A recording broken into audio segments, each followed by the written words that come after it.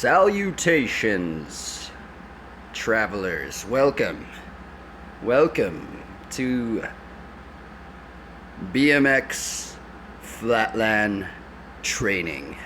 You have stumbled upon the hidden stream. Well, I guess it's not that hidden anymore because I guess it's kind of public to anybody that wants to view it.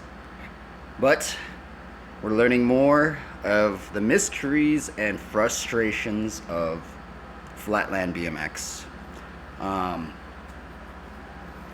Right now I kind of been wanting to learn a lot of like no-handed tricks, right? As of late, I don't really, you can basically learn flatland on any type of bicycle. I mean, even if you look up Viola Loves Cycling, she's doing it on well, actually she has a customized artistic cycling bike that she does it on, but I mean, she's doing it on like a fixed gear road bike, which is really crazy. Yeah, go check out Viola Loves Cycling. She does some gnarly tricks. She's doing death trucks. That one trick that you see her doing, where it's she's like pedaling on the top of it with no hands. She's doing like a no-handed death truck. That's what it's called. It's really crazy. I'm wondering if she got that move from Flatland BMX. I'm wondering. I think she might have. I don't really know though. Anyway, we're going to do a Bible study. I know it sounds probably kind of cringy, but you know what? It gets me to do it. Okay, so that we're just going to keep doing these Bible study things.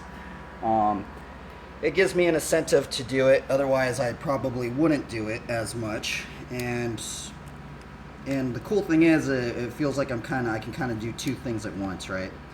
We can do a Bible study, and we can also do what the Lord has said. You know, of what's the verse? It's go out and proclaim the gospel to all of the creation, something like all the creatures or something like that. Let me look up that verse. Let me put this ice water bottle. This is how we keep the phone cool. If I didn't put this ice water bottle, I couldn't do these long streams. It's kind of ridiculous. And I kind of thought it was going to mess up this old phone, but I mean, it's still working. So, I mean, I guess it's working. So we have an ice-cooled phone camera of an old phone. So let's see here. What's that verse? It's like, go out and proclaim. Go out and proclaim the gospel, something like that. Okay, yeah, it's Mark 16:15, right? And he said unto them, go ye into all the world and preach the gospel to every creature. I find that last part so funny, right? Because in the scripture it says every creature, right? You think that they would put to every human, right? Do you think that every creature means literally every single creature, right? That's crazy, huh? It's very, very interesting to me. I'm going to check to see if the stream's working. I really don't even know what I'm going to get into in terms of the Bible study. We're just going to open it and just see what we can find. Maybe we could even like cast a lot or something, right? We did read about that. Probably seems a little strange to do that, but we did read when we did a study on casting of lots and the Urim and the Thummim that there's actually a denomination that casts lots and figures out what scripture to read. So maybe we'll do that today. I don't know what denomination it is, but if you look up casting lots, I think, or it was like Urim and Thummim, casting of lots or something like that. But I guess the weird thing is they said that like casting of lots was like a dice or something, right? And I want to figure out how I could do it with the stone, right? And the other thing is that in the script, it's like that one proverb that says you have to cast the lot in the lap, right?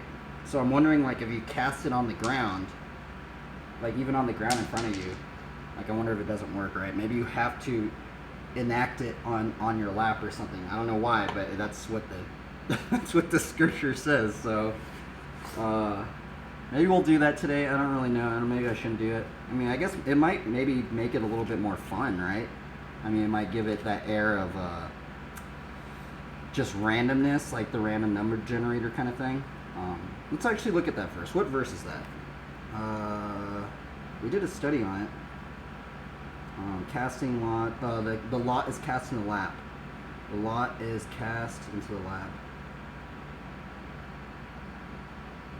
Okay, Proverbs 16:33. The lot is cast into the lap, but the whole disposition thereof is of the Lord.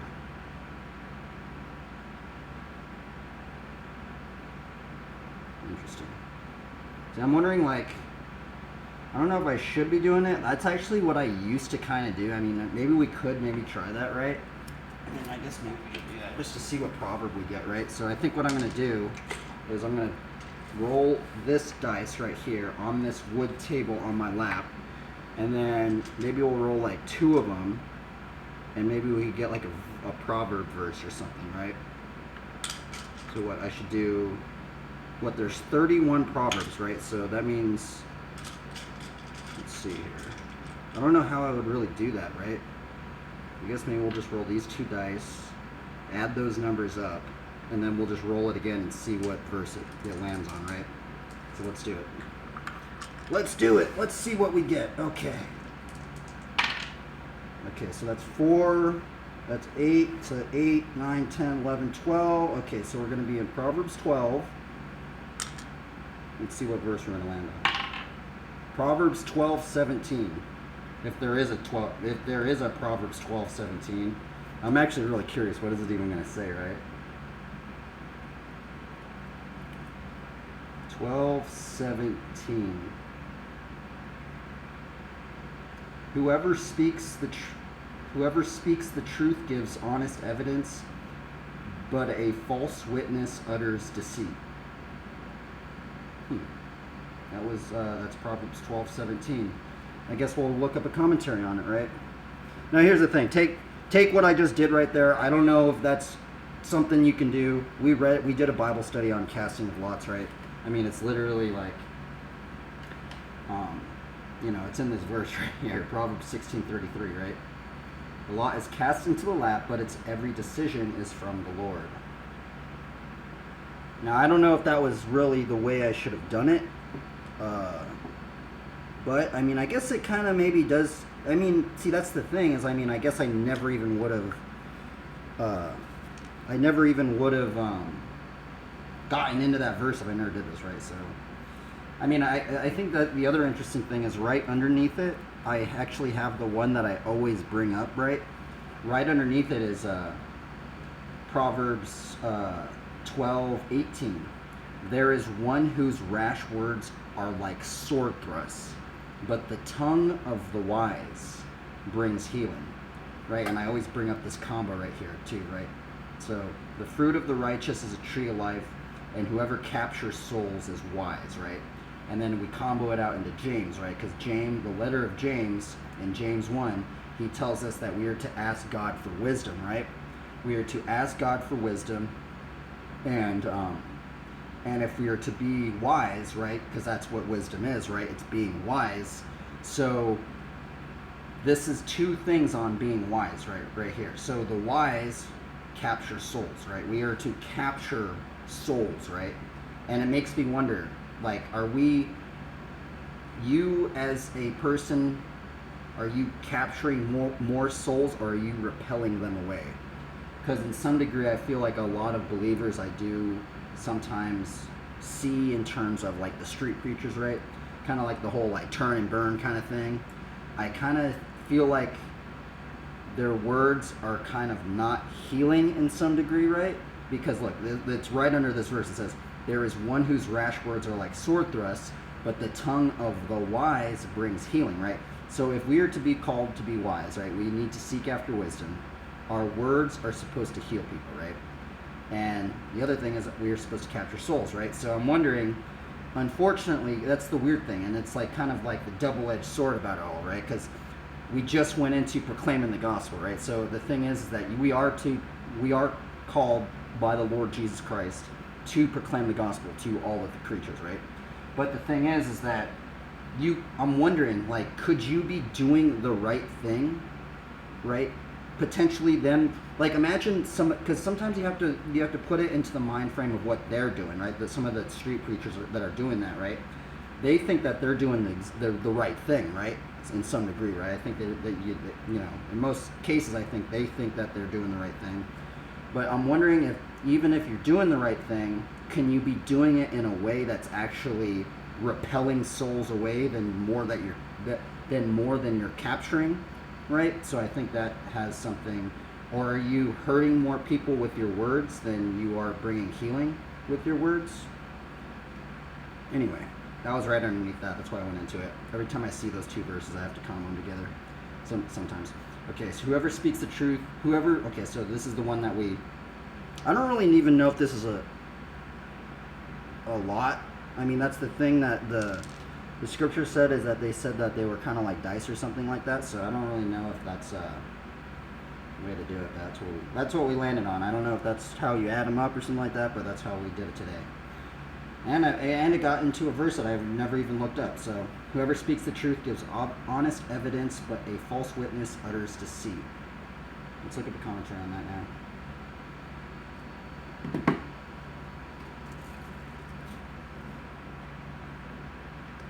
Proverbs 12:17 commentary. We'll read the Bible ref one. Let's see what he says. Okay. Actually, I don't really know who writes these. What does the KJV say? KJV says, "He that speaketh truth sheweth forth righteousness, but a false witness deceit." See, that's way different than the ESV, right? Man, it's so crazy how much different it is from the KJV, right? So this is the ESV, what we just read. Whoever speaks the truth gives honest evidence, but a false witness utters deceit. The KJV says, "He that speaketh truth sheweth forth righteousness, but a false witness deceit." What does Proverbs 12:17 mean? The comment made here seems like a truism, a self-affirming or obvious remark at first. Taken lightly, the English translation seems to say honest people are honest and liars lie. The context of these phrases, however, involves the kind of evidence and witness one would expect to see in a courtroom. The word for truth here is emina, implying a person's perception of what is real and actual. A sincere, open conviction, also the Hebrew indicates a person who breathes truth. The person whose life is marked by natural, innate honesty gives trustworthy testimony. Matthew 5:37. In contrast, the person who habitually lies cannot be trusted, no matter what they say. Each witness reveals his character by what he says. And there's many, many things in Scripture talking about our words, right? Like in James. Even in our James, he says that, he literally says that our tongue can even literally set us on fire by hell. This is how crazy our words can be, right? Words are very, very, even though they don't seem very powerful, right? Words can be very, very, very powerful. Words, I mean, just like this book, I've brought this up many times, right? But our words influence our internal monologue, right? Our internal monologue influences how we perceive reality and our surroundings, right? And ultimately, our words that we use influence our character, right? And the thing is that we went into, because of James, James talks about the tongue, right? The tongue is a world of unrighteousness or something like that. And maybe we should read it, but I'm trying to remember it. But he also says something like, with it we bless the Lord, and also with it we do blessings and cursings, right? And it's just very strange that James would bring that up, right? He brings up cursings, right? Now, if we look up like the definition of curse, right? Curse definition. Curse, a solemn utterance intended to invoke supernatural power to inflict harm or punishment on someone or something, right? I think when we hear the word curse, right, you kind of think, oh, a curse word, right? And in my own mind, well, not in my own mind, because I've already kind of thought about it now, but the thing is that I think we take that very lightly, right? We kind of think, oh, it's just a curse word, right? That's not that bad, right? It's not even that crazy, right? Well, the thing is that curses are kind of like, you know, I think a true curse is like, imagine like, okay, so imagine you have an internal monologue that's super negative, right? And you're always pessimistic on life. And it just brings you into depression. You're always angry at others, angry about the world around you, just you know, all this stuff. Maybe your own internal monologue, like what this verse that we went into, maybe wants to hide that, so you start lying and stuff like that, right? I think in turn that, and the thing is that I think a lot of people can be cursed and they don't even know they're cursed, right? That's the weird thing about our words, right? Because of our internal monologue. And I think what's interesting about getting deeper in the Word of God is how the Word of God always tells us that we need to be careful of our words. We need to think about our words. We need to think about our tongue, right? Because you know, the words that we use and speak can have important things happen, right? And that's the thing, is I think sometimes a curse, I think some of the, and that's the weird thing too, because I think that might even be a ploy of like, you know, like Satan, Lucifer, the demonic realm, you know, devils and stuff like that. Because in Scripture, Satan is referred to a fowler, right? And a fowler, because we did a Bible study on this, a fowler is somebody that sets traps everywhere, right? And I think our words can be somewhat of a trap as well, right? And I think it's good to pay attention to when we are in anxiety, in worry, in depression, you know, in anger, in envy, in jealousy, in like all these things, and we need to maybe take a step back and think about our words and what is your internal monologue at that time, right? And you know, I think that's, and it's kind of weird because I never really paid attention to it, because that's actually the other strange thing, because I also think this is something that like therapists and psychologists do bring up, right? They bring up your words and all this stuff. But what's strange is that like sometimes you kind of forget about that, right? And what's weird about Scripture is that it kind of like, because it's written in verses, and because there's so much lore in Scripture, right, where you could just keep going in and in, and you're just like, it just feels like you're just searching, right? And you're trying, it's like, it's really interesting. It's like you're searching for a gem. And and for some reason, I think that's why I also like Scripture so much, is because there is so much lore.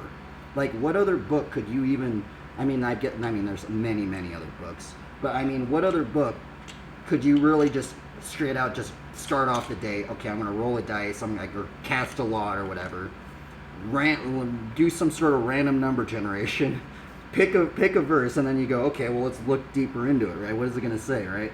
It's like, it's so interesting, right? It's like, I don't know. For me, I don't even have another book I could even think to I could even do that on. So sometimes I even think like the Word of God. I mean, I'll take this with a really big grain of salt. What if this is just the never-ending story? What if this is just like some sort of like? Because here's the thing: is I'll hear a lot of pastors, they say, the Word of God is the well that never runs dry, right? So what does that mean, right? It's the well that never runs dry, right? Does that mean that the Word of God is the never-ending story? Is it just the story that just keeps going and going and going and going and going, right? It's crazy, huh? Anyway. Let's see here. Let's finish this commentary off. The apostles Peter and John gave truthful evidence about Jesus before the rulers, elders, and scribes. They testified honestly that Jesus is the Messiah who had risen from the dead.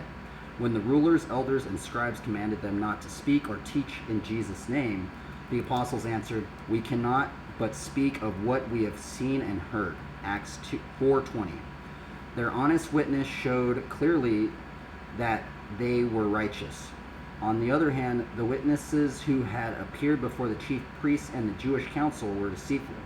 Matthew 26:59 reports that chief priests and the whole council were seeking false testimony against Jesus that they might put him to death. Although many witnesses showed up, they were disqualified. All these false witnesses demonstrated their unrighteous character.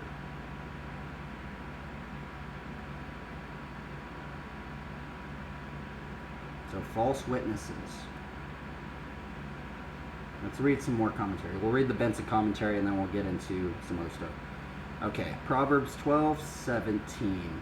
He that speaketh the truth, he that makes conscience of representing everything fairly, to the best of his knowledge, whether in judgment or common conversation, whether he be upon his oath or not, he showeth forth righteousness. He makes it appear that he is governed by the principles and laws of righteousness, and he promotes justice by doing honor to it, and serving the administration of it. But a false witness shows forth deceit. He not only manifests how little conscience he makes of deceiving those he deals with, but how much displeasure he takes in it, and that he is possessed of a lying spirit. Oh, that's so weird. It's so weird that he says, and he is possessed by a lying spirit. It's so weird that we just went into talking about, like, curses and stuff, right? So I'm wondering if, like, see, that's the other thing, is I don't really think in Scripture, because I have heard some people bring up, like, evil spirits, right? Now, I don't know if, sometimes I get confused because some people bring up, like, evil spirits, demons, and then, like, devils, right? In the KJV, they mention demons as devils. I think that's the weirdest part, right? Because I think most people think of the devil as one entity, right? You think of the devil as one entity, but in the KJV it says devils, as in demons. So it's kind of weird to think that there's, like, if you're thinking about it in the KJV term, that there's many, many, many devils, right? And that's kind of weird. And I don't know if, like, when people talk about, like, say this one says lying spirit, I'm wondering, like, are these many devils just spirits within people or something like that? Or I don't really know, right? Jeremiah 9:3-33-5. It is of an unspeakable concern to us all to possess ourselves with a dread and detestation of sin of lying and reigning principle of honesty.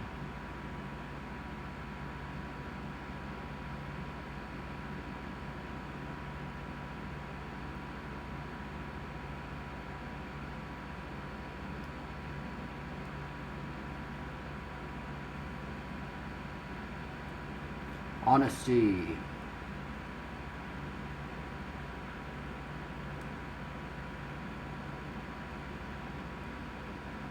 You know what's also kind of strange about, like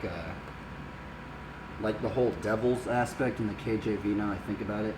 Because, like, the KJV, you know, there's that one story where Jesus, the Lord Jesus Christ, he goes to the island and they cast the devils out of this person, right? And it was like these devils were many of them. It was like 2,000 of them, I think. And I think their name was Legion, right? And what's weird is they got casted out, right? And it, like, this one person had so many devils in him, right? And it's so interesting to think about that, right? And it's weird because then when we go into Revelation, right? Revelation, it talks about this red dragon, right? And it has multiple heads. And I'm kind of wondering, like, if that has something to do with, like, I don't know, all these different spirits of the demonic or something. Anyway, let's get into a... Oh man, that one turned out really fast, huh? Let's just read one more verse. And we'll get on our day. I guess we could go into Psalm. This one kind of, it keeps inspiring me too to keep kind of doing these things, right? But his delight is in the law of the Lord, and on his law he meditates day and night, right? This is Psalms 1:2. So this is what David was doing, right? And David is known as a man after God's own heart, right? And what David was doing, he was meditating on the law of the Lord, on the word of God, day and night. Okay, let's move on. And then we're going to get into riding bikes. I guess today's one, if I put a little thing up on the thumbnail, it's going to be Proverbs 12:17.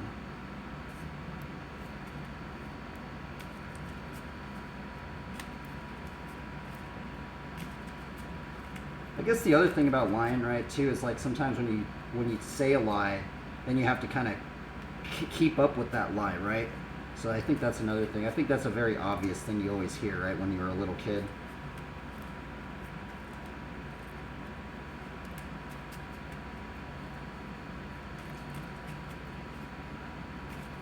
It was good to be honest.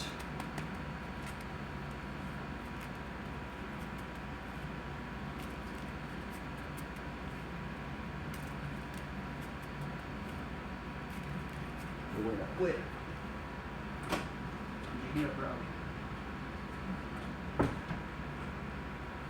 Okay, let's do this. So what we're trying to learn on the bike is I want to learn like a bunch of like no-handed tricks, right? There's actually this new one that I kind of want to attempt now, and it's called a cyborg. Because I saw somebody doing it, and I'm like, what is that? I thought it was a hang 10 no-hander. And I looked deeper into it, it's actually a cyborg no-hander. So what you do is you do a hang 5, right? And you put the seat right here or something. So you do a hang 5 and you like tilt your bike over, you tilt the back wheel over, and then the seat goes right here. And I guess you can like lock it in or something. And then I saw someone do it no-handed. I'm like, what in the world? I never even knew you could really even do that. And but what's really weird about the no-handed tricks is they seem really, really hard, man. I don't know why. It's like, it's so weird because I think, especially like with learning the hang 5, right? Because like learning the hang 5, there's so much that you have to use with your hands, right? That like it just feels so weird. It feels so foreign to like learn things without your hands, especially like a balancing trick. And what's also kind of tripping me out too is that like I see everybody that are doing these no-handed tricks and stuff like that, and they have like full-on flatland setups, right? They have like the 0 offset forks, they have like the small stem, they got the flatland bars, they have a flatland frame, and I'm just like, I'm wondering like, do I need to have that stuff to do these tricks, right? Because I mean, eventually, I'm actually kind of curious how much of a change does all that stuff really make, right? I did used to have a flatland frame, but I cracked it because I was riding street and stuff with it, right? So like park and stuff with it, but I don't know. I kind of want to, I'd like to have like a bike that I could just do everything on, right? I don't want to have, because that's one of the reasons why I'm not running the 0 offset forks, because I have rode somebody's bike with 0 offset forks and it just, dude, I cannot do it. It's like, it's way too, I mean, maybe if I was just riding flatland right, then I could maybe kind of get used to it, but like, man, like hitting a quarter pipe or something like that, it feels like way too squirrely for me. So it's like, I don't know. I want to find like some geometry of just everything, or you could just have a bike and you just do everything on it, right?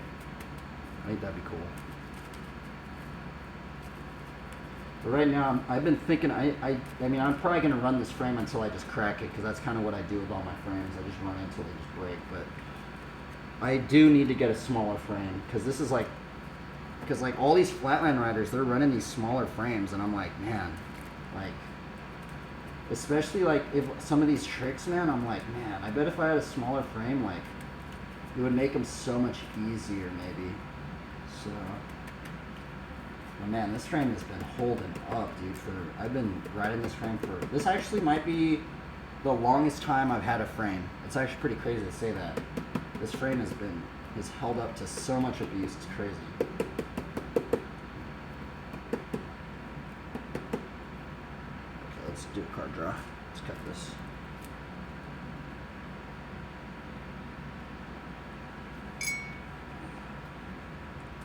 Okie dokie.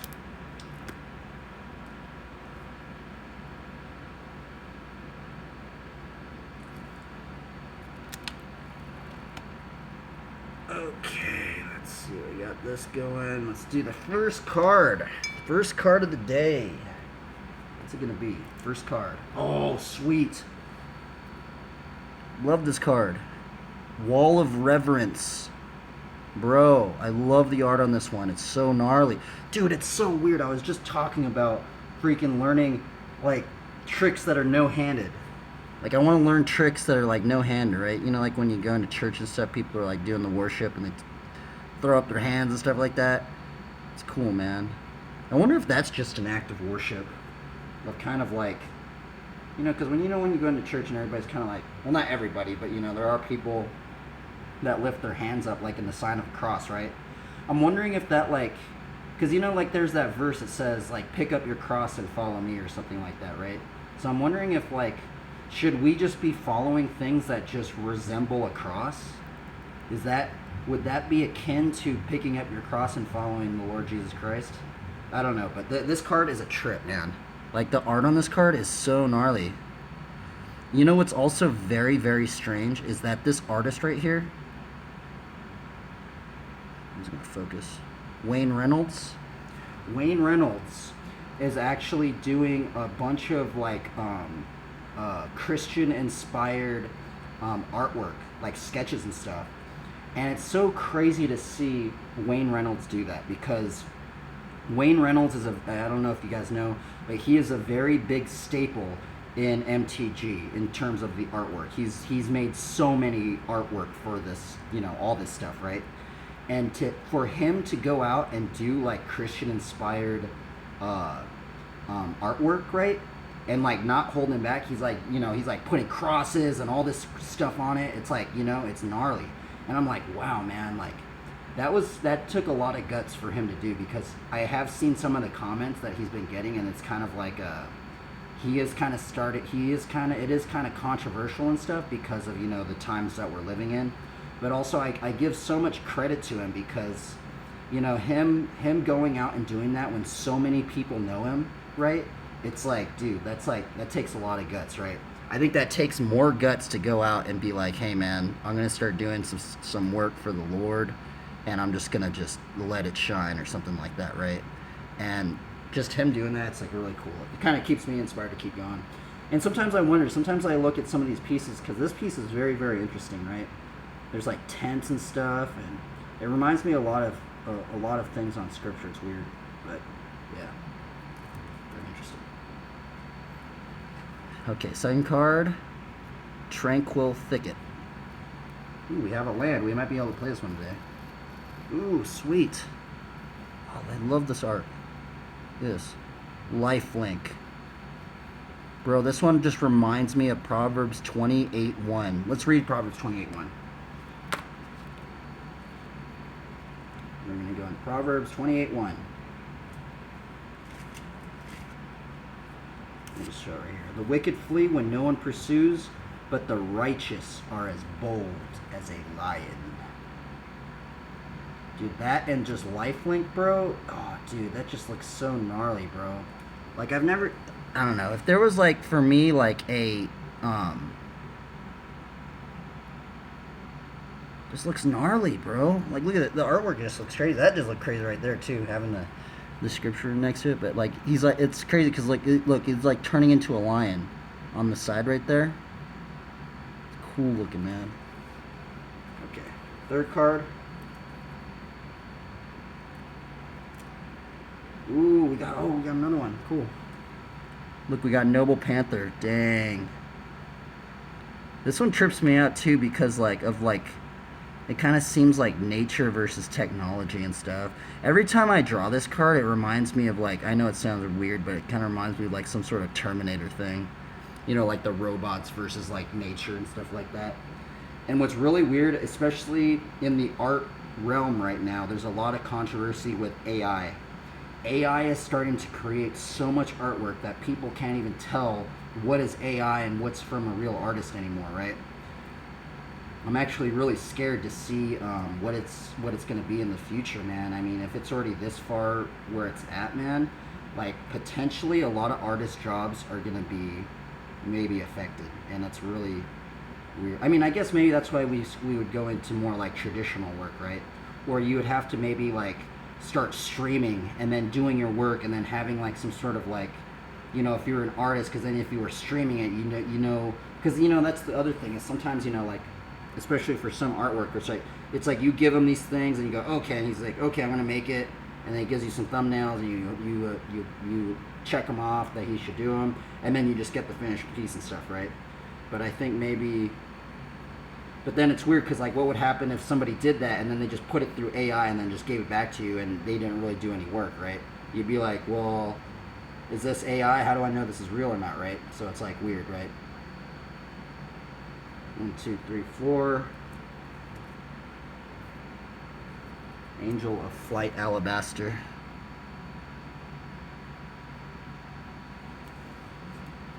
2, 3, 4,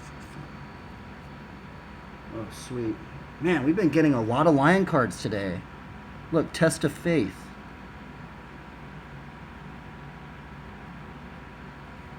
A lot of lion cards, man. Hopefully I get another lion so I can play something. Overtaker.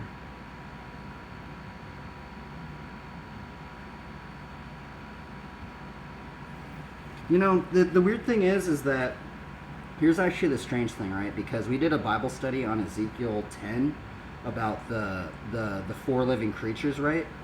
The 4 living creatures had like circles, right? And it's kind of weird because I feel like I can't remember anywhere in scripture that really talks about halos, right? Because you know, like you see a lot of like artwork and they have a halo on them. And I'm kind of wondering, like, because like I'm wondering if the halo almost maybe represents something of the 4 living creatures, right? Because it said like the spirit of the 4 living creatures was in the wheels, right? And like if you look at a halo, it kind of looks like a wheel, right? So I'm kind of wondering if that has something to do. Maybe we'll do a study on that tomorrow. Okay, last card. Hopefully it's a land so I can play this out. Oh, it is! Sweet! Island! Oh, I love the island, man. That's where I want to be. I want to be at the beach. I want to be at the beach. Okay, we could actually play this out. I'm pretty stoked. So let me get this into play mode. I want to be at the beach. Okay, let's bring this out. Boom, boom, boom. Got our cards right here. Let me turn this into play mode. Because like I said, if I draw enough lands, I'm going to play it out, okay? And today I drew enough lands, so we're going to play it out. Okie dokie. This in frame.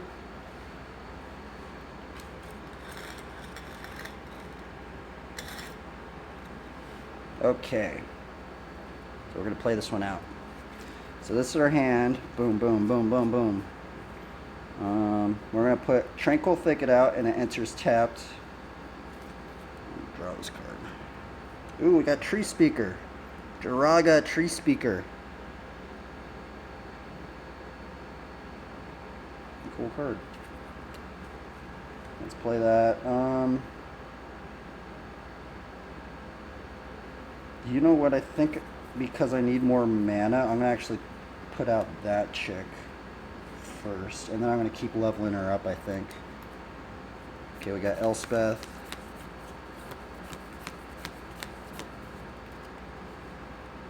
I'm going to level this up to 1.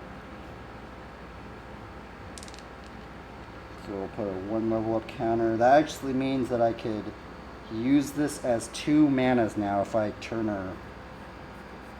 So that's cool. Okay, so we got this. Let's draw a card. Oh wait, did I already? Oh yeah. Okay.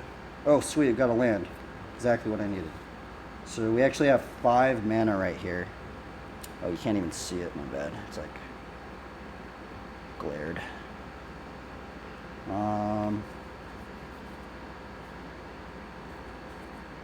Oh, we could put out this one. Let's put out Wall of Reverence. Put out Wall of Reverence. We'll tap this one for 2. 2 green, 4, 5. Yeah, okay. Yep, that'll work. Untap these. Got Wall of Reverence out. We'll play this one. Draw a card, I mean. Devout Invocation.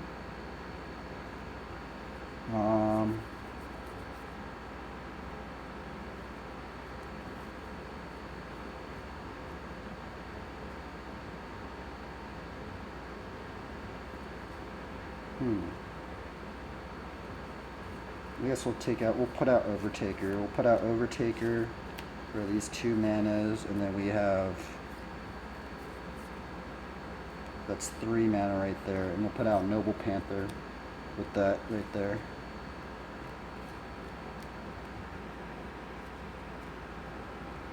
Oh, sweet. Sunblast Angel.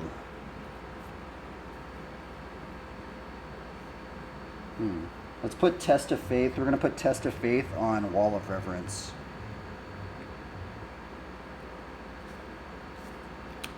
Test of Faith on Wall of Reverence.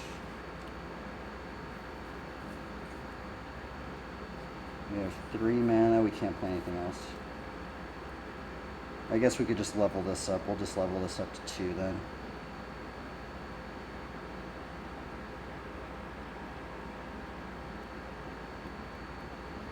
Okay.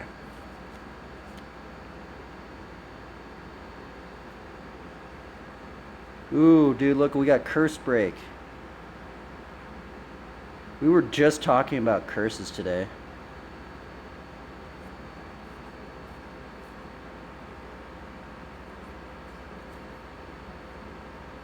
I guess let's play it. Let's play Curse Break then. Play Curse Break. We're just going to level this up to level 3.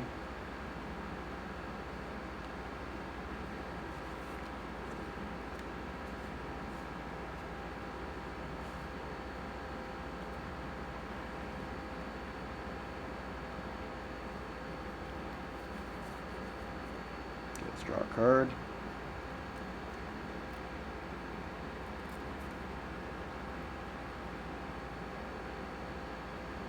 Selfless Exorcist. Man, I need like more planes mana. Let's put out Angel of Flight Alabaster. So it's going to tap everything. Put that angel out. Draw a card. Ooh, we got Hidden Ancients. Dude, that card looks awesome.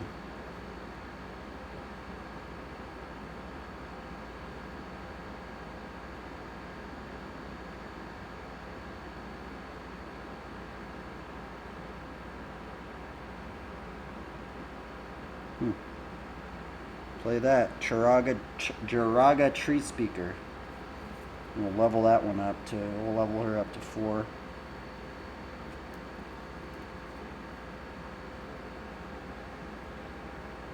Angelic Destiny. The last card. We'll put Lifelink. Let's put Lifelink on Wall of Reverence. That looks gnarly right there.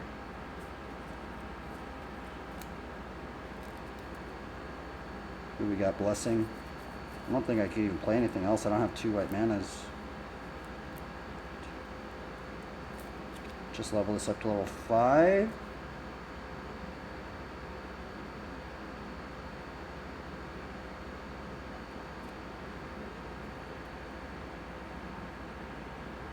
Orem Chant.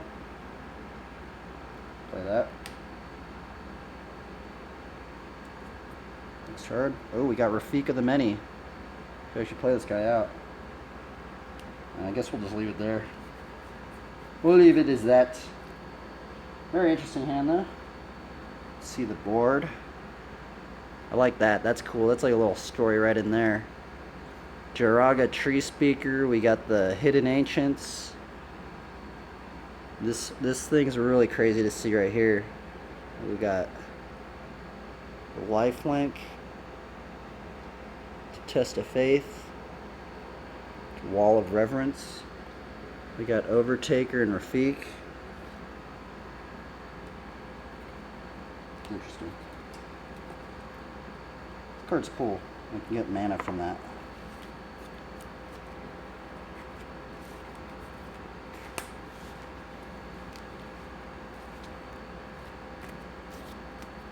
So I guess let's try and keep learning no-handed tricks.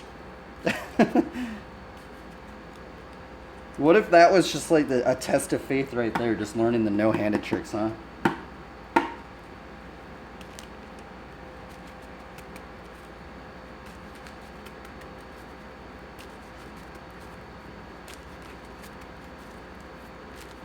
What if we just started doing that? Just learn every flatland no-handed trick you can. That would be gnarly, dude. You know how long that would take? That's a quest right there, dude. That should literally be an achievement right there. Learn every no-handed flatland BMX trick, right?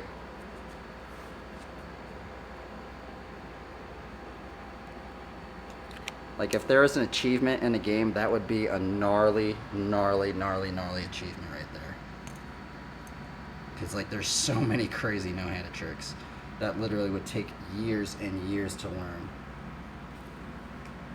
I don't even think it's doable. I don't even know. Like, I don't know if someone could actually do that. Like, there has to be at least one. I'm wondering, okay, so here's the thing. Which Flatlander do you think has the most no-handed tricks out of anybody? That would be gnarly to see, right? I'm thinking it's probably, I don't know, maybe Matthias?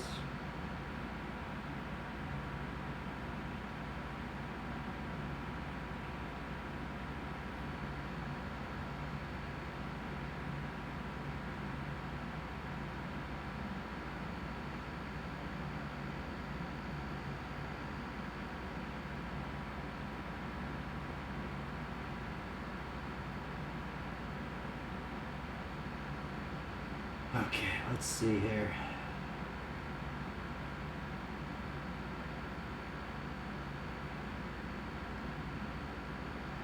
Let me finish this coffee.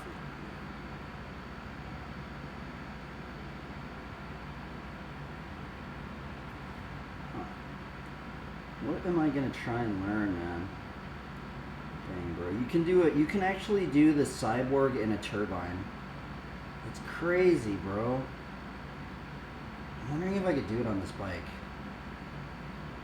Dude, cyborg no-hander. I thought it was a... Yeah, dude, dang, dude, that's gnarly. That's really, really gnarly. So, does anybody else want to join the quest? This is the quest to learn every no-handed flatland trick. It's probably going to take 10 years. That would be crazy, bro. Man, I want to see that, dude. I want to see a line where it's literally every no-handed flatland trick in one line. I mean, I don't know if that's even doable, but... I mean, I guess if you did have it in a line, but I guess in a single combo, like, single string combo, man, how many no-handed tricks can you put in? But I really, really need to learn a front nose... I either need to learn the hang 10 no-hander. I need to either learn the cyborg hang 10 no-hander. I think I might have to learn the cyborg, because the reason why I think I'm going to learn the cyborg note, or at least attempt, is because with the cliffhanger, because I have this long frame, right, I have to do the cliffhanger with my bars small, right? Or maybe I'm just not good at the cliffhanger. Eventually, I hope I can just get better at it where I don't have to do it with the bar small. But the thing is, it's so hard to, like, I can't imagine even getting into a cliffhanger and then getting back into a hang 5, right? I feel like with maybe the cyborg no-hander, you could do the cyborg no-hander and then go back into a hang 5, right? And I think that could open up more combos, because then you could do, like, whiplash or, you know, fire hydrant or something like that. And I'm trying to do these tricks where I can kind of like string them into another combo. Now I know you can do the cliffhanger and then go back into a hang 5, because I see people doing that combo. But I just feel like that's so like far ahead of where I'm at right now. Then I just want to do some sort of no-handed front wheel balance trick into another combo. And I think right now it's either going to be the hang 10 no-hander, or it's going to be maybe the cyborg no-hander. But I don't know. I haven't even tried the cyborg no-hander, so I don't even know how hard it is. It looks easier than the cliffhanger, though, so maybe it's way easier. Hopefully it's way easier.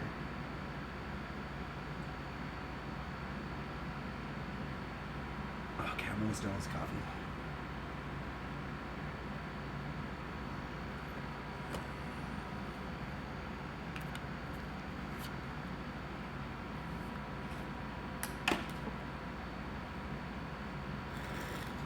kind of weird because we drew those cards. We drew a Wall of Reverence, and then we drew Test of Faith. So what if that was just, I know it sounds strange, but what if that was just a strange sign?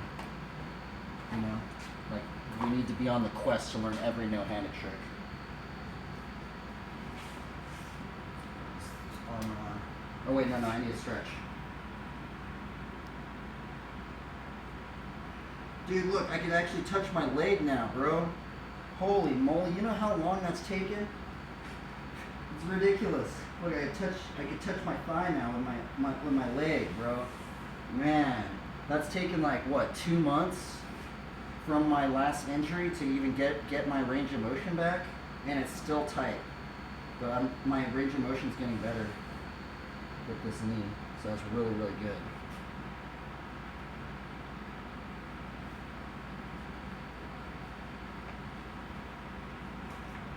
I also saw somebody do the hang 10 no-hander, and he did it in a turbine. It wasn't a cliffhanger. He literally just somehow, and it wasn't a Messiah, because I know there's the Messiah where it's like you're in the front and then your legs are balancing on the bars. I literally saw someone do a hang 10 no-hander in a turbine.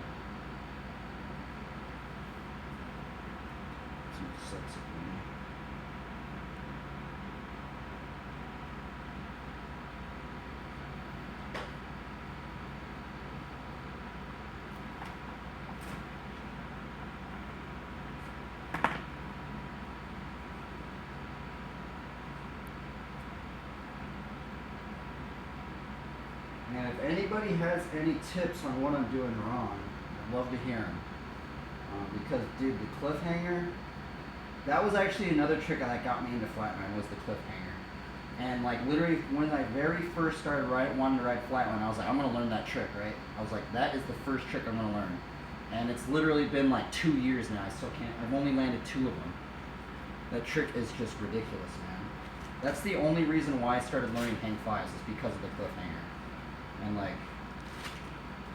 I thought it would be way easier, and I think it's maybe because of my bike geometry. It probably is my bike geometry, but because it seems like people that do the cliffhanger, they're just doing them so easy.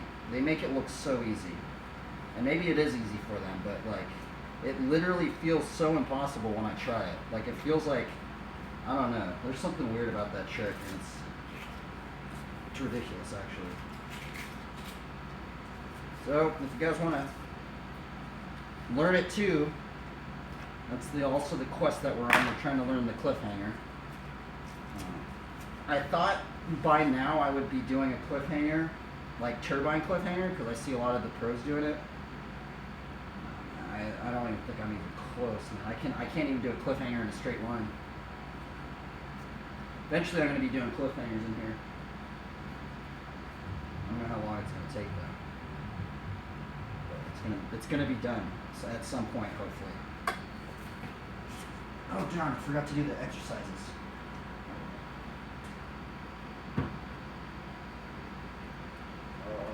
Oh yeah, I need to check my PSI.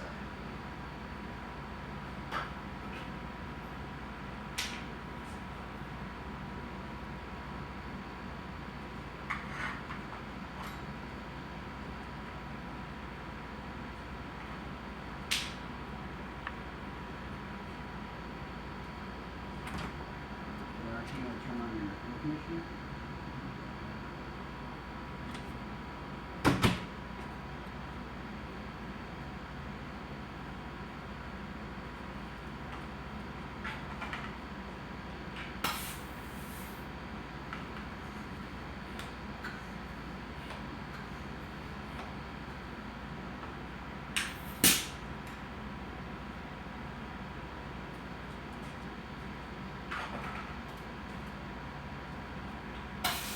You know what? Maybe I need to trim my wheels.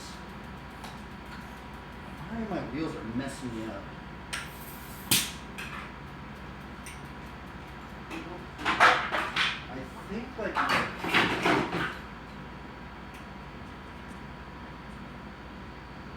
my front wheel's pretty true. I guess my front wheel's still pretty true. So So that shouldn't be a problem.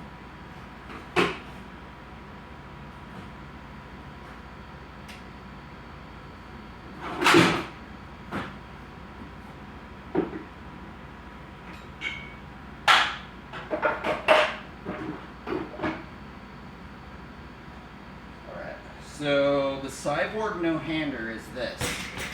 So you do the hang five, and then you like, wait a minute, I don't even think I could do it. Oh wait, no, you can. Okay, so then you like bring the seat right here, and then you do that. Right? I'm wondering like, okay, so you get the seat, then you lock the seat right here. And then your other foot's on there. I'm wondering, like, it kind of seems pretty hard to do, but like, I saw someone do it in a turbine. They literally went in a circle like this. Like that. So, that's gnarly. Who's got this trick? Who wants to learn it with me? I'm probably going to give up on it, to be honest, but that's what we're going to try and learn. I'm wondering if I need to, I might have to raise my seat up. But I don't know, my seat's already pretty high. I'm wondering, like, I can do it. Let's try it. I'm wondering, like, should you learn in a straight line? I don't really know. I wonder if you can do, like, a sideboard squeaker. I wonder how you even get into it. I've never even actually gotten into one.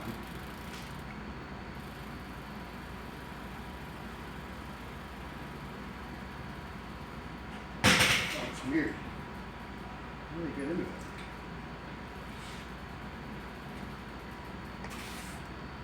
Do they do a hang five? I mean, I need to see what they're doing. I'm wondering, do they do a hang five and then they go into it, or do they...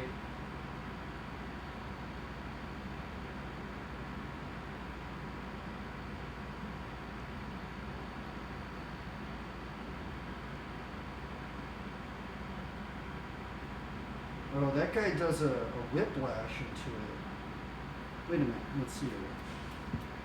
Okay, so he goes... Oh, he whiplashes on this side. Or no. Oh, okay, so you do a whiplash.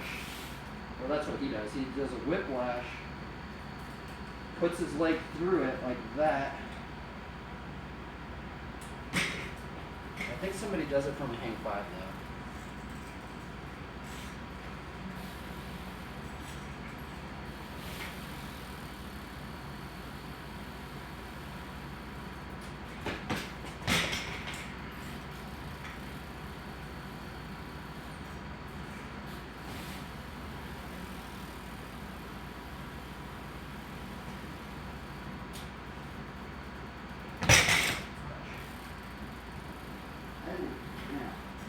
It's actually a lot harder than it kind of looks. I thought it'd be way easier. Alright, I think we're just trying to get into it.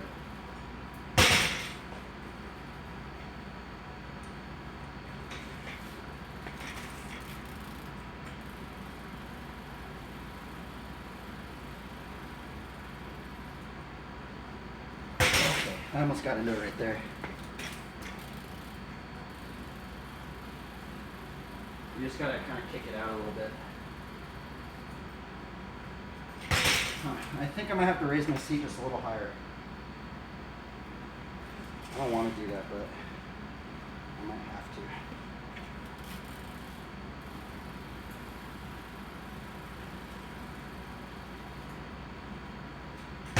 Oh, that's weird. I wonder if they like move their seat out a little bit.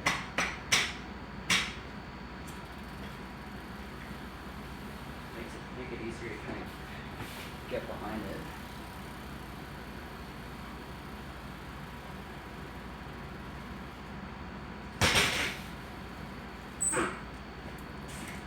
That's a strange trick.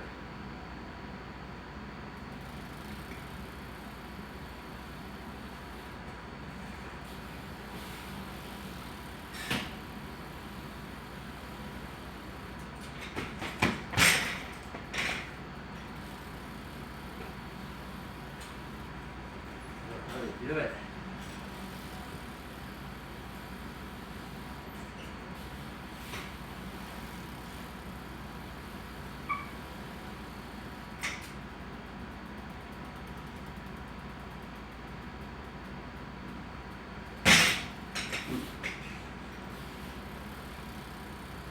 Whatever you find some videos on it.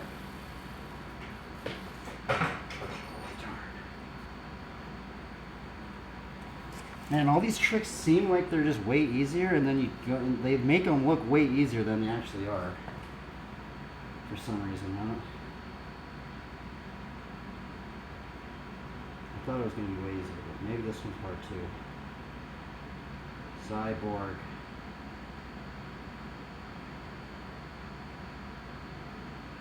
Alright, let's see.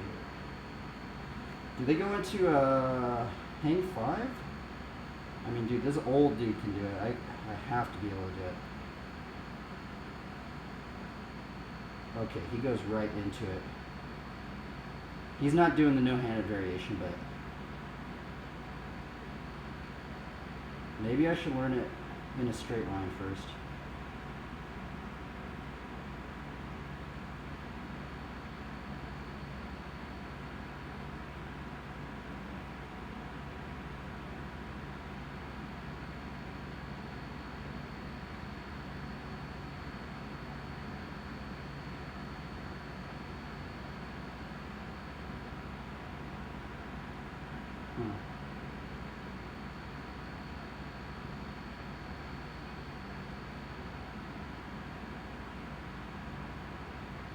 Bro, dude, that dude's just doing it all turbined out, man.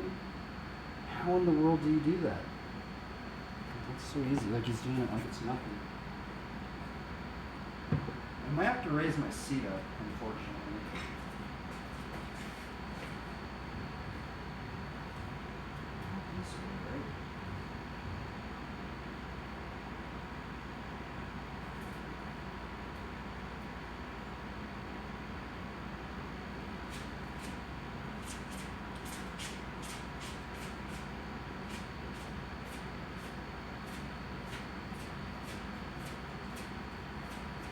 I could do it, I just gotta learn how to do it.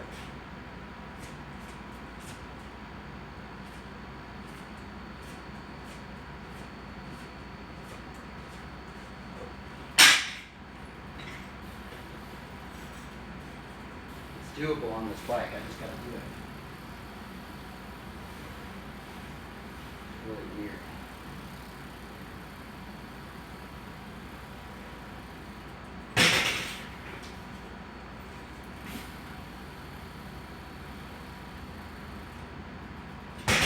I can't get it locked in.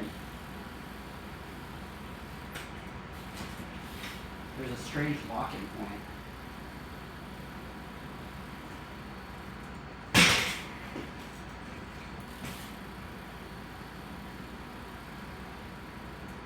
Oh my goodness. Feels like it's. Hopefully this isn't just like trying to relearn how to hang 5.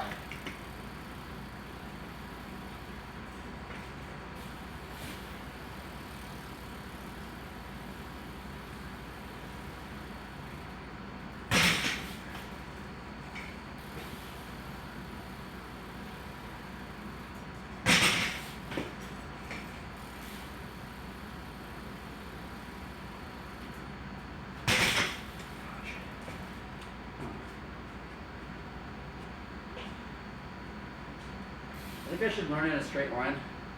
I shouldn't be doing it in a turbine, I don't think, but I don't know.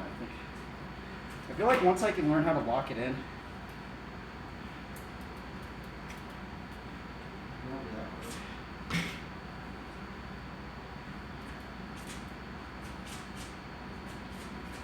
I could just like step off into it, right?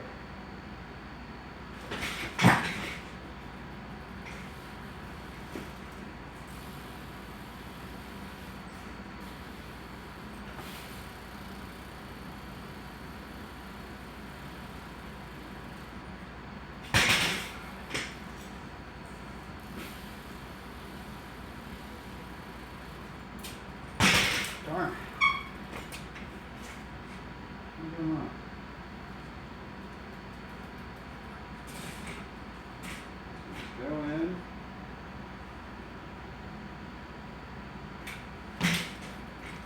let's try an endo. I wonder if I endo into it and get into like a squeaker variation.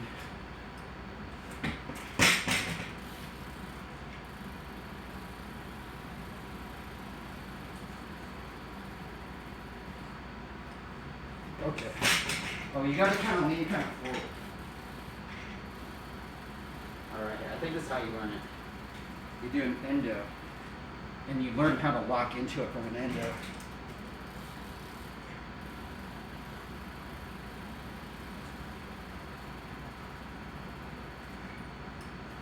See, that's how you, okay, so I know it's doable.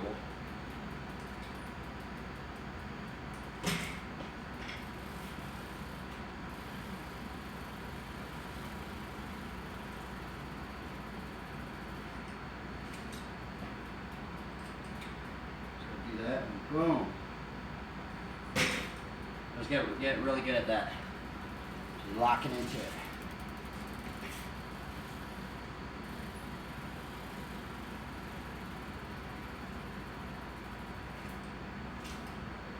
I wonder if you could just do an endo.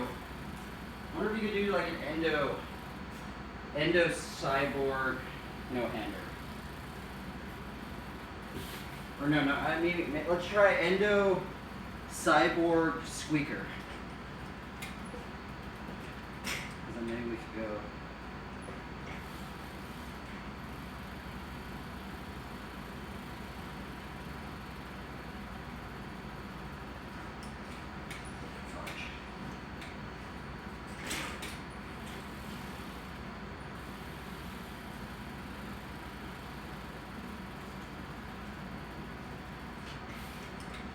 Okay, almost did it right there.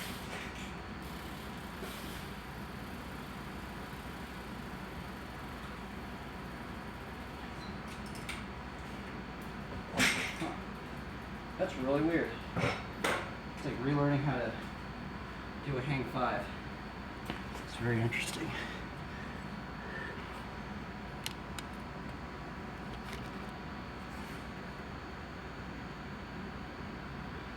Let me look it up on the internet, or on the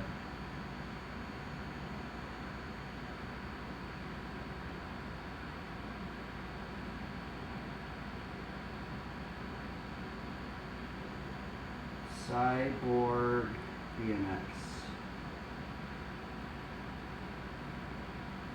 Okay, this guy's doing one.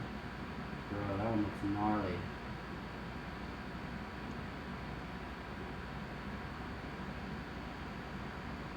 Maybe I should run a different seat.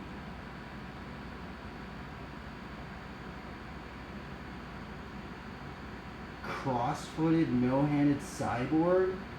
Bro, that looks crazy.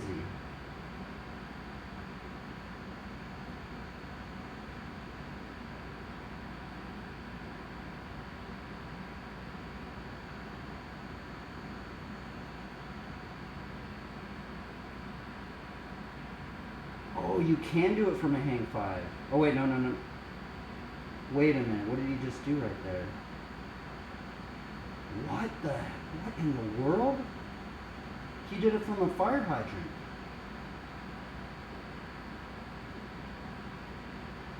What? No way. You could do it from a fire hydrant. Dude, that's crazy. Dude, flatland trips me out. Whoa, bro. Oh, okay, he does a fire hydrant into a Vader jam. And I'm not good at those. He does a Vader, he's doing a Vader jam cyborg. Bro, that's gnarly, dude. I wonder if that's the way to do it. Okay, so he goes in.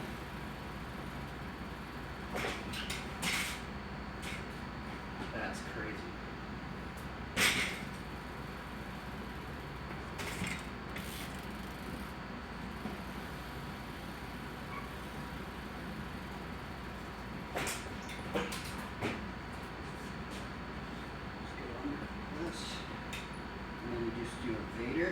That, man, there's so many things you gotta learn with that. Bro, that's crazy. That looks so insane.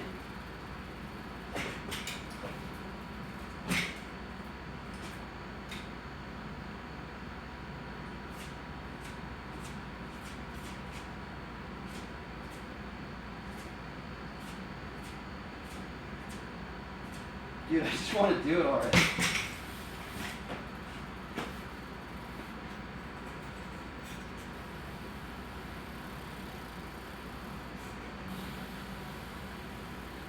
This is just going to be a long journey right here, you can tell. I'm going to see how I can just like, I need to just get into it from game 5, or not game 5, get into it.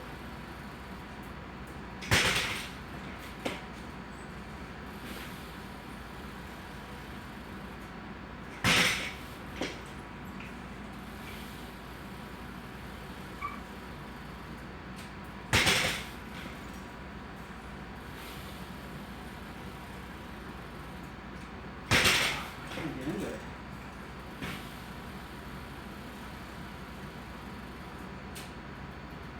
That was almost it. Yeah, I can see it now.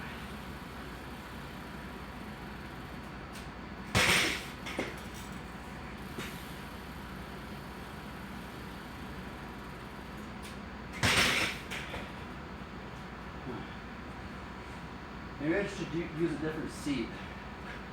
Maybe this seat's messing me up.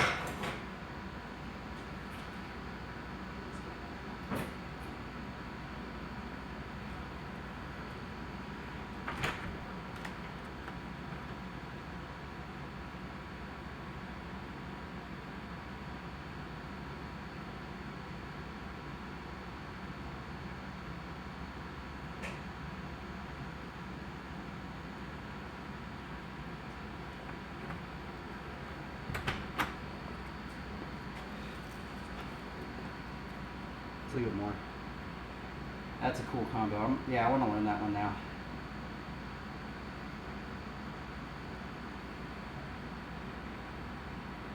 Oh man, Joel's doing it too.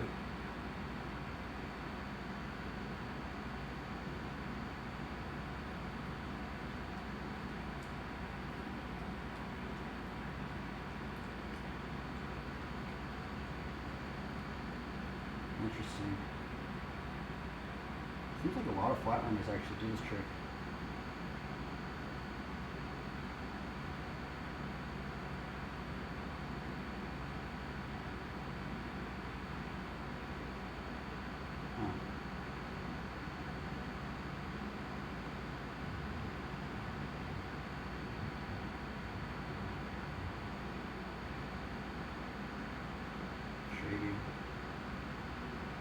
We got a master the cyborg.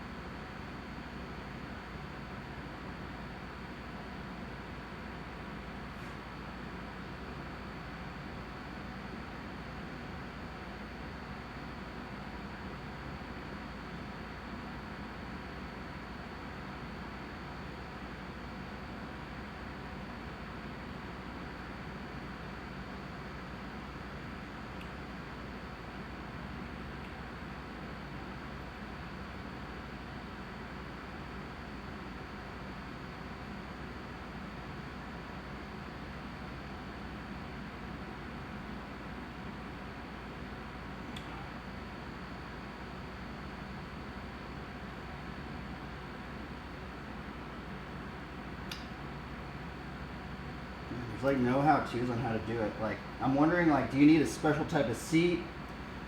What's the height of the seat should you be using it at? I don't know. I guess you just gotta see. This is what's weird about flatland, right?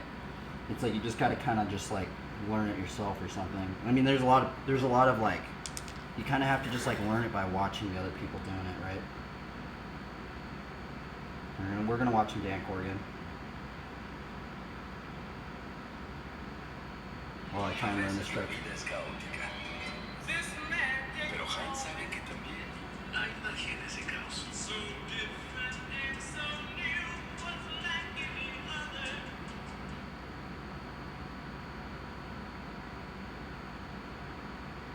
I think what I'm going to try and do is I'm going to just keep doing the endo and trying to get into cyborg, and then I want to learn, because this is actually how somebody learned hang fives. If you look up, I think his name's Paul something, but Paul said how he learned hang fives was he did an endo and then he started doing a squeaker into the hang five, right? I didn't learn him that way, but I think that's a way to learn the cyborg, is you just endo, get into the cyborg, and then learn squeaker cyborgs.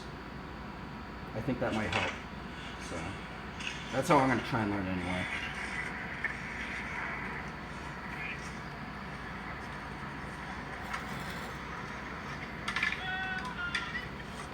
Oh my God. Bring this down.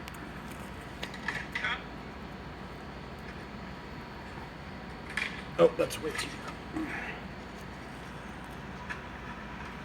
There we go, perfect.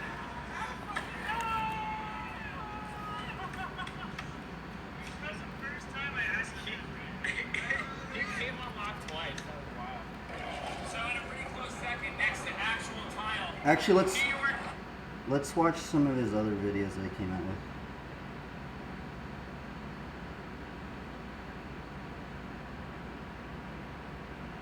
So right now, yeah, skate park. It's a skate park. It's on the Lower East Side. Probably the most famous skate park out here, I guess. New York City's definitely way better to skate straight than get stuck at a park, but we're all trying to warm our legs up, shake off the jet lag. I knew that you were doing that trick. The second you roll it up, I was like, I'm positive he's putting his foot on the apple.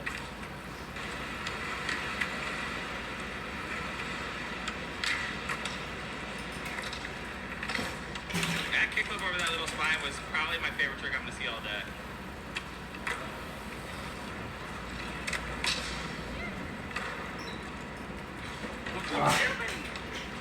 Dude, calling the 4K.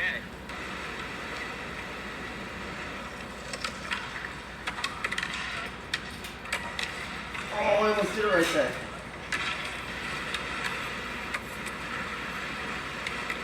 That's so weird. It's so strange. It's like, it doesn't even seem like it worked, but it does.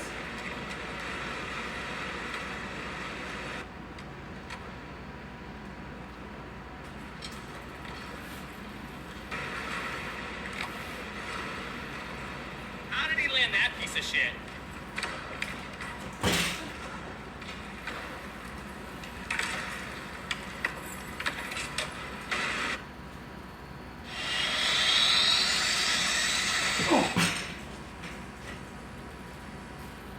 Can you do like a fakey cyborg?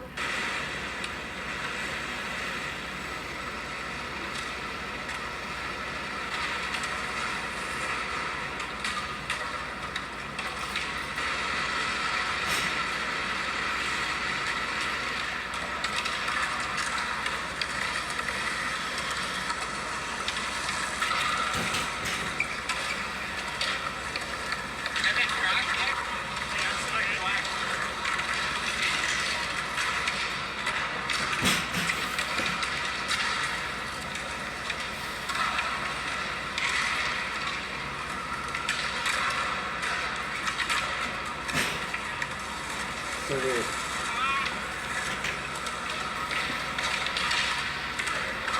Wow. Let's try and get it in now.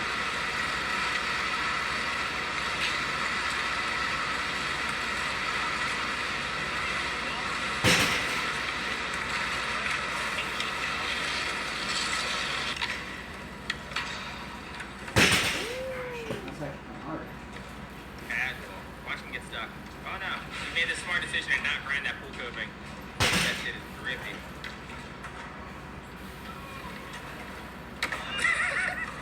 What if you could just do it from paint 5?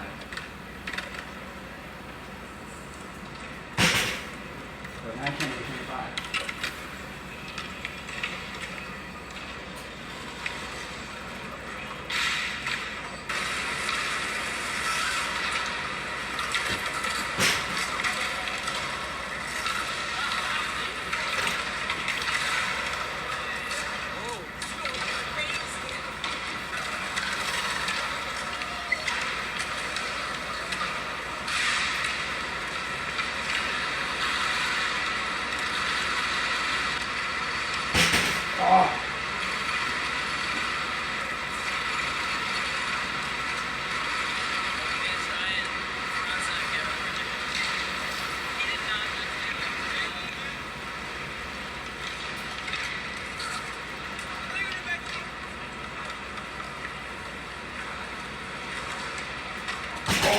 got into it.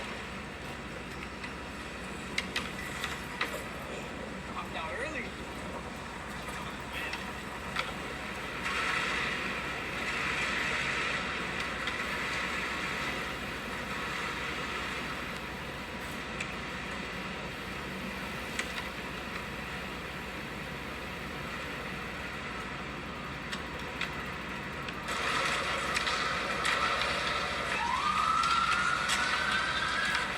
Oh, I think I need a different seat or something.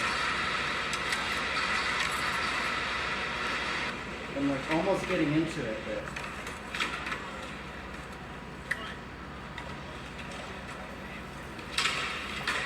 Well, I need to like kick it out.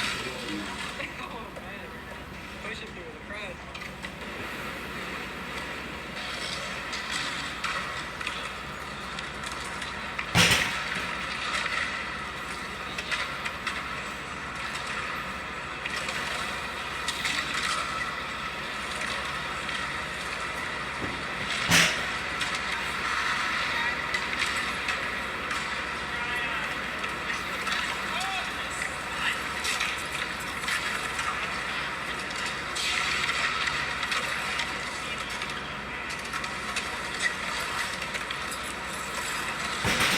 That's kind of it right there. I just gotta like slide it in. Oh! I'm not getting caught like that. I'm just pull it back.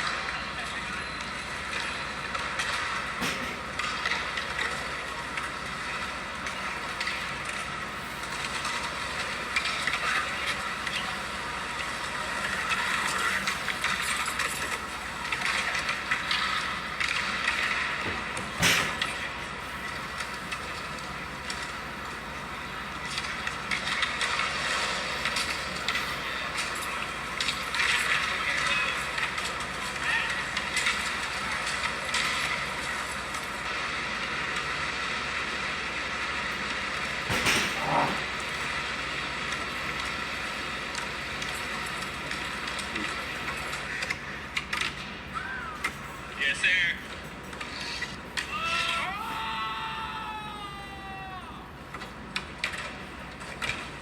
Darn. Boo! So this skate park for a long time was the best skate park I ever skated. Now I'm super spoiled, but look at the round rail. It's round, but then it got squared on top because of bikes.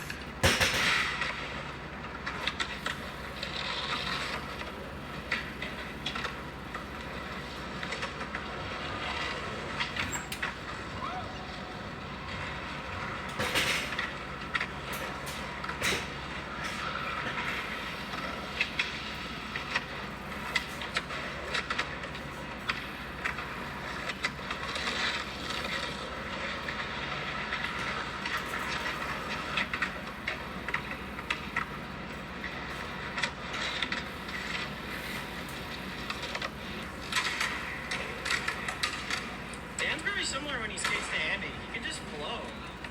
You just keep your camera on him, and him and Andy will just go back and forth doing rad stuff. It's pretty sick to watch. Oh my god.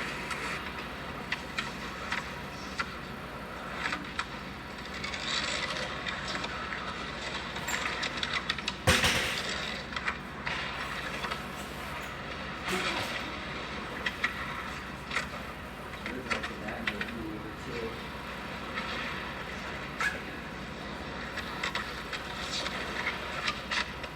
That's the first for that.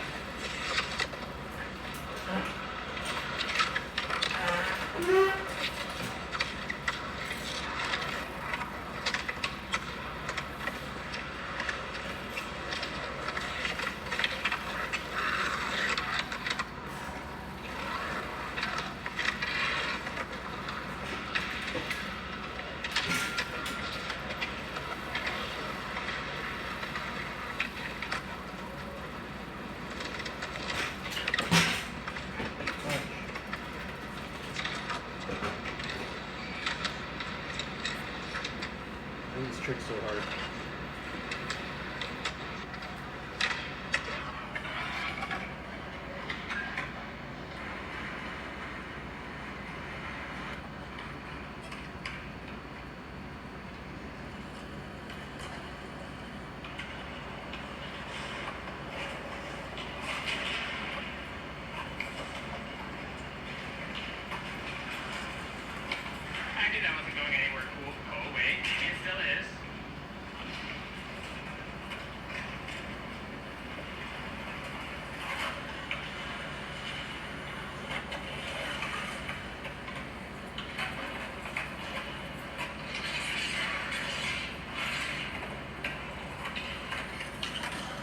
super. Let's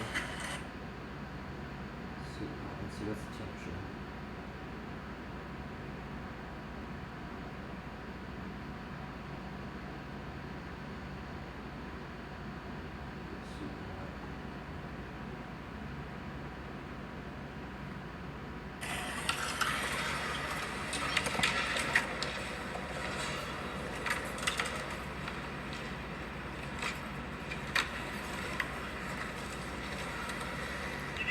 I sure did.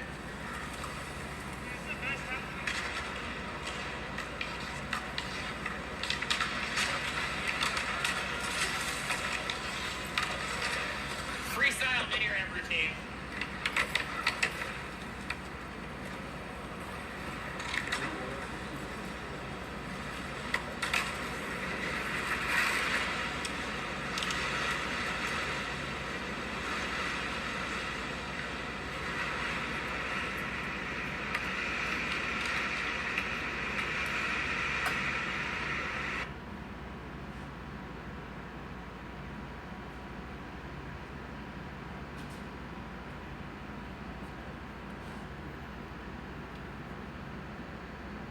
Finding the perfect project.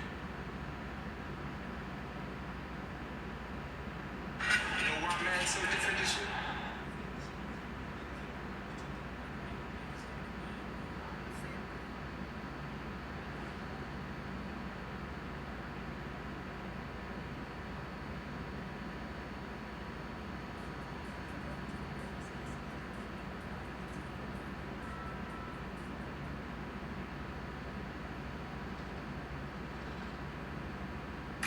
Google Pixel 6a lasts up to 72 hours with extreme saver, so you might need a recharge before it does. Google Pixel 6a. Buy Pixel 6a and get up to $300 back. I feel like a lot of people know this about me, but some people might not be aware that I'm actually from the East Coast. I grew up in Maryland and Pennsylvania, spent a lot of time in Baltimore and randomly like York, PA. I've skated Philadelphia a bunch, New York City. A lot of my video parts were filmed in New York City. Very familiar with the crust. I didn't move to California until 4 years ago when I was like 30. So I waited a while before I made the move out west. I don't necessarily wish I did it sooner, but I'm very grateful for the time that I did because California is incredible. But it's been very much my pleasure to have my West Coast friends come to the East Coast and see the crust. This spot in particular, it's a really good example of what you would get on the East Coast. Some spots that look aesthetically incredible, look great on film, insanely difficult to skate. Not just because they're a bust or something like that, but because not only is run up to the spot's rough, the spot itself is rough, the rollaway is rough, everything about the spot is very difficult to skate, as well as the angles aren't good, the steepness is tough, and yeah, this is just us skating it, and it was a blast. To me, it was almost nostalgic in a way, like, oh yeah, I forgot like how hard you have to push to get any speed when rounds this bad. If you're not from the East Coast, you're from the Midwest, or definitely England or something like that, I know there's other countries that have been really, really rough. Basically, this video is aimed at people from California who aren't aware of how terrible spots get outside of that state. Also, Colorado has a lot of good spots, as well as Arizona and Texas. So outside of those states, that's where the crust really starts to begin. Anyways, here's the video. We're at another of the more famous New York skate spots. John already literally got out of the car, tried to kid turn on the bank, and almost destroyed his face. But it's this Dude, how spot. do they do it? It's so weird. Brick bank hips and things to grind, and looks pretty fun. Probably a lot of glass to clean up. Sadly, we're not on the West Coast where I would have my blower with me. Definitely a spot that I probably want to set my dragon wheels for, but I'm not going to. Kind of feel like switching wheels. That's actually kind of sick. It's like not a wally, not a bank. Damn.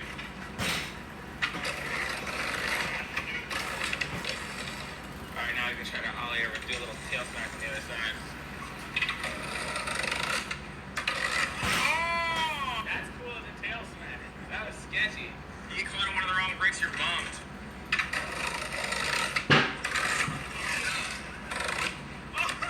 See, that's what I would expect to happen every time. Your nose straight from the way up. Wait, was that a kickflip attempt? Yeah. Oh, that was, you had it.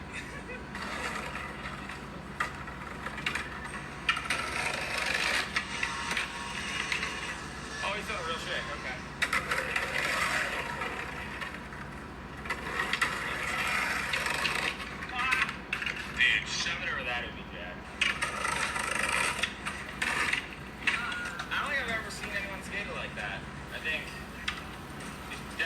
the first person to shove it back. I don't know. Maybe I'm wrong. Hey, locals, let me know. Am I wrong? Probably. Oh, I was almost it right there. Let's see what I'm doing wrong. On the way up, so I started smashing the shit out of this thing. Now I don't hit it on the way up. Why? That's your goal? That's what I did on the way up. It works. I'm not hitting on the way up now. I have been.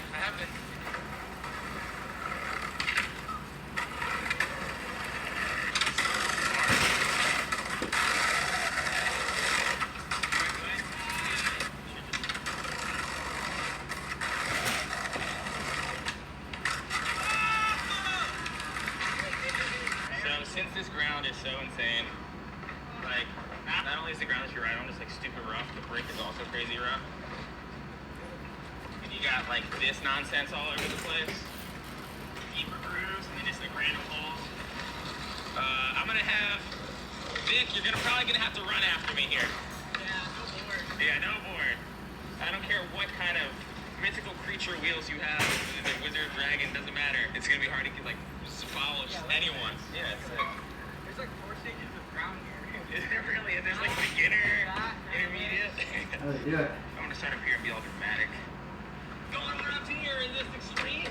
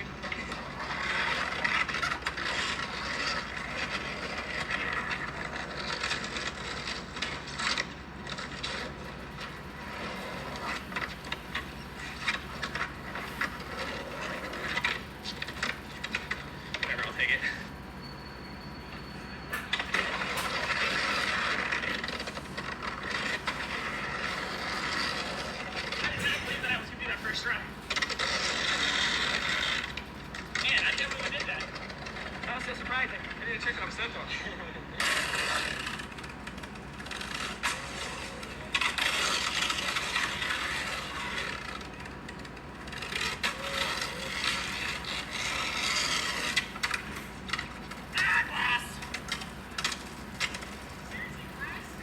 I don't know. I'm scared. Like, I looked down and saw a bunch of, like, sparkly. And then I tried to, like, move my hands, but... Oh, yeah, you're right. Yeah, I think I'm good. I think I got lucky. That's the piece that I saw. I was like this.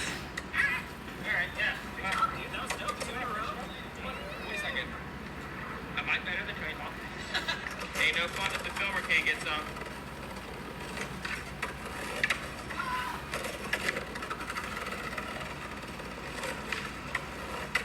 Get that grab. Corner likes my hand and you were on a date with me. Good save. That's the slide.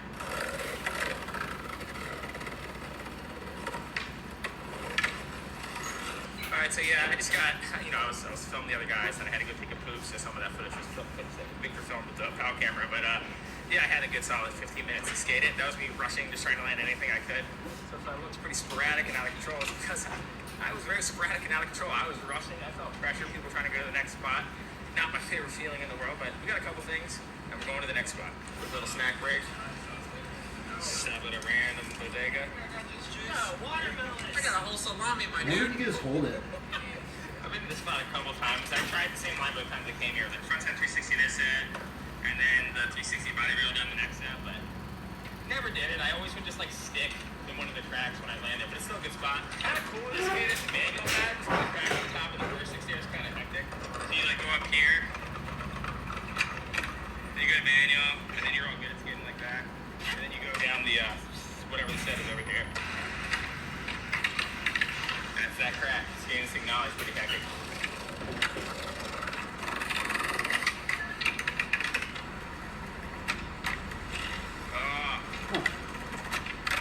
Start out like that. Whoa, careful, those stairs. Whoa, we almost rushed that first try. John's checking out a pretty ridiculous gap over there. He's gonna try to get a photo of a trick.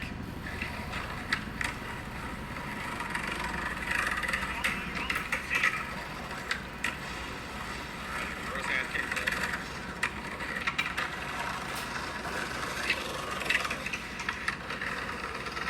You just nollie backside flip that? Is that nollie backside flip? Oh, that's crazy.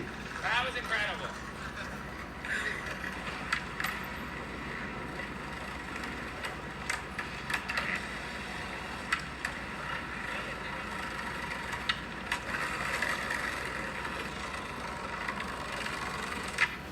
I want to start doing this now.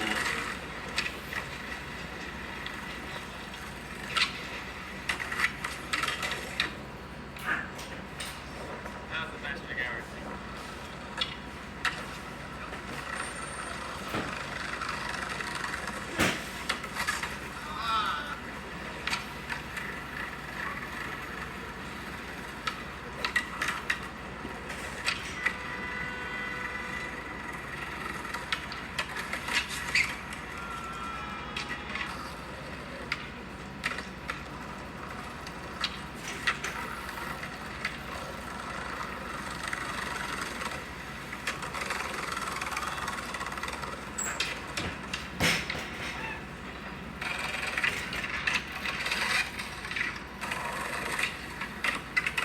I haven't been really into the super long videos lately, so that's going to be the end of the video. There's a lot more footage at this spot and the next spot that we went to, including the one you'll say it's just a ridiculously big set of stairs, really sketchy handrails, and the other stuff that kid who did the tray flip down the first set, Brandon, and then the nollie back flip down the second set.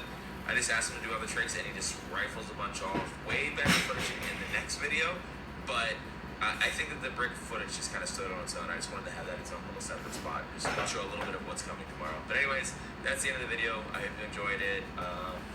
Watch tomorrow if you want. Dude, I kind of want to learn the gyrator no-hander without the bar small. I feel like that one's cool. I have landed a couple, but I was holding them pretty good. For some reason, like the back wheel tricks for me are easier. The front wheel tricks are hard.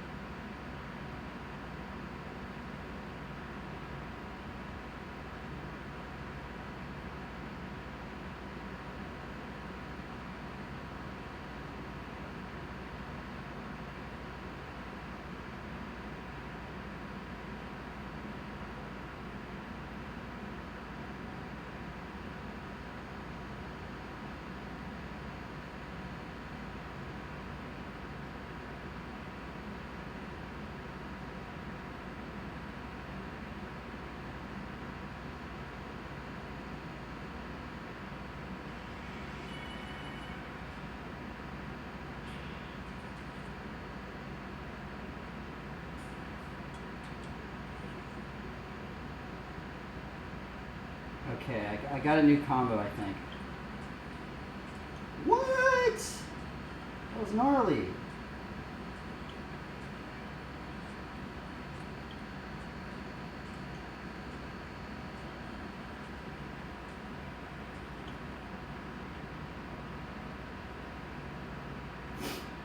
Okay, I'm gonna try a hang five squeaker. It's like I don't know, like when I do the fakie hang 10 no hander, it's like I can't hold it right. But I mean, I guess I take my hands off, so I mean, I guess it kind of counts. To fakie to gerator no hander. I mean, essentially, I want to learn hang 5, hang 10 no hander, squeaker, fakie, hang 5, hang 10 no handers, fakie, gerator, no hander.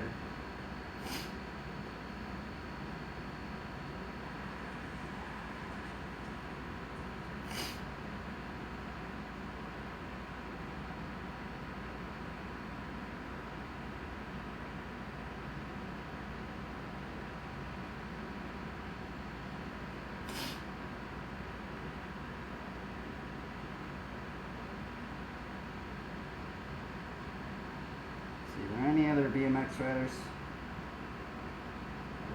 Let's start streaming. You guys should start streaming. Oh well. I need to get some water.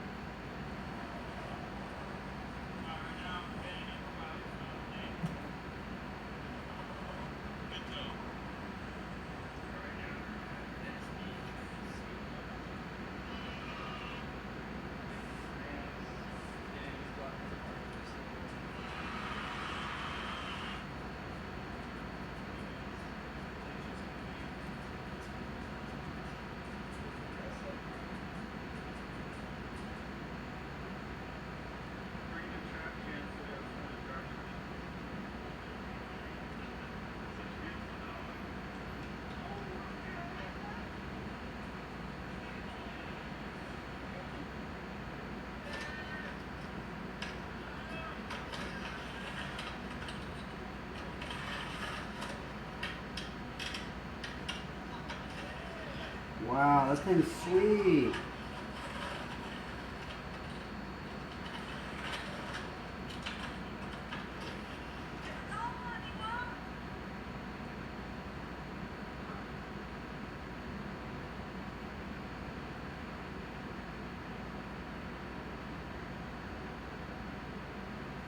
I guess I'll get this stuff. We'll give it some attempts. So hang 5, kind of gave up on the sideboard.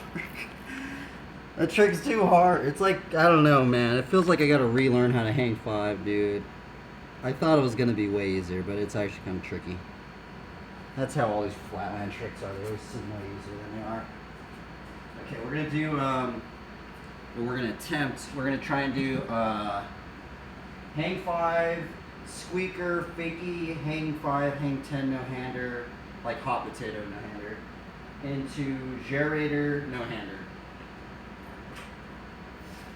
Do we do it?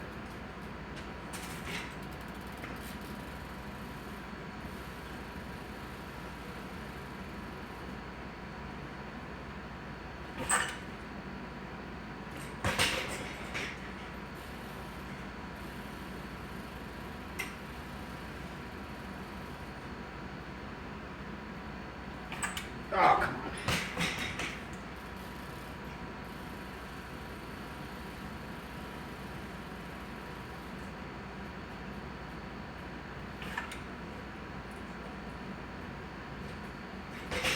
Oh, so close. That was a good one. I kind of held it a little bit, right?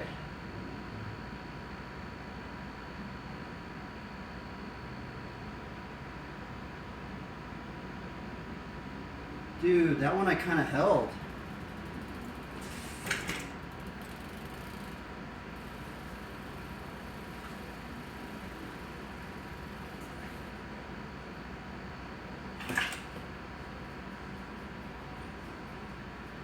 Ah.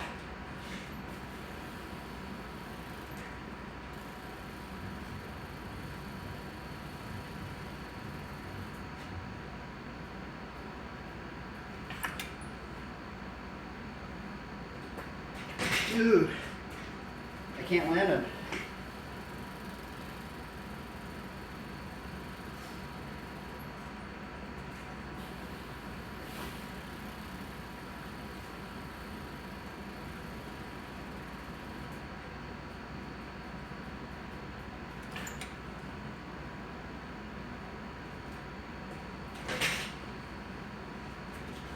Darn it! Ran out of room.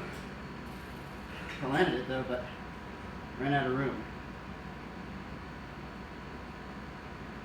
Was that a good one? It looks so cheesy. I wish I could just hold it, man.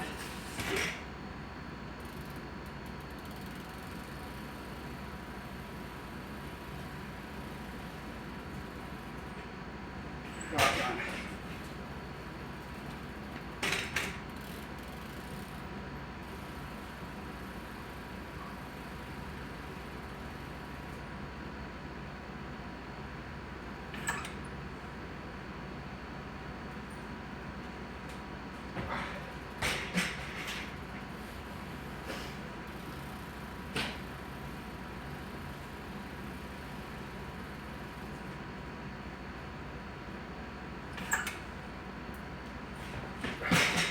Fudge.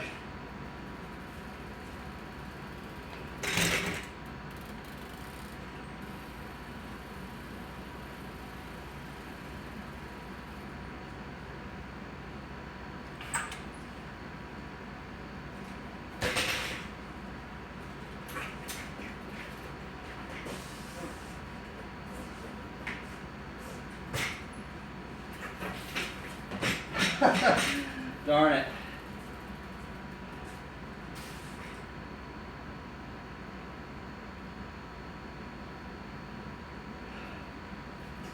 So close.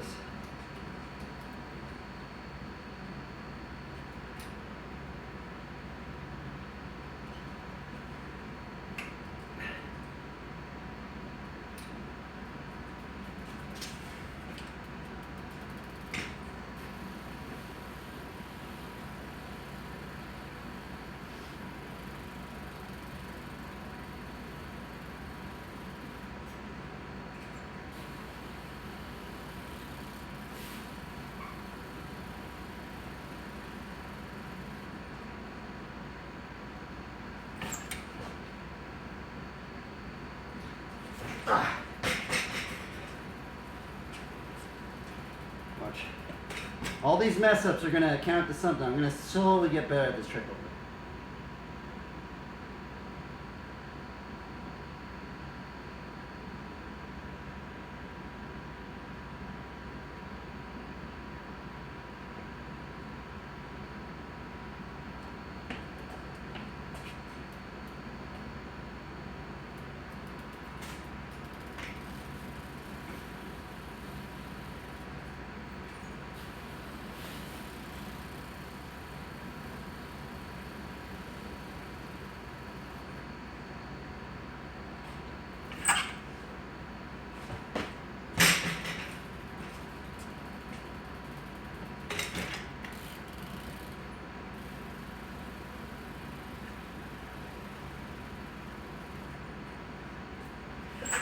Fudge.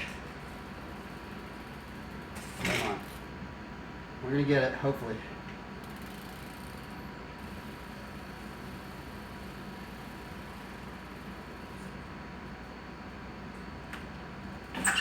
Oh, dude. So bad at this freaking 9-10 no-hander. I'm like very inconsistent at it. Oh, well, that's how you get good at it, so we just gotta keep doing it. Keep doing it, keep doing it.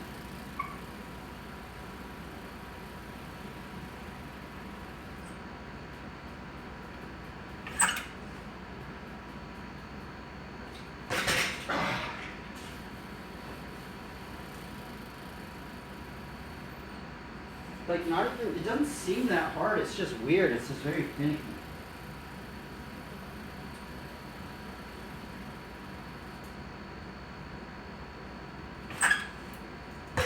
Fudge.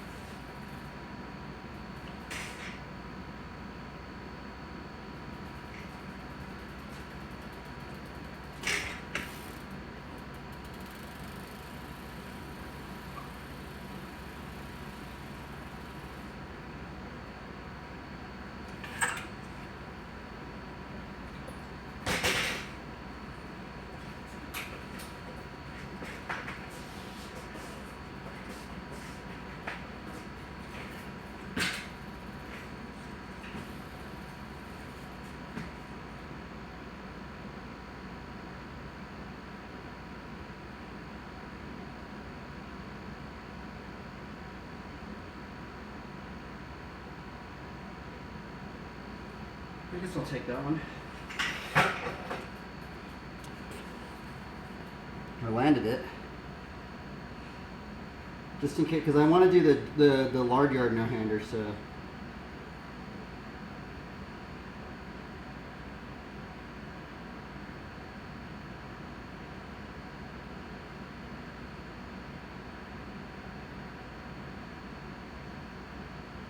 Add stream marker. Need to chill by that fan. I'm hot.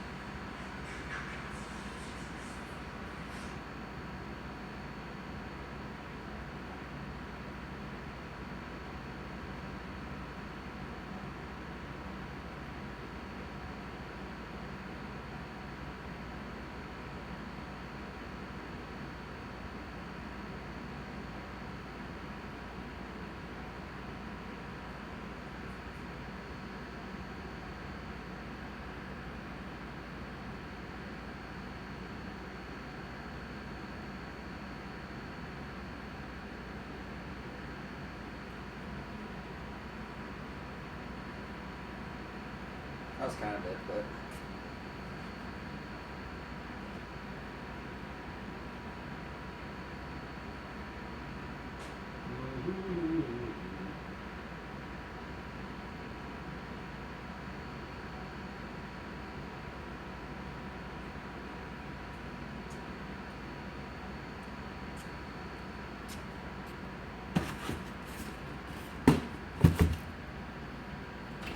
Still not hot yet?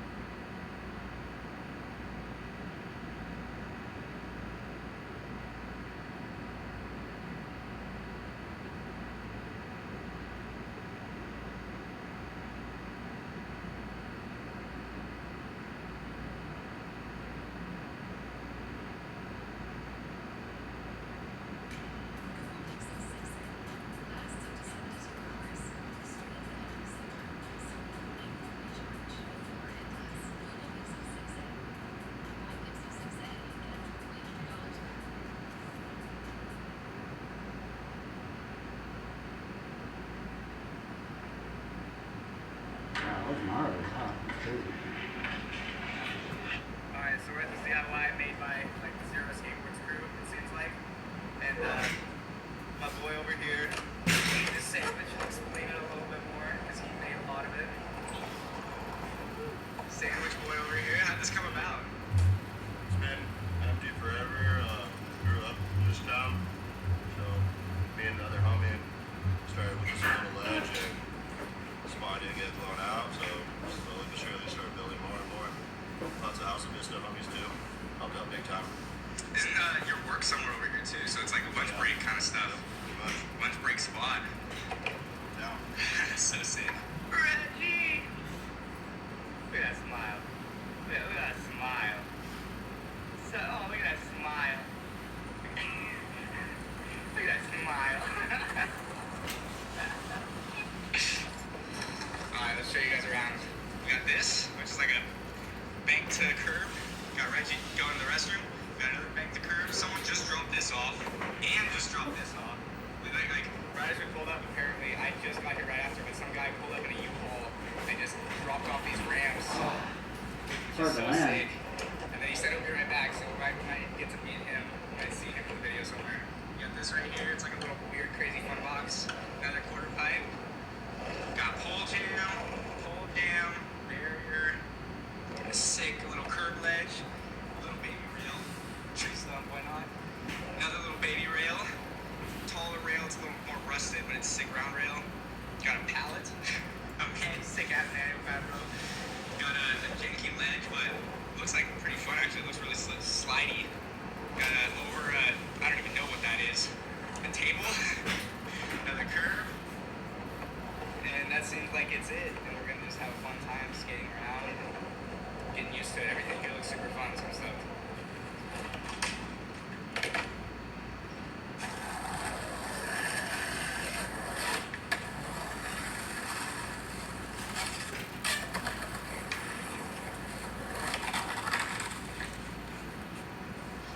Bored, man.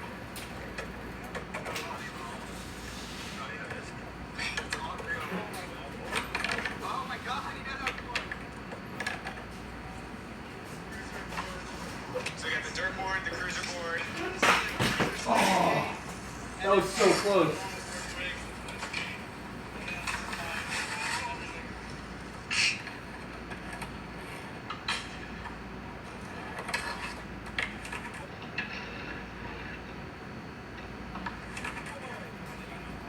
Guess who did? Guess who did? Super lucky.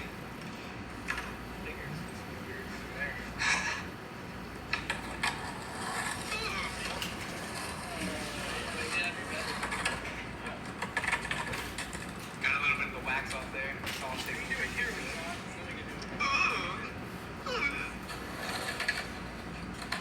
Yeah.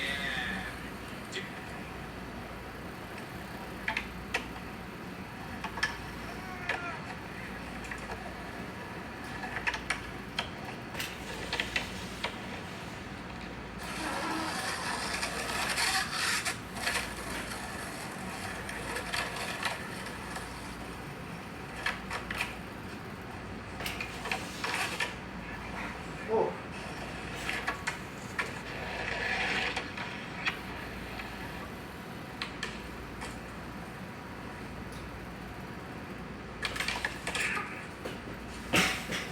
What?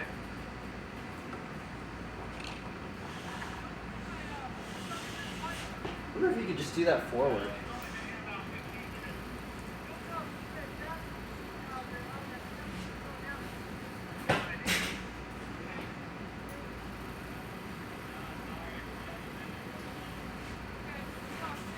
Oh, you can.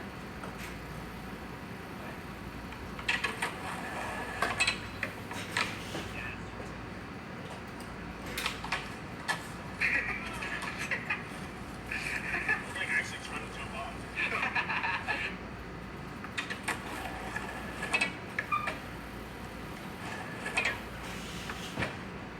Bro, Okay, that's so cool. we're gonna move this ramp onto that side right here, so we can launch off of it into that ramp.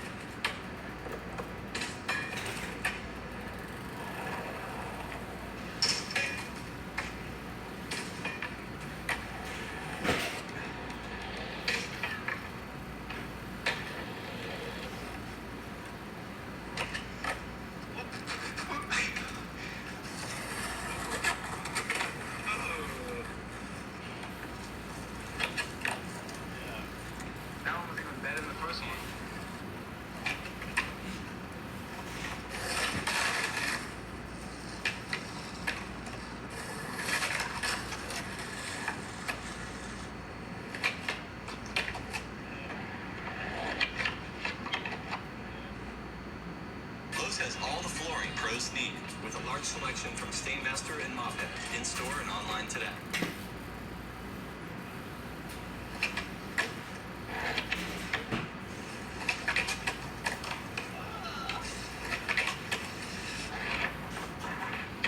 Oh, I can almost do it.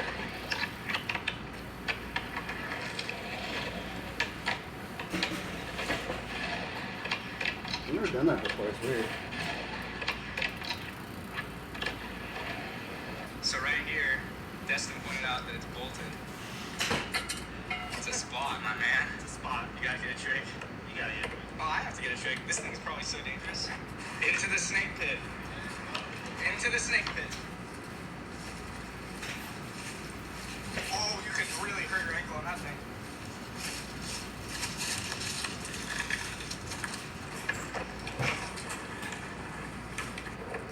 I need a broom.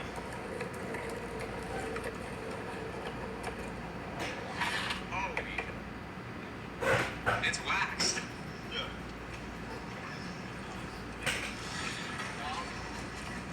How are you gonna get to it though? Look at this. Oh, you didn't bring a broom or a shovel.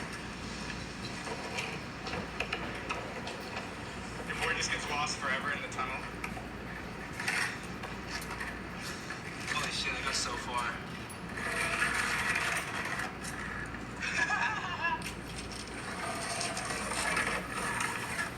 Yeah! Spraying it, lacquering it.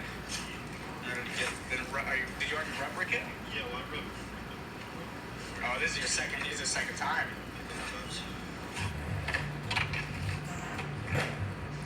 Dalton, you're making a way entrance to right up the tree, aren't you?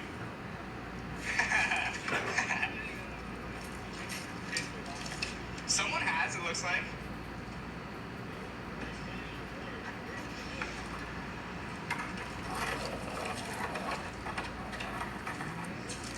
It's gates. It goes.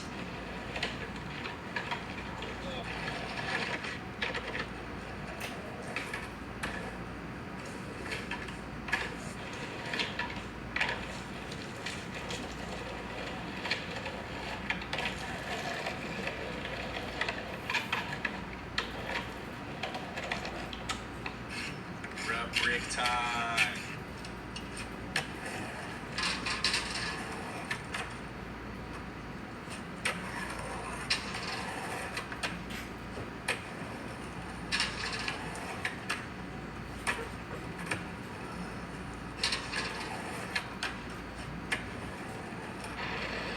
What does it look like?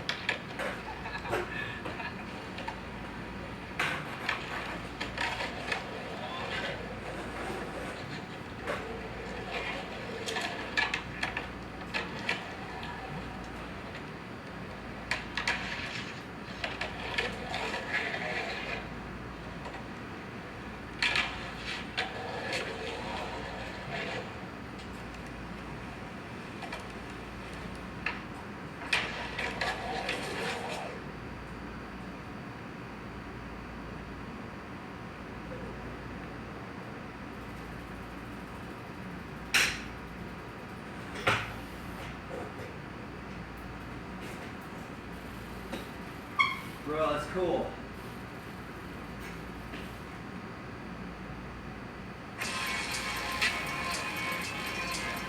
Who do you want to be? Who do you want to be? Who do you want to be? Ferragamo. By Salvatore Ferragamo. We're driving forward and we saw the spot. Hit it real fast. Hey Greg, did you see the spot? Yes. What are you doing? Oh, dang! Dude, this is gonna be sick. Well, you can go over. No trespassing private. Video surveillance. Where would they put a video? Whoa, wait, look. It's time to skateboard. Spot to go. Dream spot. Victor, check these ones out. I'm gonna film this. Then I think I figured out a new trick. We have learned a new trick. The new trick has been unlocked. Dude, I've actually never done this. It's weird. Okay, right here, right here, right here. Right here, right here, right here, right here. Right here, right here, right here, right here.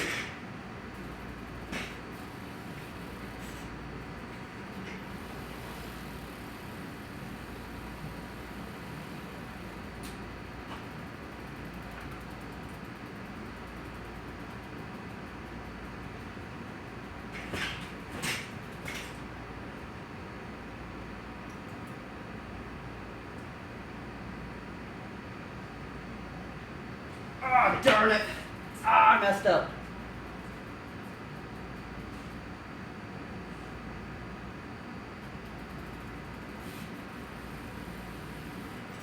Let's just do the fire hydrant into it.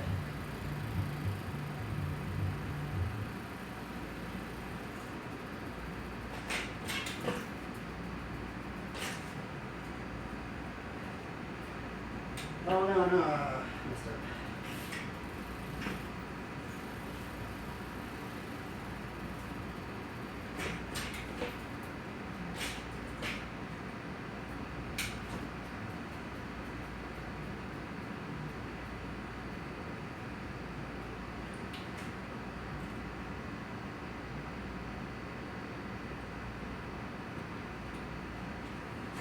Ah!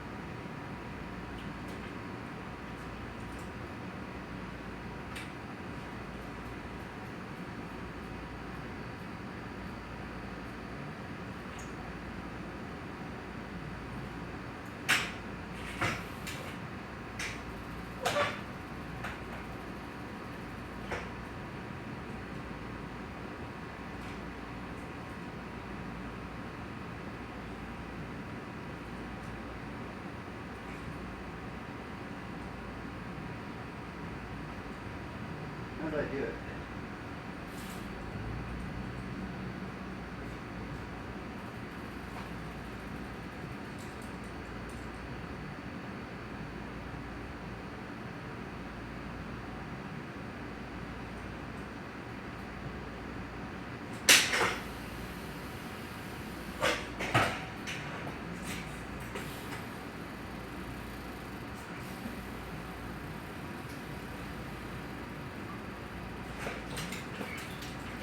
Ah! I kind of landed it though. See if I can do it smooth. I gotta like, I kind of have to like adjust the cranks a lot.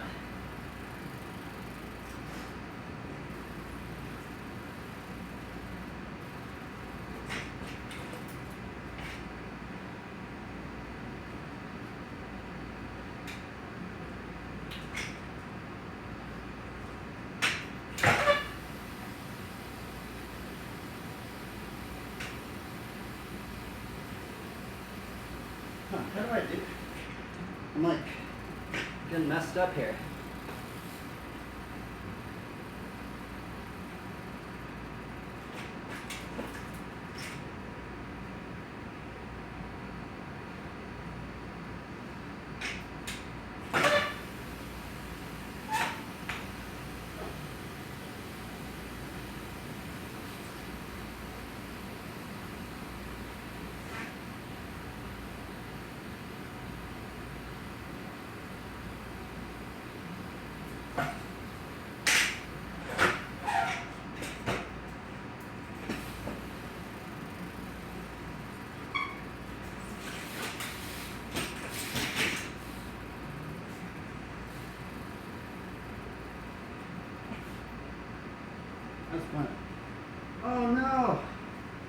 pop my tire? Dude, how did I pop my tire? Oh, that's not good. I don't think I have another tube.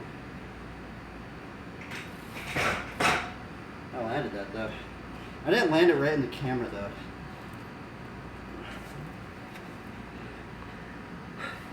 Darn, I popped my tire.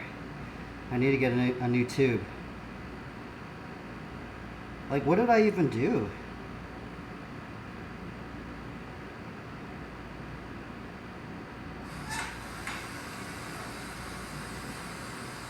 It's kind of crazy because my wheel's just spinning. Here, let's see if I have another tube.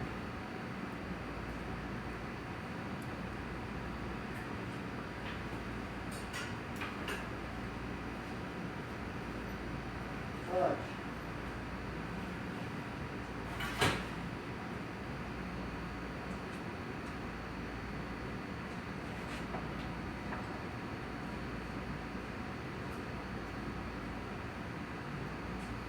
Oh, you know what? I guess I could. Alright, I gotta find another tube.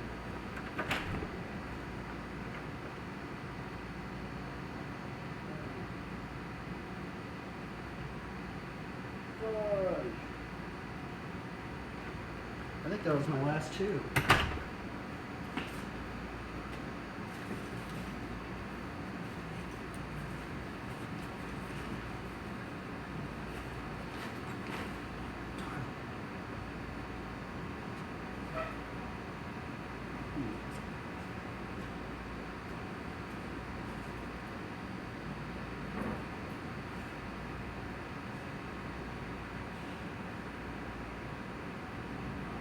Oh, I have this tube. Yeah, this one. I could just convert this one over. I mean, I don't want to do this, but I guess I'm going to have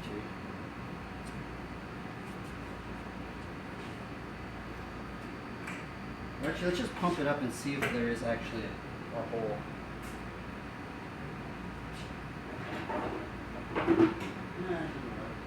I gotta fix my bike anyway. I actually broke a spoke. That's probably actually what got me, is I have a spoke that's broken.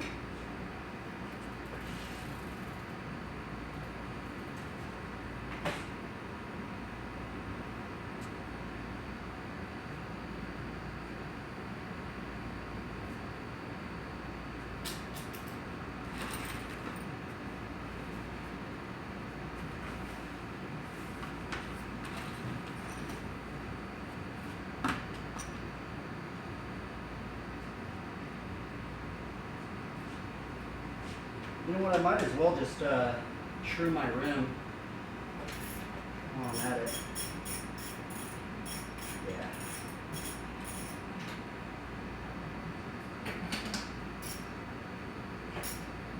No, wait, actually, I need to take that.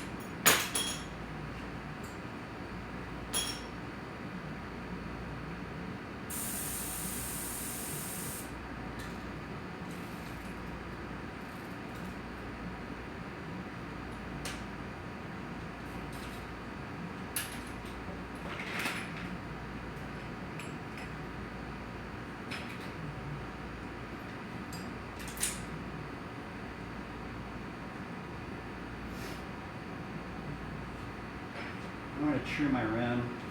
Oh, I already have it because I got to replace this tube. So I'm just going to true my rim right now.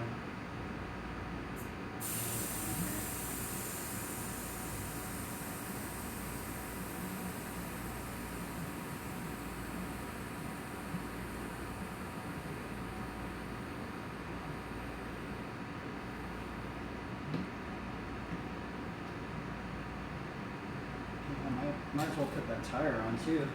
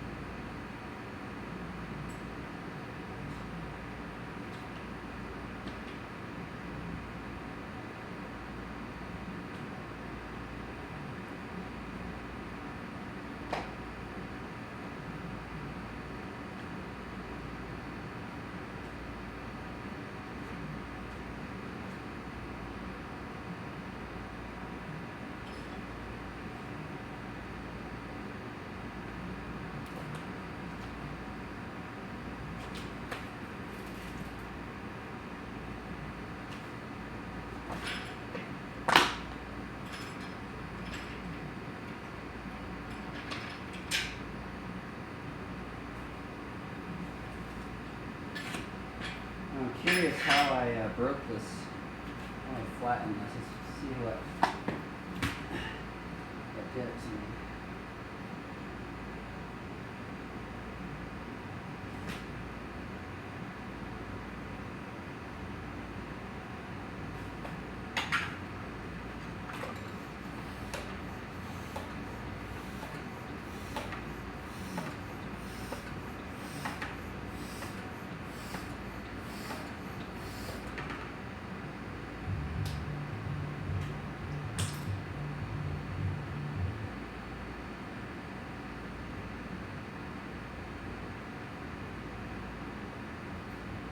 Oh, okay.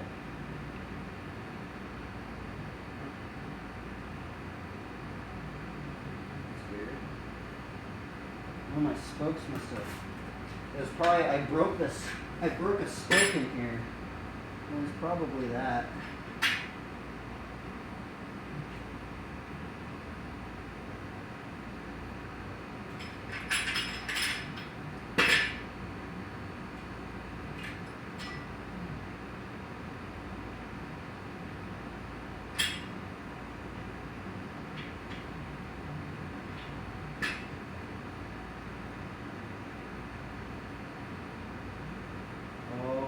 That okay, I see.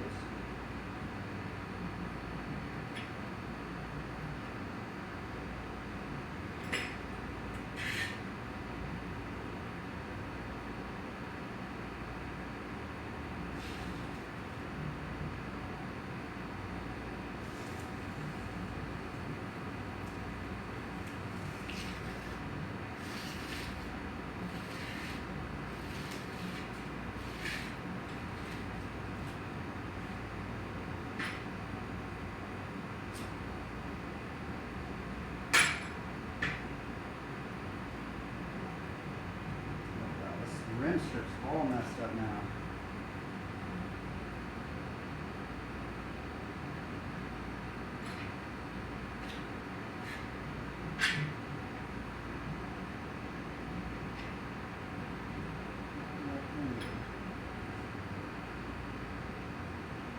What's up here?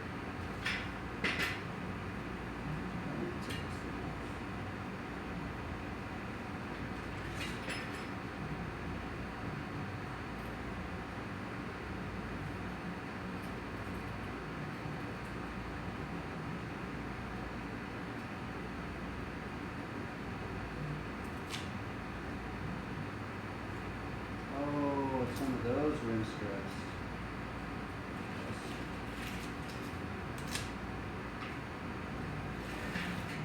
Sticky ones.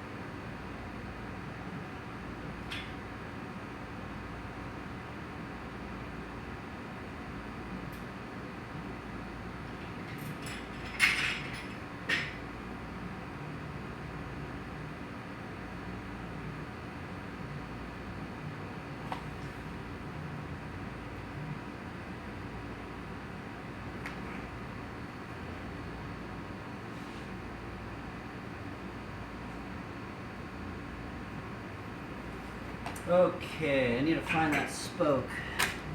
Thought I put that spoke somewhere around here. Darn, what did I do with that thing?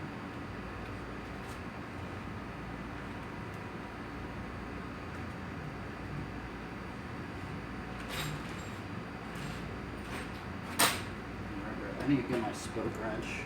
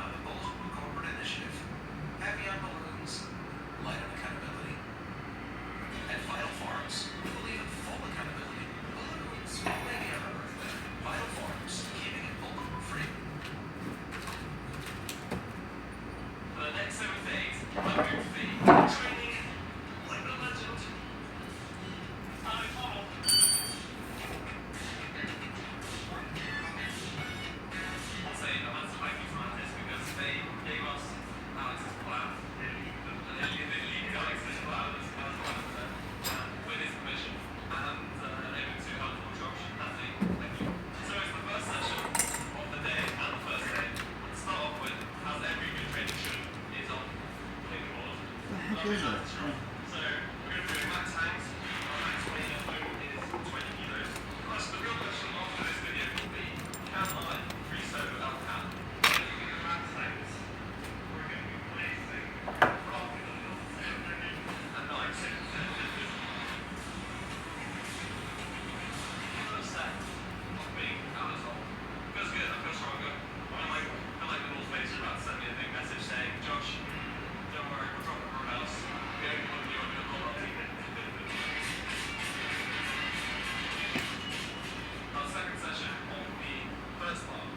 Sorry guys, I gotta find this tool. I don't know where it is.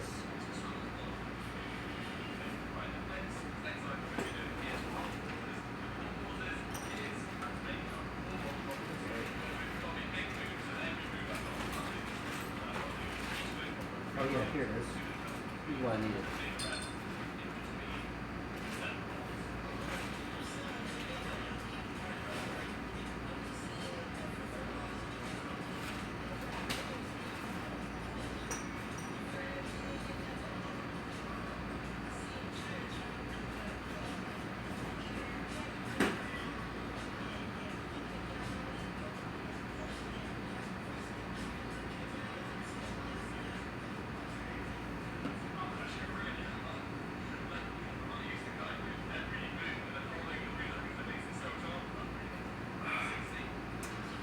Darn, I need to find that spoke. I don't know if I have any more that fit in there.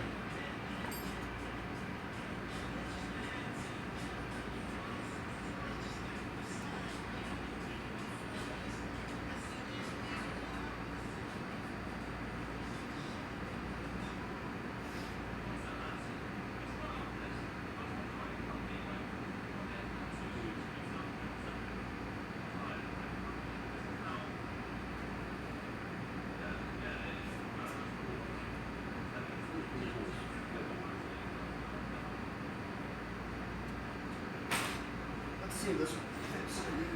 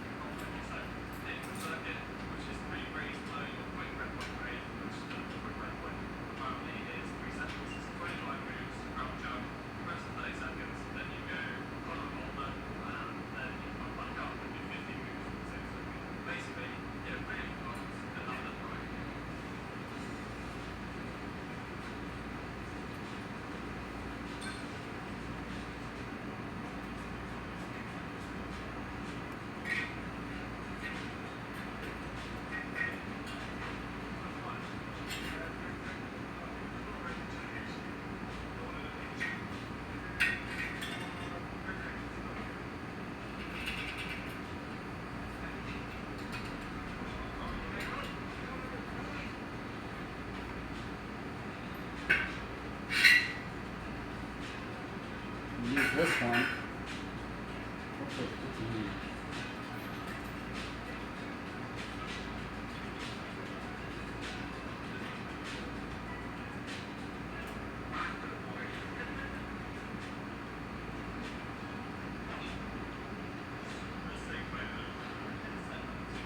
Should fit.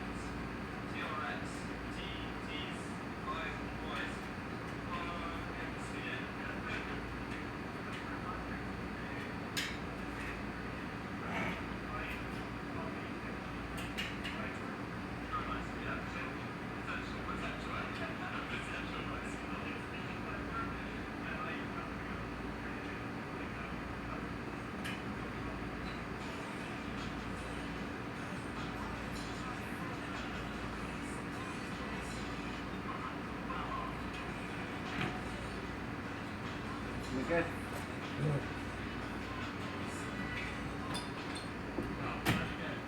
Fixing my back up. I gotta trim my wheel. So that's what I'm gonna do.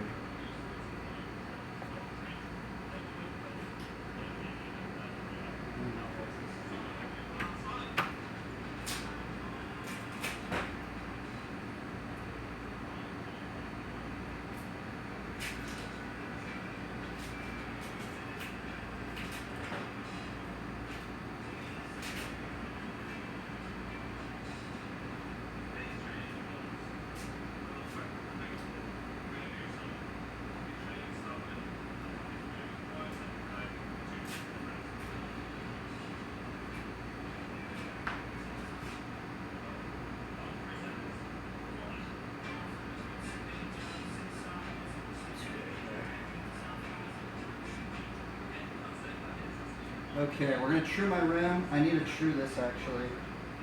So.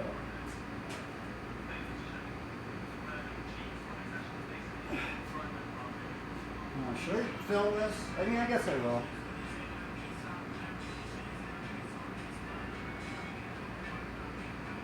Okay, here. Let me organize everything. Okay, let me undo this one first. We're gonna switch this tire out to. Actually, you know what? They're about the same. No, we'll put this tire on.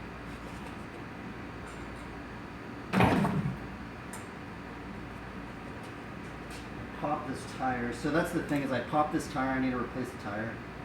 So I'm just gonna trim my wheel.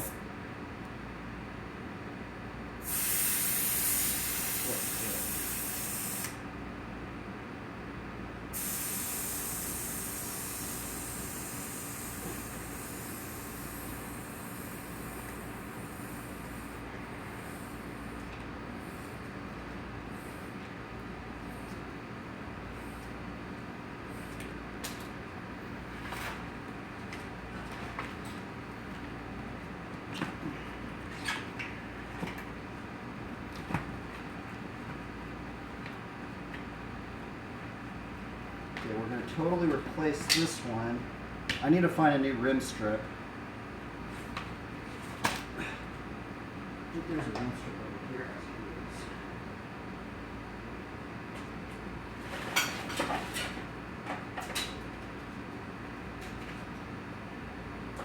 Alright, so we got this rim strip.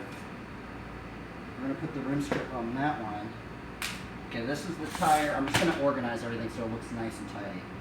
And then we're going to true this rim. We're going to true it radially and horizontally. So you guys can see how I do it. We're going to use, let me just get everything organized. I'm going to do that. I'm going to throw away this.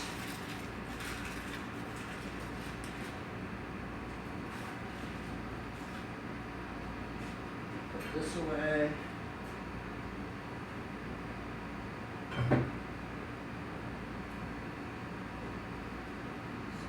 Here.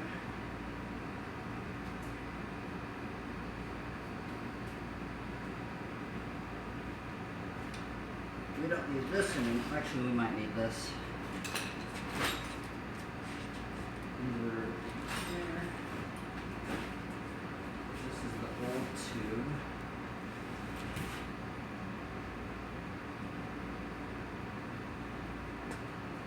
Alright, I'm going to make a stream marker right here. We're going to true my rim. So we're going to true this rim. I haven't trued a rim in a while, so I'm going to put a stream marker right here. Add stream marker. Okay. I'm going to put some ambience on, because this might take a while. I actually haven't. Actually, yeah, it doesn't matter. Okay. So what we are going to do is we're going to... So what ended up happening is I broke a spoke, okay?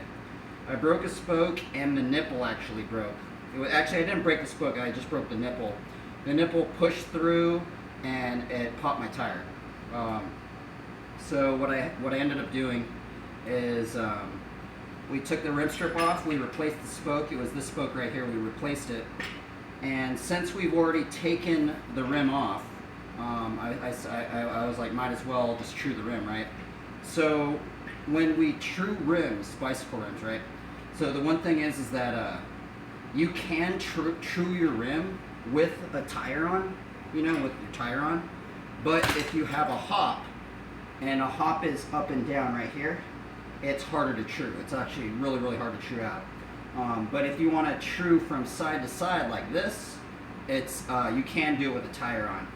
But if you want to take a hop out of the wheel, you got to take the rim off. And what we're going to do is we don't have a bicycle stand, because normally what people use is that they use like a truing stand, right? You put your wheel in it and you true it, right? But we're going to use our bicycle right now. This is one of the advantages of having brakes, is because if you have brakes, you can use, actually not only brakes, but you can do it a different way. So what we're going to do is, I already have one on here, but I have a zip tie right here.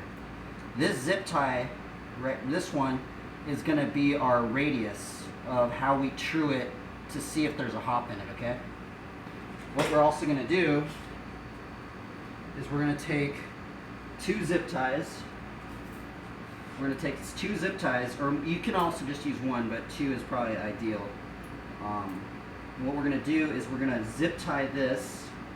Okay, so we have a zip tie right here for the hop. And we're going to put a zip tie, we're going to put 2 zip ties right here. So let's put the wheel on. I'm going to put the wheel on right here.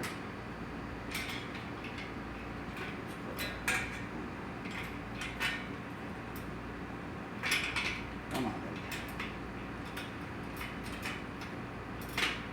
Okay, so we have this on, have it loosely on. What we're also going to do, okay, so this is also a good point about having brakes, right? So since we have brakes, we're going to connect the brakes back on. So we're going to connect these brakes back on right here.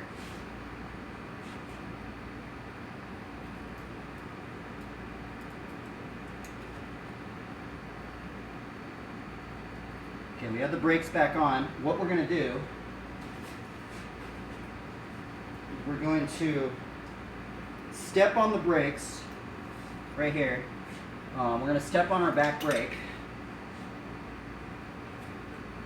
And we're gonna align this wheel with the brake, okay?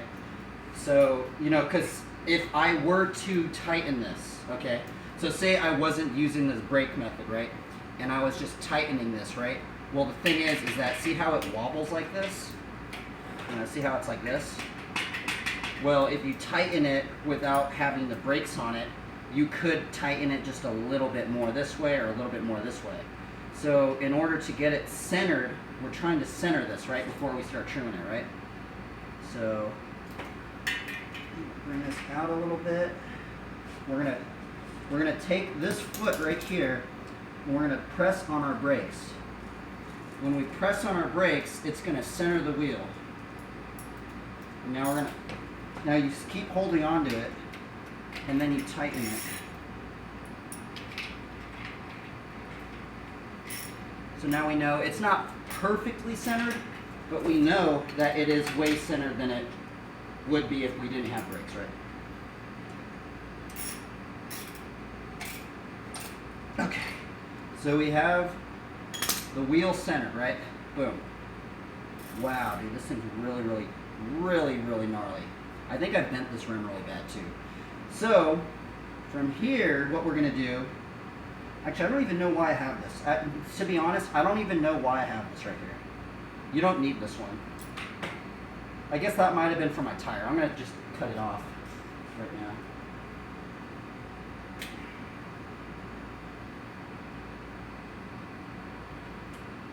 This one off. I think this is when I was testing it out. Oh, darn, this thing's up there.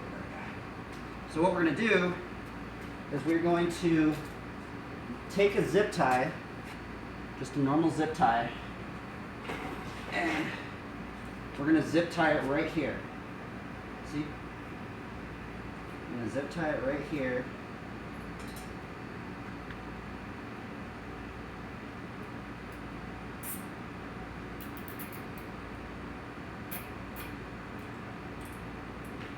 I want tight because we don't want this move. You don't want this moving, right? Because we're going to try and really, really chew this rim out. Okay, so we have that pretty tight.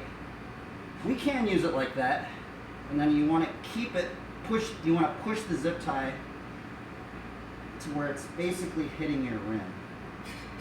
Now look, now see that? Now we could do it on both sides too. So not only can we, so we're going to take this one, we're going to take this zip tie. We can actually put like 4 zip ties on it. So we're going to put one zip tie right here so we can see the radius of the wheel, right?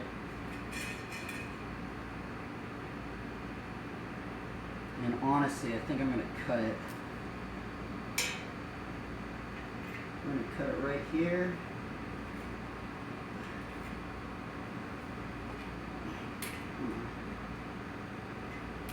Okay, so we cut that one off. I'm going to adjust this a little bit. Okay, there we go. This zip tie right here is going to be for our radius.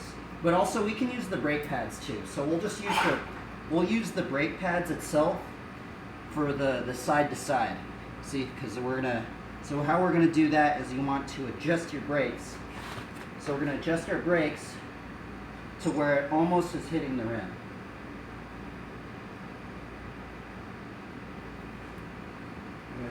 And to do that, you can to get the brake pads to almost hit the rim, you can use your barrel adjusters, and you want to push your barrel adjusters out, and it's going to bring these brakes closer and closer and closer.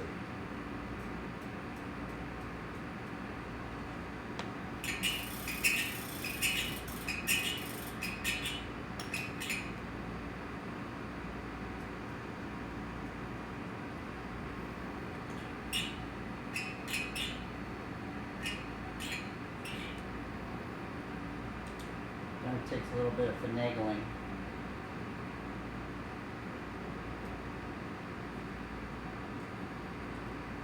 Okay, there we go. Let me do a little close-up view of this. Okay, so I'll show you guys how we have this set up now. This is the setup, okay? So we're bringing it in. Sorry if it's kind of dark. Okay, so see how we have this zip tie? We've cut it kind of in the middle, and you could see my brake pads. If you see these brake pads right here, they're almost touching the rim. Now let's see if I can get a close-up view of this. Now see how like my rim's like super messed up, bro. It is so untrue. I should have trued this wheel way long ago. But that's basically what we're doing. We're gonna straighten this wheel out. This wheel is not straight at all. The thing is that this is actually why we take off our tire, okay? Because with the tire on, sometimes since we use our brakes or something like that, we can get flat spots in the rubber itself. And the rubber itself, if this tire's on there, sometimes it doesn't even look that, sometimes it actually looks pretty true, right? But you can really see the wheel now, that it's really messed up. So what we're gonna do is hopefully I could true it out. I honestly haven't trued a rim with the hop out of it in a while. I've actually done it maybe like 4 times. I kind of know how to do it. Where's that tool? Oh, here it is. Okay, so we're going to use a spoke wrench. This is a spoke wrench, and we're going to use the spoke wrench. And what we're going to do is we're going to bring this bike. I'm going to do it right here because I can sit down. Kind of don't want to sit down on the ground. And you kind of see this firsthand right here. Okay, so let me just move this one out of the way a little bit. We can move that one out. So from what I was told, you want to, when you first start truing a rim, right? You want to true the side to side of it out first. Okay? So we're gonna true this side out. And how we're gonna do that is we're looking at our brake pads. So this is our brake pads right here. It's hitting this side right here, okay? So what ends up happening is we either need to tighten this side. So if it's hitting the brake pad on this side, we have to tighten the other side. We have to tighten the spokes that are on this side. If you look at these spokes, there's spokes on 2 of these sides, right? So if the rim is hitting on this side, we need to bring pressure, and we're bringing pressure and pressuring it over here so it twists the rim that way. Or what you have to do is that this side is too tight and you have to loosen that side. So let's see. Okay, so it's hitting right there. Now here, the other thing is sometimes your rim is just too bent in of itself, so it's hard to even true it. So what we're going to do is we're going to put some pressure. Generally, we're going to work in two turns of the spoke wrench, and then we're going to just see where it is, and you can see it by the brake pads itself too. So even though it's not touching, I can see that it's about to touch right there. So we're gonna continue putting maybe a couple more cranks on a couple of these. A couple of these are loose. You can also feel the tension. You can feel the tension on the spokes itself as well. And sometimes that can help you to gauge how much you have to tighten them.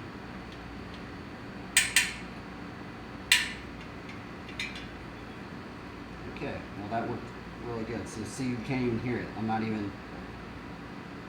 Okay, so now what we can do, since it wasn't even that bad.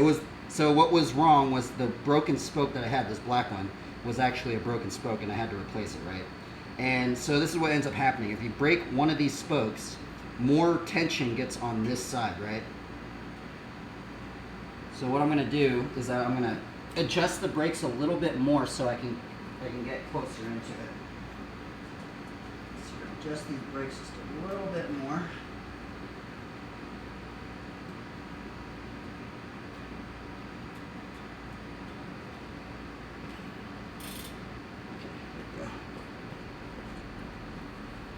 So we adjusted these brakes a little bit more.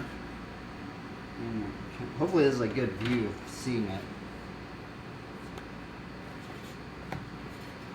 Might have just adjusted it a little bit too much.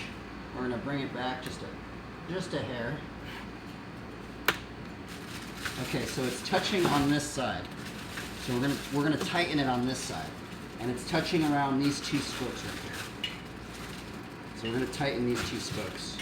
Maybe just one turn, quarter of a turn. Maybe just a little bit more. I can feel them. You can kind of start feeling your spokes. Okay, so now it's touching on this side, okay? So we're gonna tighten this side over here. We're gonna tighten these two spokes, or maybe loosen these other ones. Yeah, these spokes, and you can feel it. See how loose those are? You can feel the tension of them. So we're gonna tighten these ones.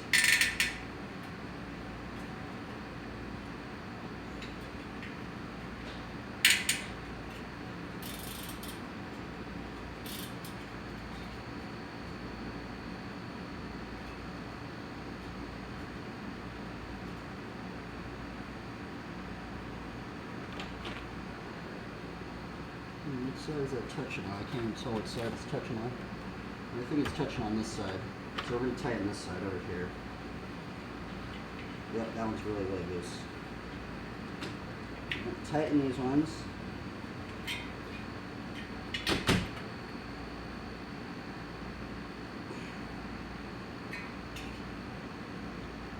Tighten this one a little bit more. Okay. Alright, now it's touching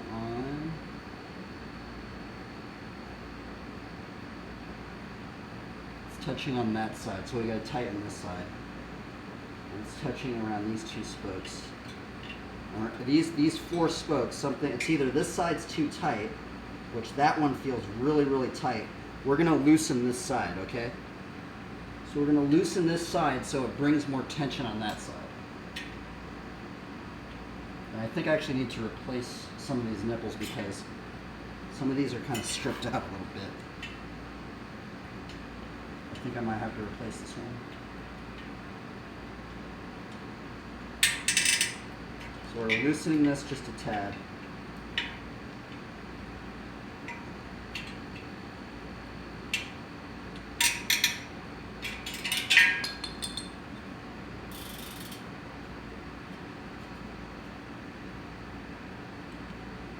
It's touching on this side, we gotta tighten that side. And it's just this cat and mouse game of trying to figure out. I want to true this up.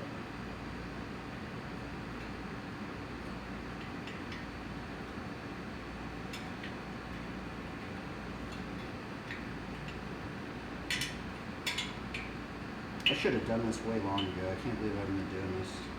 Some of these spokes are way too tight. I gotta loosen this.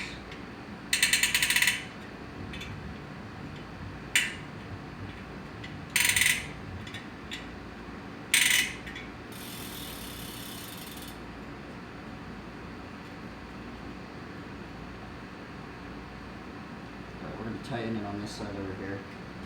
These ones are loose. Oh, these ones are too tight. Loose.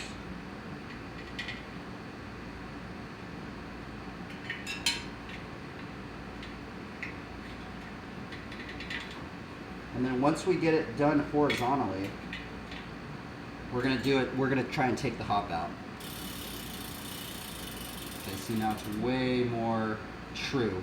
So now since we've trued it like this, now we can adjust our brakes just a little bit more until they start rubbing again. So we're gonna use the barrel adjuster and we're gonna barrel adjust it, we're gonna put some more tension on it. So the brakes come in closer. Pretty simple. It's a simple thing to do. Okay. I think I did too much, but let's push it just a hair back. Okay, let's try and figure this one out. Sometimes it gets a little hard to tell which side it's really hitting on if you have black brake pads. Okay, so it's touching on this side. We need to put tension on that side or loosen this side. This one feels kind of loose. This one's very, very tight. So what we're actually going to do is we're going to loosen this side just a hair. And we're going to tighten this side.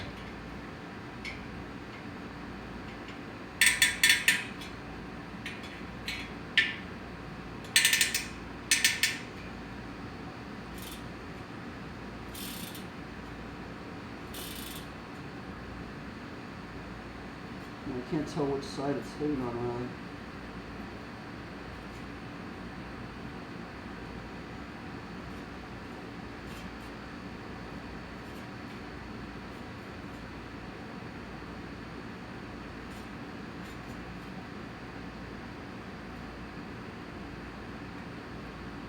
Alright, we're going to tighten this side. Which ones are loose? Must be this one. And then you just kind of just keep doing this back and forth, back and forth.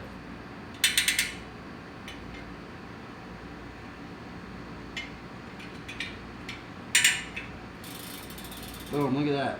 Oh, it's way better. Almost got it. Trying to see where it's touching. It's like so minute that I can't even tell which side it's touching on.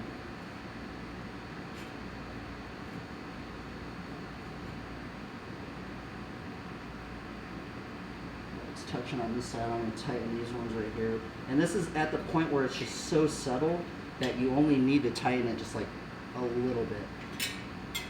Or just loosen it just a little bit. And these ones are really, really tight. We're going to loosen these just a quarter hair.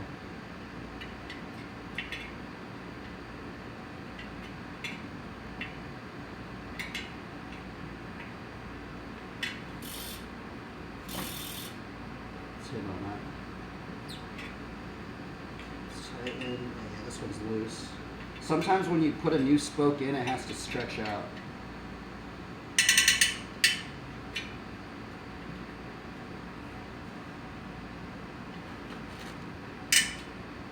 Okay, come on.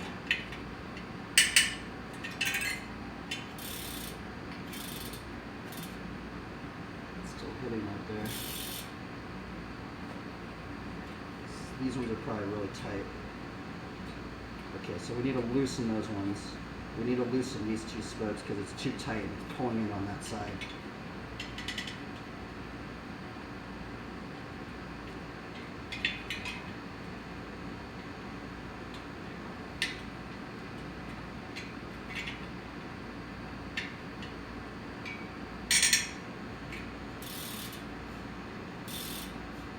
It's just so minute.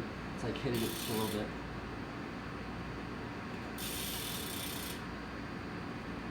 Let's try these spokes right here.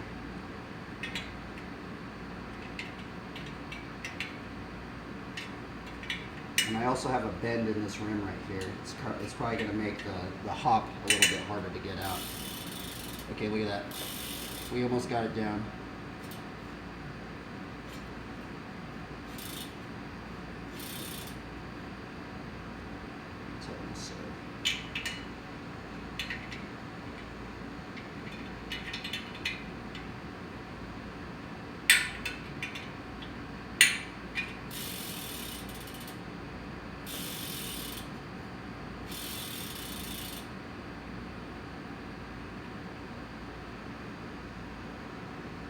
Still hitting right there.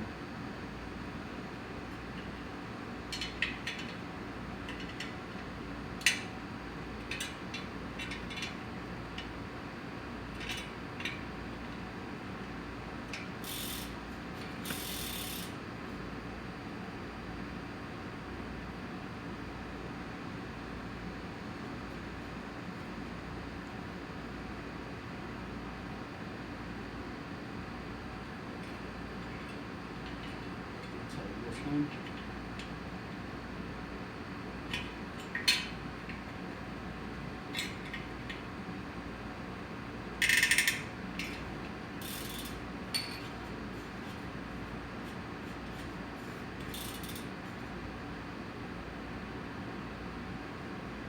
You can start to see it. It kind of takes a while sometimes, and I haven't really been true to my wheels that much, so This thing is super untrue. I mean, it's okay true, but it's not like super true, right?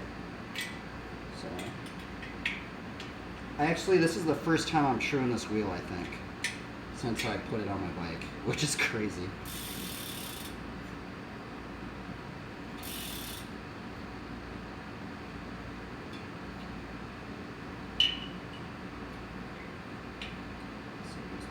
Something's right here is tight.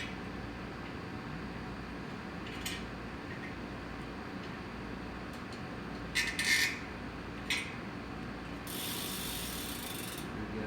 Man, it's still hidden.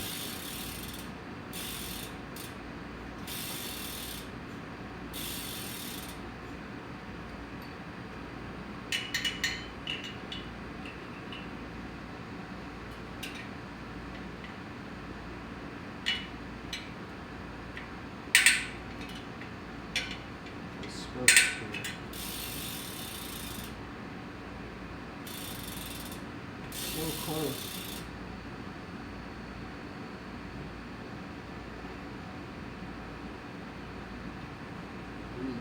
It's just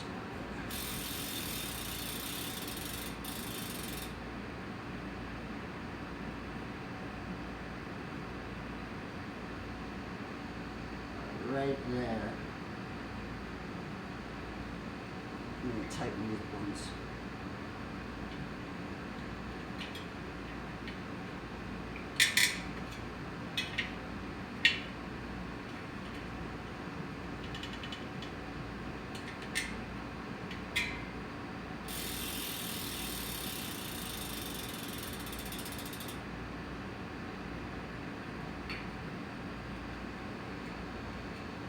Loose.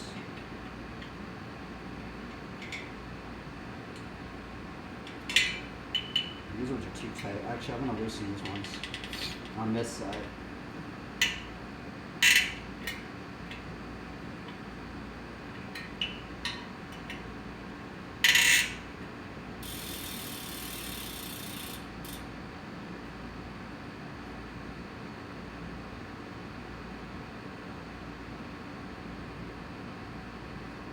This side.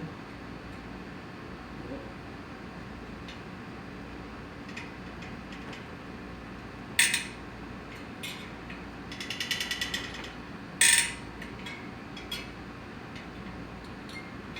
And you don't have to. I mean, this the thing is, if you're running brakes, I mean, if you're brakeless, you don't need to true your rim this much, right?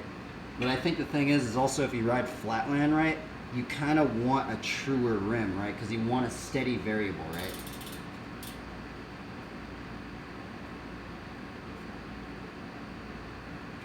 Because I know some people, they don't even true their rims, and they're really, really good.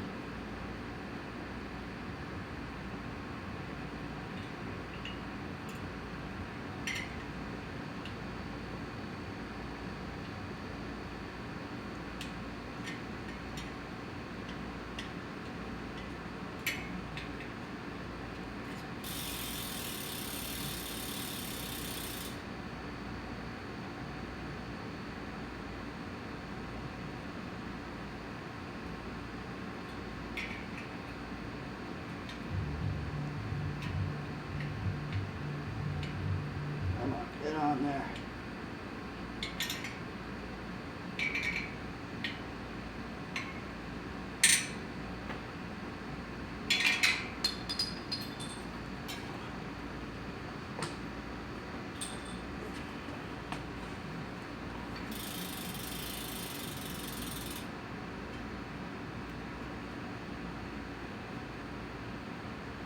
I'm wondering how bent this rim is. I think that might also be something that's, because it is bent right here. That's the other thing. This rim is bent right here, and it's kind of throwing me off now. I gotta remember that.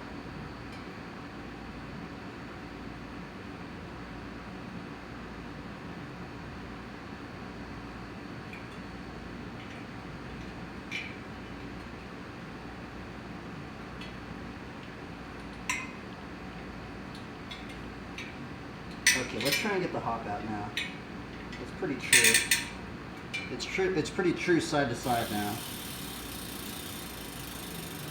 I'm just accounting for this bent rim I have up in here as well. So, okay, so what we're gonna do to get the hop out, right, is now we have this zip tie. I can't even think right now, and we're gonna push it down. And oh my goodness, that is so brutal. Look at this. Okay, so push this a little bit closer. Look at how look at this crazy bend I have in this rim. I'm actually wondering how bent I bended this rim. So it touches a little bit. Okay, see that? See how it's hitting right there?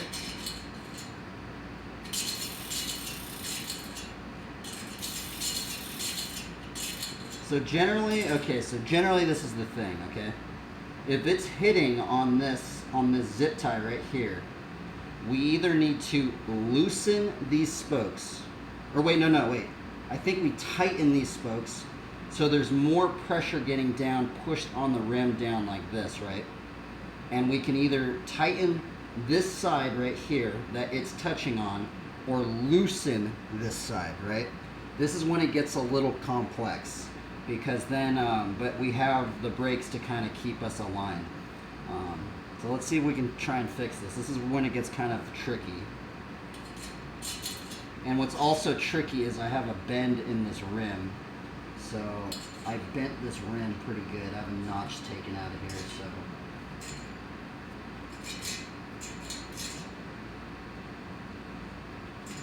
Okay, so it's hitting right here. And also you can kind of see where it's, okay, well that's where the bend is. What we're gonna do, since the bend is right here, you can't see it on because it's bent on that side right there, is I'm going to put some tape right there so I know that this area right here is where the bend is at. Exactly. Because I know that this is gonna mess me up. So this one I'm gonna kind of maybe not account for it as much. So right there, so we have the tape right there, so we know that that's where the bend is at, where I bent my rim. Okay, so, okay, right here. Right there. Okay, so it's hitting right here, and let's see how many spokes. So it starts with this white one. So this white one all the way to this. So these spokes on both of the sides need to get tightened. And what it's going to do is it's going to push this rim inside, right? It's going to push it down a little bit more because we're putting more tension on these 1, 2, 3, 4, 5 spokes. So these 5 spokes need to get tightened a quarter turn.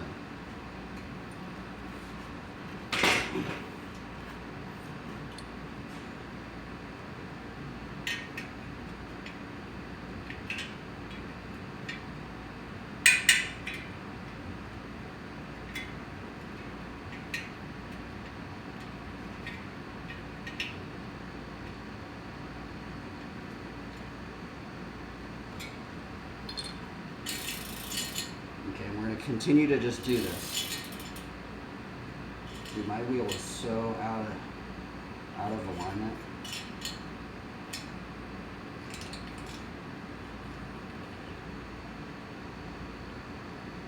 I feel like these ones need to get loosened. Oh, I think I bent this rim right here too. Darn. That's what sucks is when you bend your rim. Darn, there's another bend in my rim right there. You know what, this wheels, I need to get another rim, man, because this thing's actually super bent. So I guess we can subtly kind of just try and figure it out. We're not going to get it perfect, though.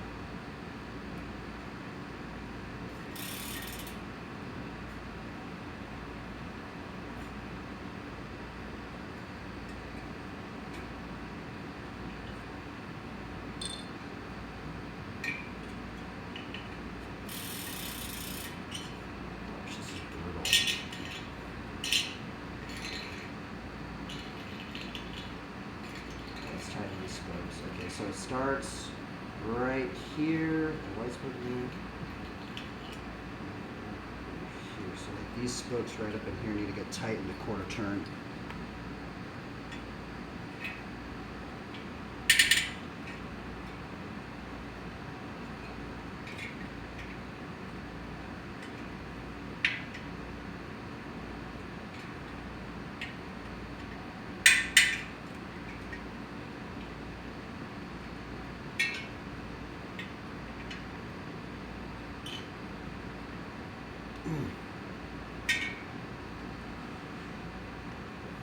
Okay, let's see here.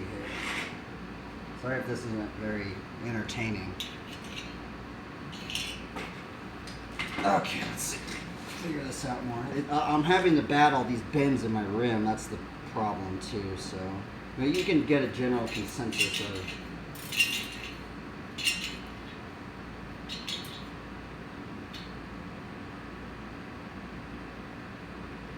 So starting with this spoke. Okay, this spoke right here. Oh wow, that's just those two spokes right there. That's pretty crazy. It's these three spokes right up in here. Like this section needs to get tightened. Quarter turn.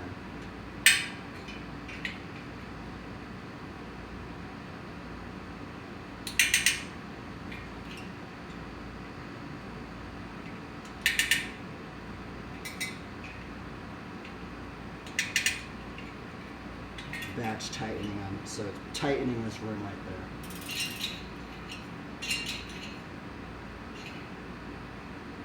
Batch tightening it right. Okay. So right like this one. Man, this one is still just not truing out right there.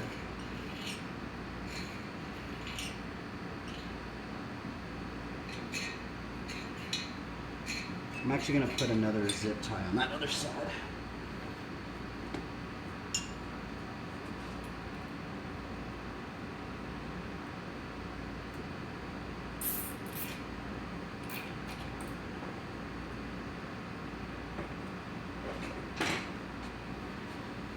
Okay, let's see here. This is our major bend right here.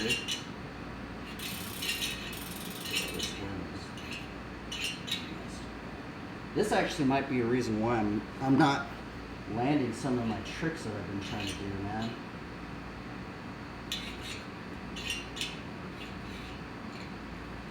That is a brutal dent. This dent right here really did a number to put a crazy flat spot in my rim.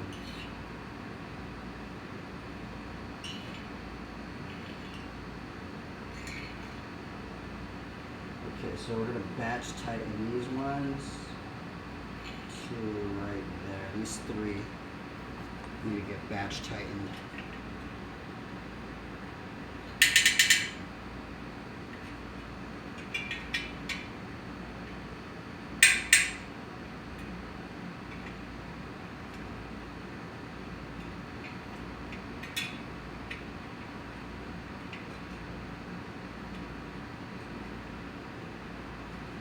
You can just have the bike shop do this too. Honestly, if I took this rim to the bike shop, they'd probably be like, oh bro, you need to get a new rim, all this stuff.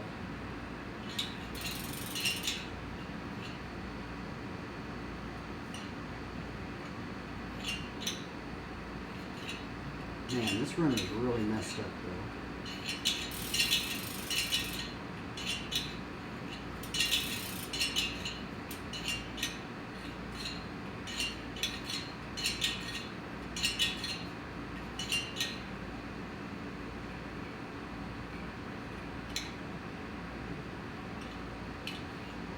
See, the other thing is sometimes you need to loosen this side. So if it's hitting over there, I might need to loosen these ones right up in here. Okay, so it's hitting over here. These ones are pretty tight, man. So that's the only other option I can think of is I need to loosen these ones so it pulls the rim. So it's loosening this and it's going to push more pressure on that side. So since it's hitting right here, I'm going to loosen this batch right here. So we're going to loosen these ones. And they're super tight, actually. So I do need to loosen these.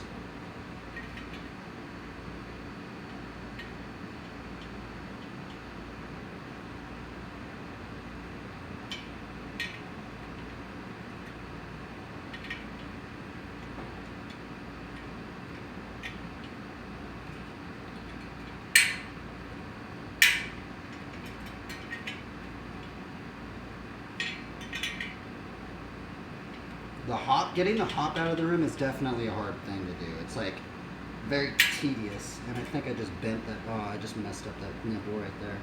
I'm gonna have to replace that.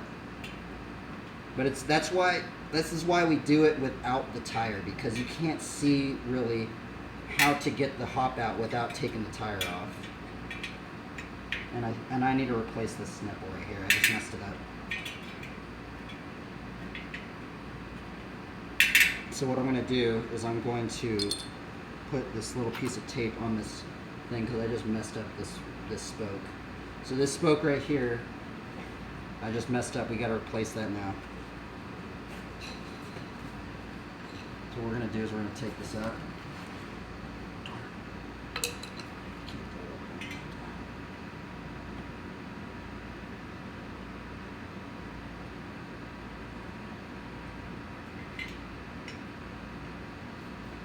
This spoke's really messed up.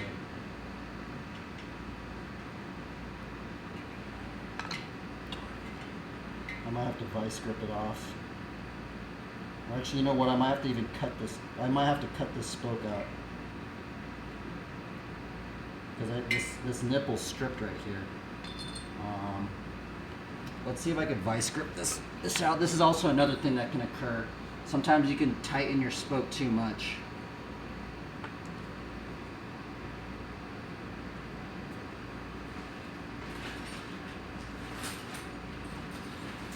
So what I might have to do is I might have to even cut this spoke out. But we're gonna try and vice this nipple off because I can't grip it anymore because I literally tightened the spoke so much that. And then how we use the vice grip is I'm gonna get it to where, you know, it's very snug on there. That's too much, maybe like right there. I'm just gonna do little turns. Oh wait, that's not even gonna work. I'm gonna have to just cut this spoke off.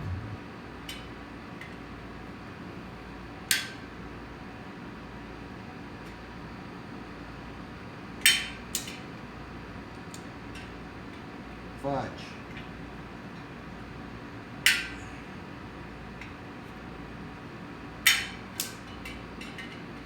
This is sketchy, but this is how we're gonna do it. Oh my goodness, I'm scared this thing's gonna just break in front of me. I should probably be wearing glasses or something.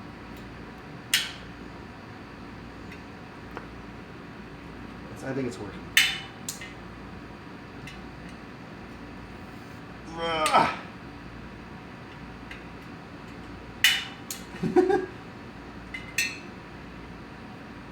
This is the ghetto way to get a strip nipple off.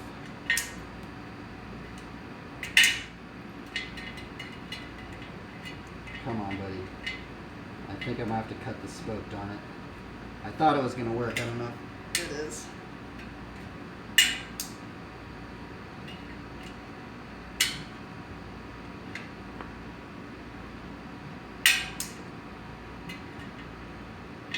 I wonder if there's a tool that they use. I bet the bike shops, they just cut it. They probably just cut it. They have so many spokes that they can just, you know, get away with just doing that. But I'm trying to save the spoke because, you know, I don't want to get another one. And it's working.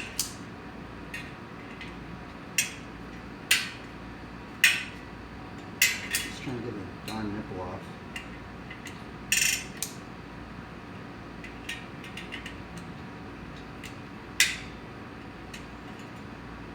The hardest way to probably get it off, but it's stripped, so fortunately I have to vice it.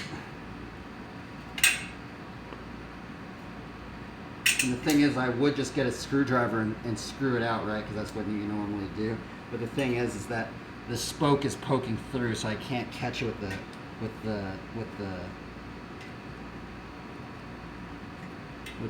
screwdriver. But it's actually working. I'm surprised. It's actually working.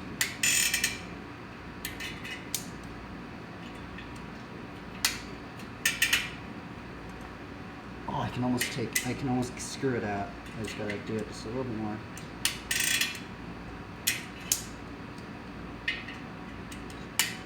I've actually never done this before with the vise anyway. Just thinking it's gonna work. Just takes forever. I guess that's a way. If you strip your nipple of this and you want to salvage the spoke, you don't want to cut it and put a new one. This is a way you can get it off. It just takes a really, really long time.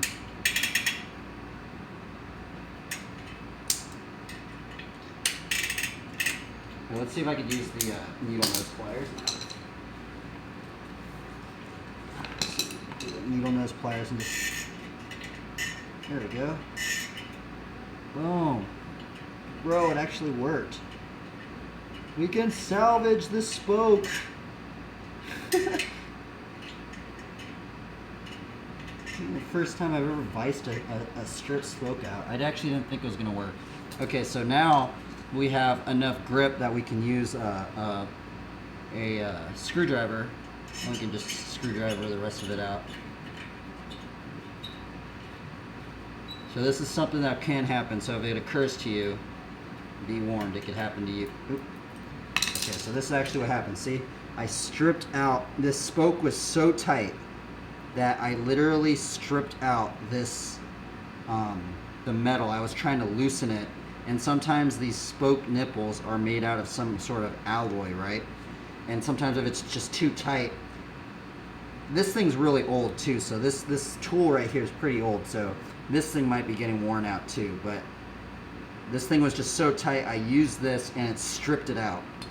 So what you can do, what I did just then, is I just used these vice grips and slowly viced it to where you can get your screwdriver and then screw out the rest of the nipple. And so what we're going to do is we're going to find another one and replace it with it. I'll be right back. I think I have it.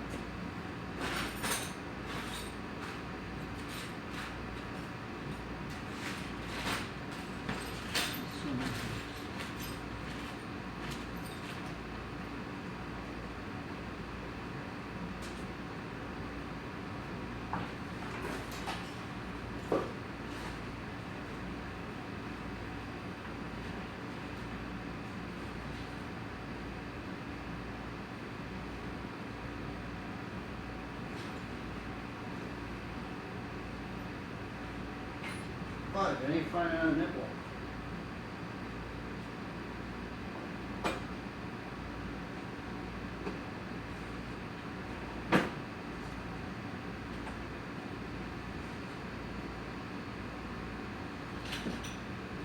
Oh well. Let's just take it out of this room again.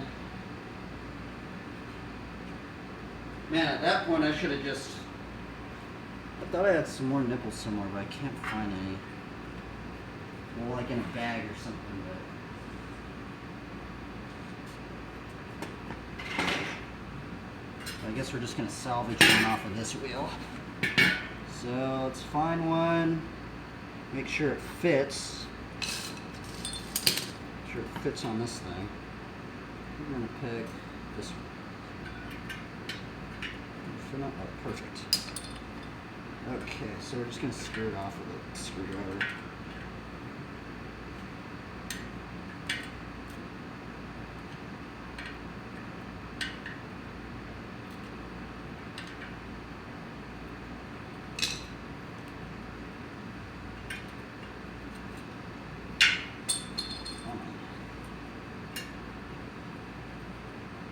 Sweet!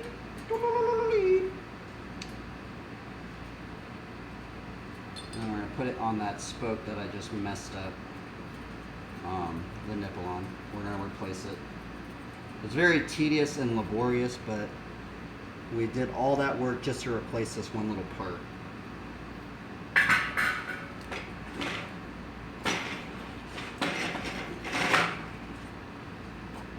Put it on here.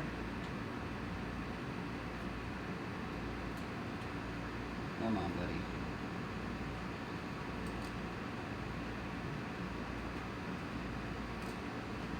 There we go.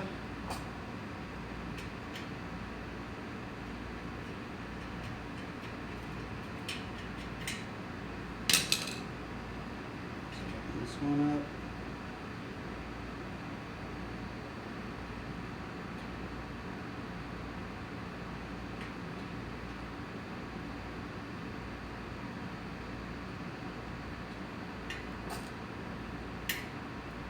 spokes too long, to be honest.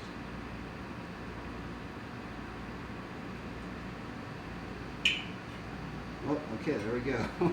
All that work just to replace that darn spoke. No worries. Okay, let's see, where were we at? Okay, we need to figure out how to get this hop out, man. Hop is terrible.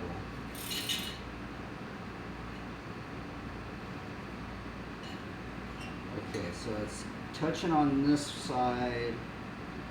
There doesn't seem to, there doesn't appear to be a bend in the rim right here.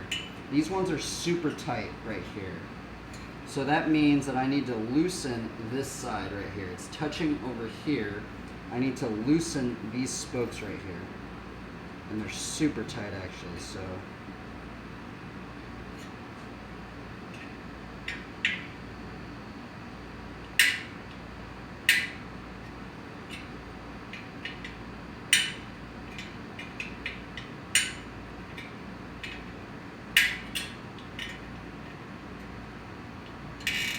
Because if you do batch tighten that other side, it's going to tighten these ones inevitably.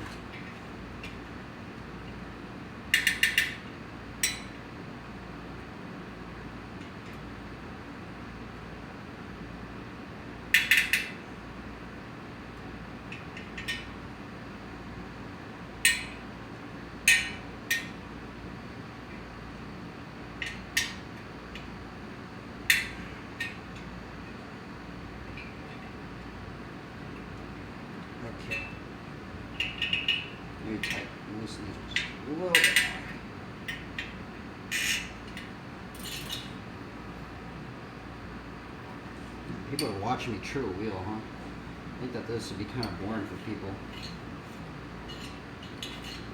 Okay, so it's hitting on this side right here. There does not appear to be a dent right here.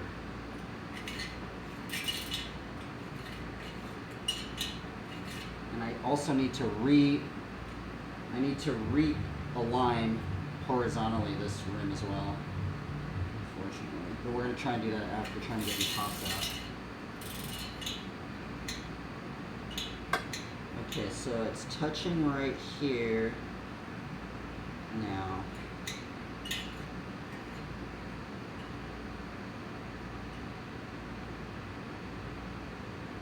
I need to loosen these spokes right up in here.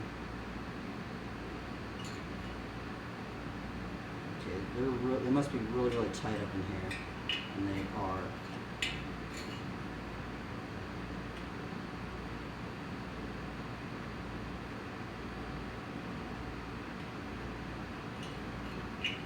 We're going to loosen these ones just a little bit more.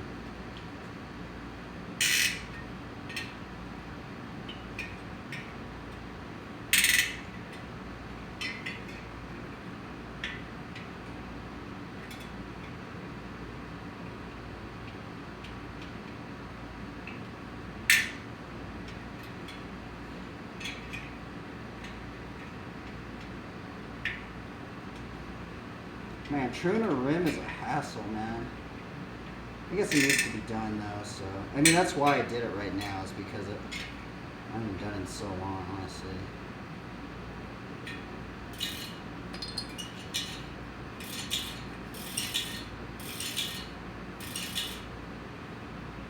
I'm just wondering how much this dent is affecting so many things. See this dent? It put a flat spot in my rim.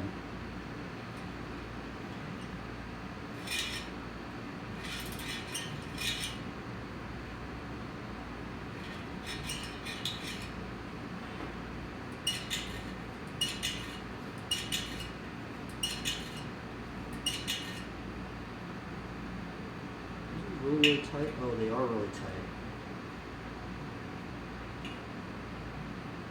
Okay. So sometimes if it's not hitting, you can kind of gauge to see if it's hitting or not hitting, right? And then you can gauge to see if these spokes are too tight, right? So from here to here, these spokes, if this is correct, these spokes are too tight. These 1, 2, 3, 4, 5, 6, 7, these 8 spokes in this batch right here are too tight. If that's correct. And they do, and it is correct because I can feel them. and it's crazy. It's crazy. You can feel the tension on all these spokes, right? So this batch right here, all these spokes are too tight, and you know what it's doing? It's pushing the rim down, right? So what we're going to do is we're going to quarter turn, loosen all these spokes right up in here. These batches right here. Sometimes if you just started doing it, you can use like pieces of tape and then tape which ones so you don't lose track. So we're gonna loosen these by a quarter turn.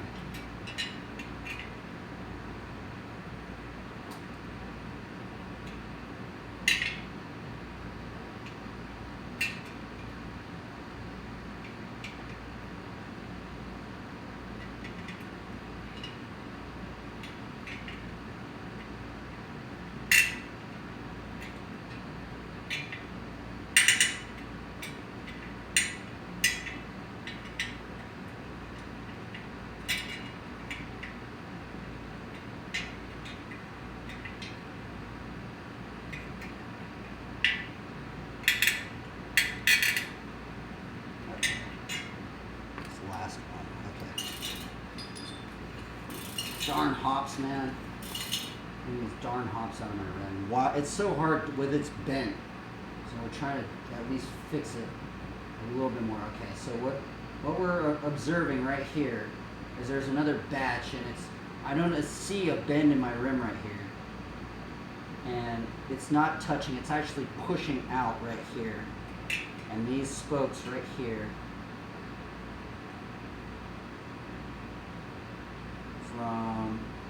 from right here onward to right there, this batch are too tight. Let's loosen it. It probably seems completely ridiculous what I'm doing, right? But this is how you get a hop out of the rim. It's so laborious to get a hop out of a rim. But this is how you do it. And then the thing is that after we get the hop out of the rim, we're going to re-true it. You literally need to re-true the wheel after, or you need to re-true the wheel that way once you get the hop out. So that's the other ridiculous thing you got to do. So, and this is why normally people just take it to the bike shop. Man, that one's super tight. Do that one.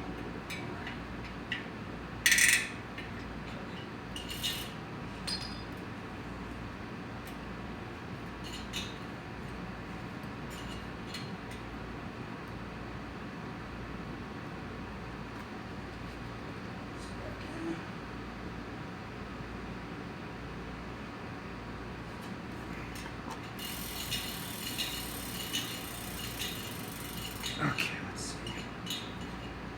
These darn hops, man. This is probably why I haven't been landing some of these tricks.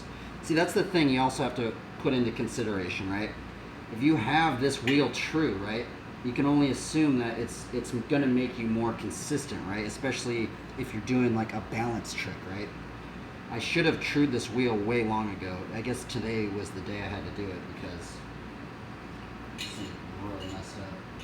But we actually did fix a lot of these hops. These hops are actually, it used to be like, now it's actually starting to even out. But it just takes a really long time to do it. Okay, so it's hitting right here. So it's hitting the rim. It's hitting these things right here. It's hitting this thing right here. So that means that we need to tighten these 3 spokes. And when we tighten these 3 spokes, it's going to put pressure on the rim and it's going to push the rim a little bit more down. But also we have to take into consideration that this is where the bend is in the rim where I bent my rim. So this could just be, you see, this is also what you have to do. So if you bent your rim, you have to look and take into consideration, is that just the flat spot from the bend? And I actually think that's just the flat spot, because I bent this rim down and there's a gnarly bend right here. So there's actually a flat spot right up in here. You can't really tell, you can't really see it, but I can see it. And sometimes you have to take into consideration, is that flat spot just the pinnacle of where it's the apex, of that right there. But I think I'm gonna try it. We're gonna tighten these two or three spokes right up in here. See what happens. Okay, we're gonna tighten these 3 spokes, these 3 ones right here. See what happens.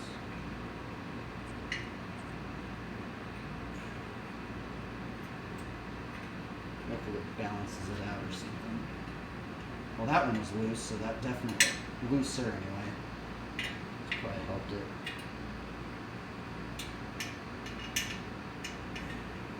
It's kind of weird actually. You can kind of like, you can actually feel the spokes. That's the weird thing. I bet somebody could just true a rim without even looking at that stuff. You could probably just true it just by feeling it out, right? But that would be crazy. But I'm pretty sure you could do that, because that's the thing, is if you start gauging, if you could see that gauge, you can actually feel all the tensions of the spokes, and you kind of like feel it out. Okay, so it's hitting right here. It's hitting on this one, starting with that one. Okay, so these 3 spokes right here need to get tightened, and it's going to push the rim down a little bit more that way. And let's just feel it out. Oh yeah, see, you can feel it, that they're a little loose. So it's very interesting, right? You can kind of like feel where you need to do it.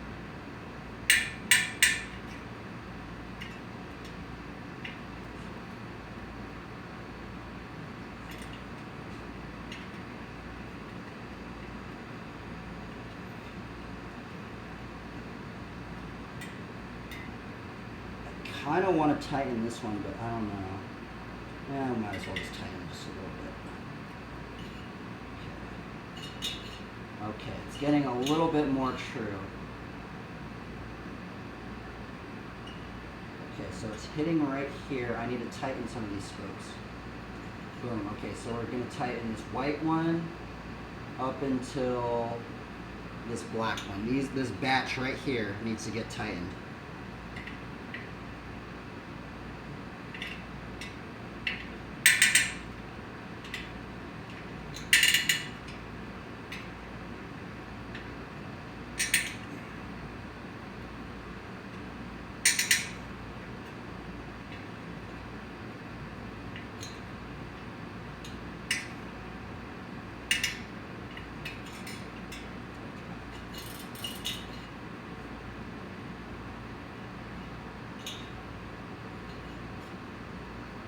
Thing's really messing it up.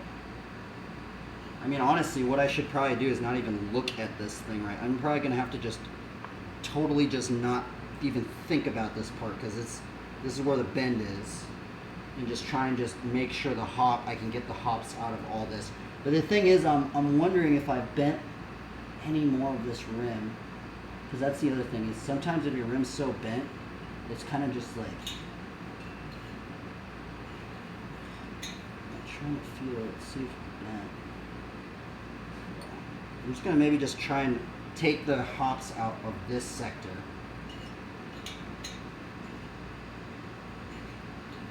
Because that's the pinnacle. I think that's the flat spot right there. Okay, so I could get this one though.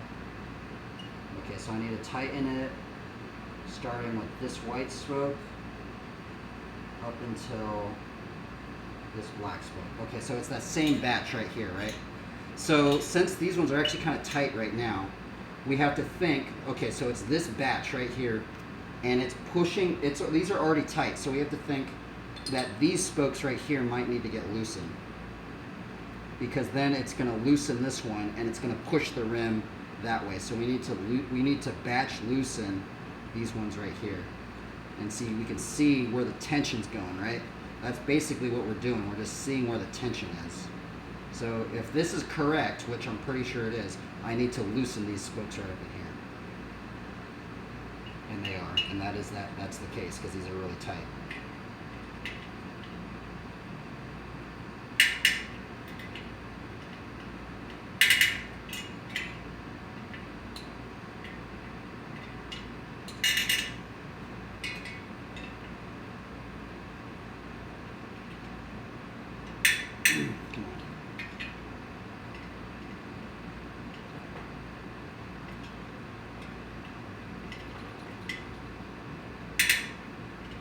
Yeah, I can like literally like almost hear. You can almost hear the rim just like.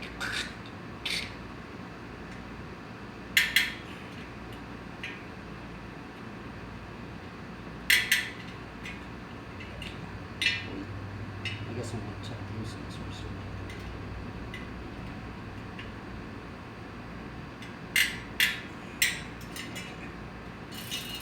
Okay, so we're trying to just not even think about this part because I think I keep messing it up right there, but anyway.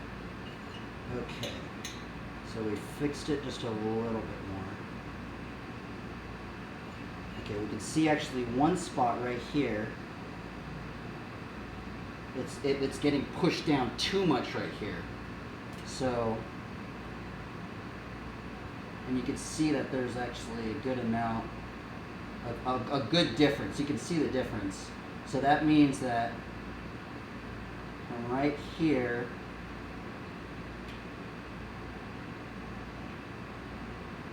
yeah, these ones are too tight. And so that side, and it's very, very tight right there. It's too tight. So let's batch loosen these. Sometimes you need to loosen this one a little bit more if you can kind of feel them out. And this one is way too tight. And that's why it's pushing that rim down. So we're going to batch loosen these ones a little bit more on this side because you can feel the tension.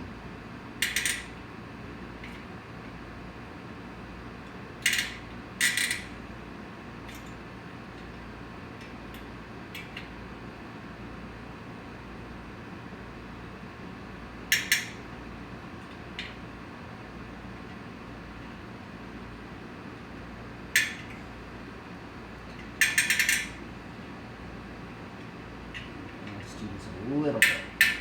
Just a quarter turn. That one is actually loose. I'm going to have to loosen this one, tighten that one a little bit more. And that's the thing, is sometimes you just got to like feel it out, right? Okay, so let's see. And the other thing is sometimes what you have to do too, so after you true your rim, it's good to take the wheel out and then bit, like kind of put pressure on the rim itself so it settles all in. Because these spokes are also, well, these spokes are pretty old, so they're already stretched out. But that new spoke I put in is probably stretching out a little bit, and sometimes that messes things up. So right now we're trying to just get these hops out a little bit more. And we actually fixed it quite a bit. I'm pretty surprised. Okay, so I'm just so, this is just totally messing me up, this bend right here, and I'm like tripped out on it. I'm like trying not to think about that side too much. Okay, so right there. So from this white spoke to the black spoke. These ones right here, we need to tighten them. So we're gonna tighten these 4 spokes right here. And let's just feel, yeah, see they're kind of, actually, I mean, they're still pretty tight. That's the thing. I guess we could try it a bit more. We might have to loosen these ones.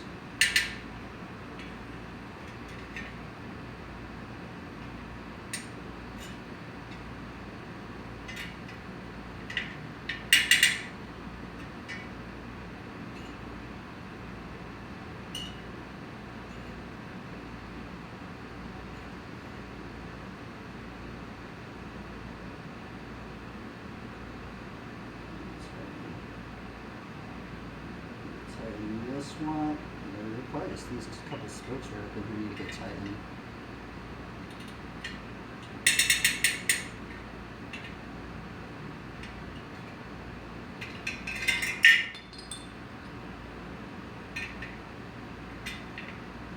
I wonder how long it takes for other people to true around. It'll take some way less time. I wonder if you actually had a legit like truing stand, I wonder how much better it is.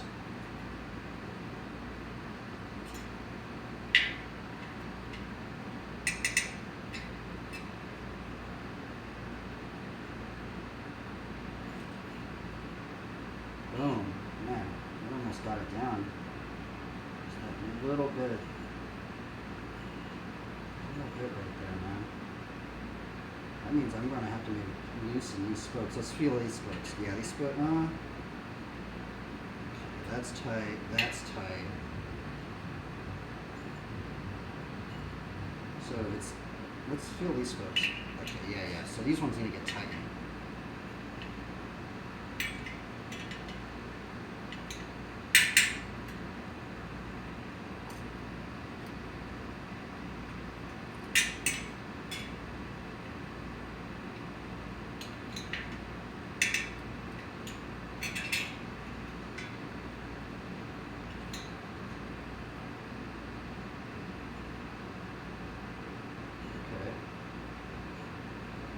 Just a little bit.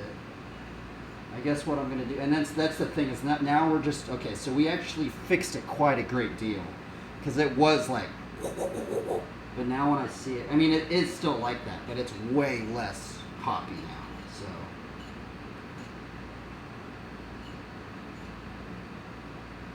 So now what I'm going to do is, now I'm trying to figure, now we're just doing like minute little changes, okay?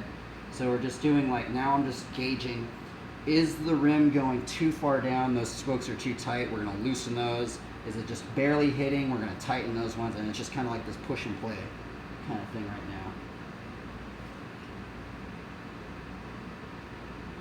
These spokes are too tight up in here. Either one side. This side's too tight.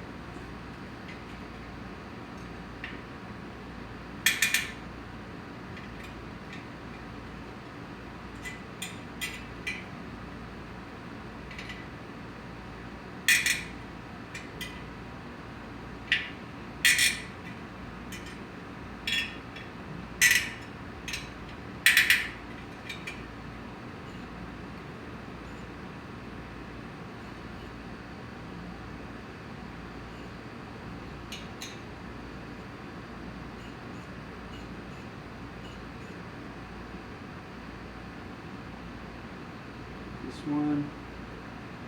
Okay, these 3 spokes. You tighten them.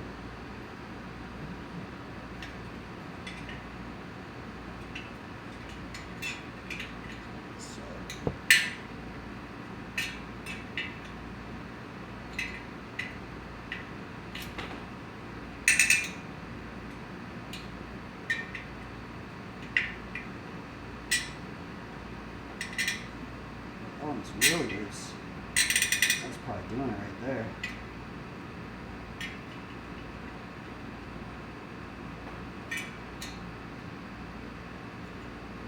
Boom. Man, we're fixing it. Now. It seems like you're not really doing anything, right? But the thing is that all these little things. Oh, wow. What the heck? That's what got my rim. I mean, that's what popped my tire right there. Oh, that's what popped my tire. I have a sharp edge right there. I'm glad I looked. I'm glad I felt that. Let's go file that down. So we just found a sharp edge. This is actually where my spoke broke. I had a nipple break, and the spoke broke through, and actually bent this piece of metal. It's leaving a sharp edge right there. So what we're gonna do is we're gonna file this down.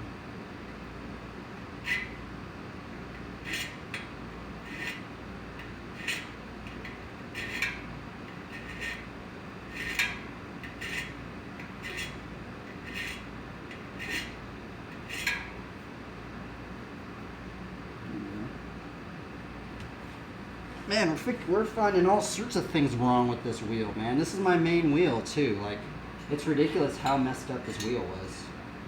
This wheel was really, really, really, really, really messed up, dude. Like, this really needed some, like, tuning up, man.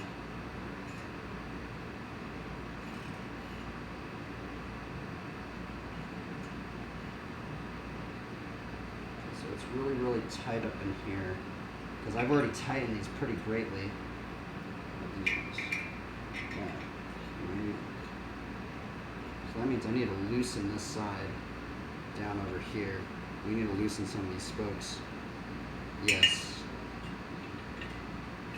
Yep, we need to loosen these ones.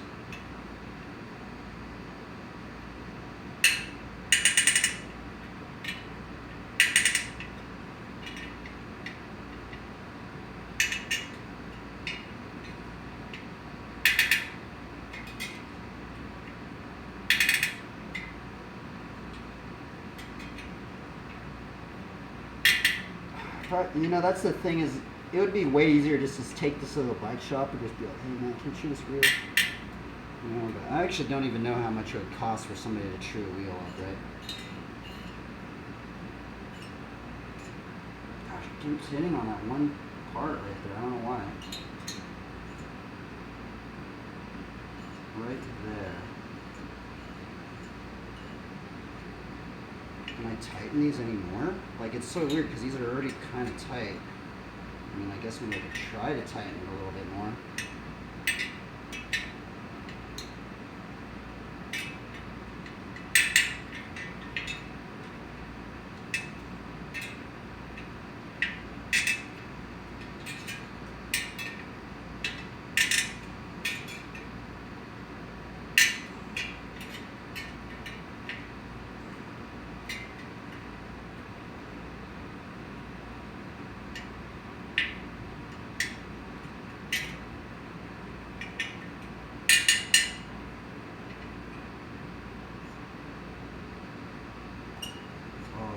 See, it's barely hitting now. See, you know it's working because it was just scraping on that. Now it's barely just almost hitting it. Okay, so that means some of these spokes are a little bit too tight. These ones right up in here, I need to loosen. Yep, these ones are too tight.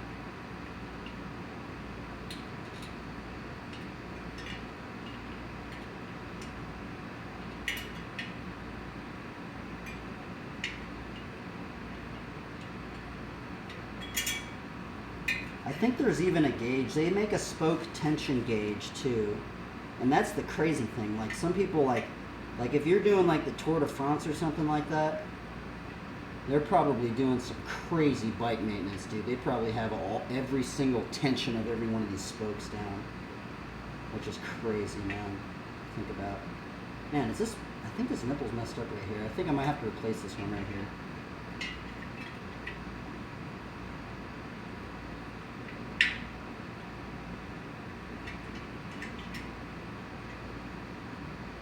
Oh, it is messed up, darn.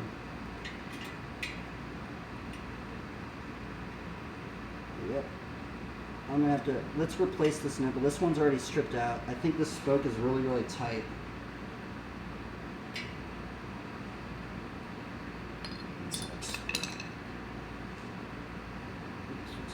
I think this one's been messed up for a while, actually. So we're gonna do the vice grip method. Let me put this tape on the spokes right now. Make sure it is.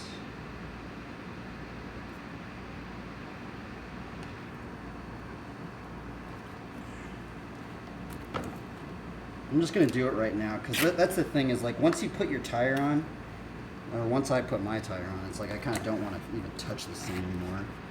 So I'm just doing it all right now. Because that's the thing is you can make adjustments with the tire on, right? It's just it just becomes a hassle. Can't get it minutely fixed. What spoke? Okay, this nipple right here is messed up. I think I over tightened the spoke, which actually makes sense because it was too tight right here. So this spoke right here, this nipple actually got messed up. I can't even loosen it. So we're gonna do the vice grip method, and we're gonna try and take this until I can loosen that thing up. Let's. Yeah. So I have to loosen this one.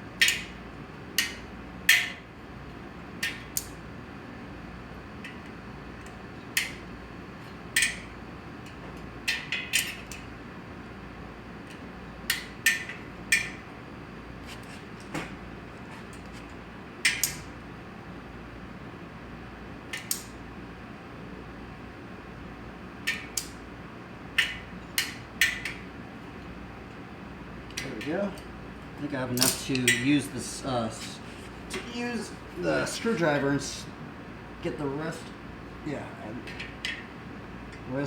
out of this. Come on.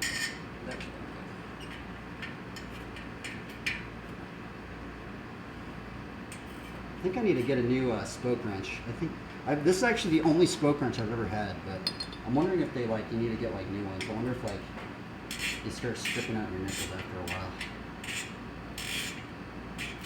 You get your spokes too tight.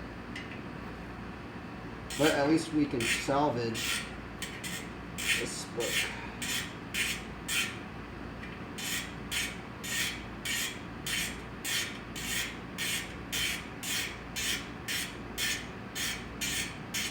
Come on, buddy. There you go.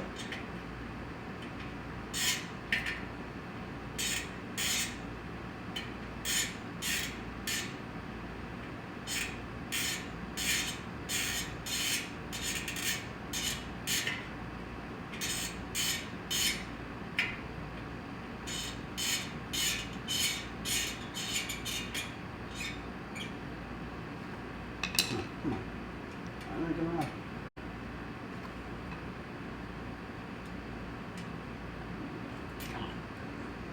So this one got all stripped out. Threads are still good. It's just this outer part's made out of a different metal, and I don't know. I'm wondering if this was just a cheap nipple. So what we're gonna do is we're gonna harvest one of these on this wheel. Let's harvest a salvaged part. Just make sure it fits on here. Let's harvest this one.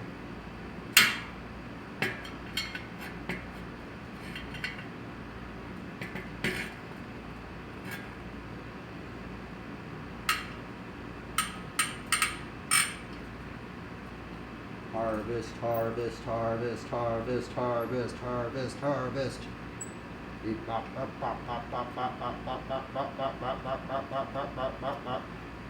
I'm actually wondering, do they get all of the hops out and then they re-true it, or do they get a little bit of the hops out, re-true it, and then do the hops out again?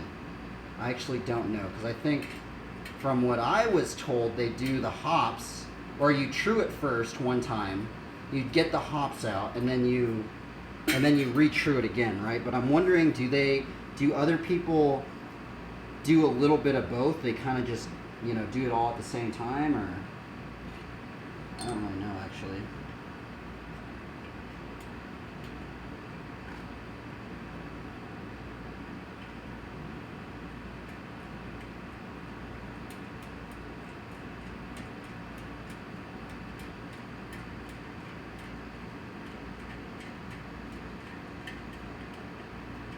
We replaced that one. A lot of these actually, that's the other thing, is a lot of these nipples actually needed to get replaced, and I just didn't do it because I was just lazy.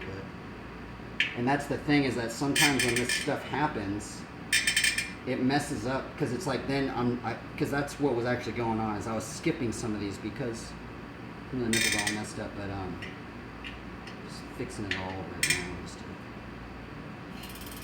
Okay, let's get back to getting this hopped up.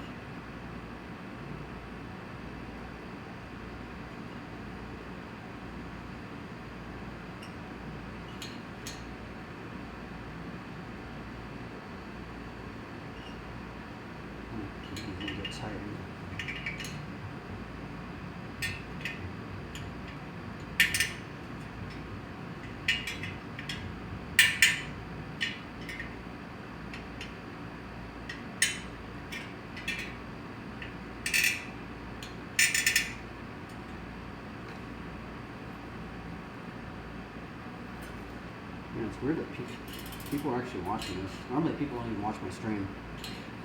These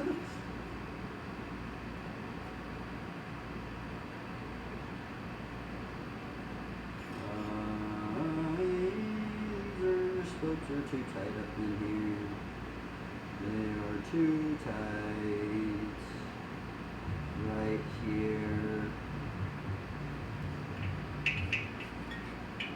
Let's try these ones.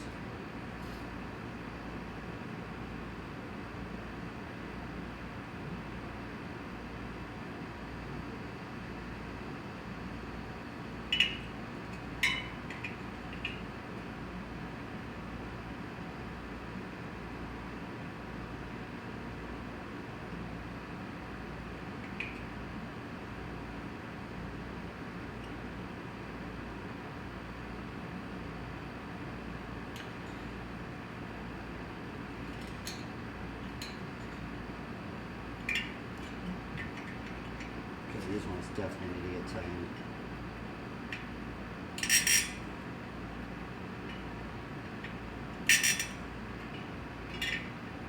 You know what? I should be watching a video on this too, just in case I'm doing this wrong.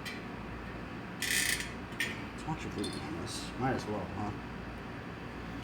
I mean, I'm pretty sure I'm doing it right, but now I'm thinking about it. Am I doing this wrong? How to true a, or maybe there's a better way. How to true a hop out of a wheel.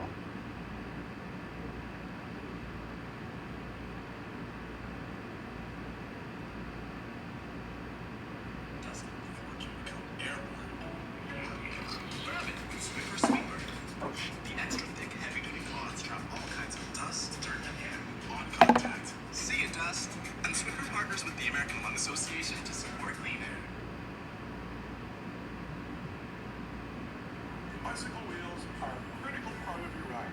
And then that we spin straight, round, important part. There we go, we can watch it together.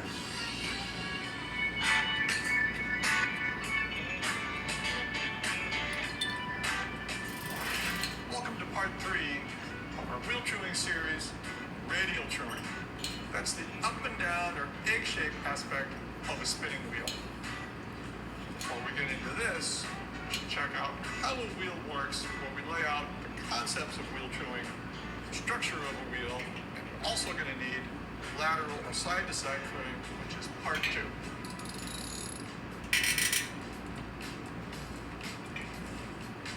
The wheel of the bicycle is a hoop with a set of spokes that connect it to a hub. Spokes are pulling on the rim from both the right and left side. Wheel chewing is the process of using the spoke wrench to change the spoke tension to improve the runout or spinning straightness and roundness of the wheel. It is this tightening and loosening of spokes that we will use to manipulate spoke tension and true our wheels.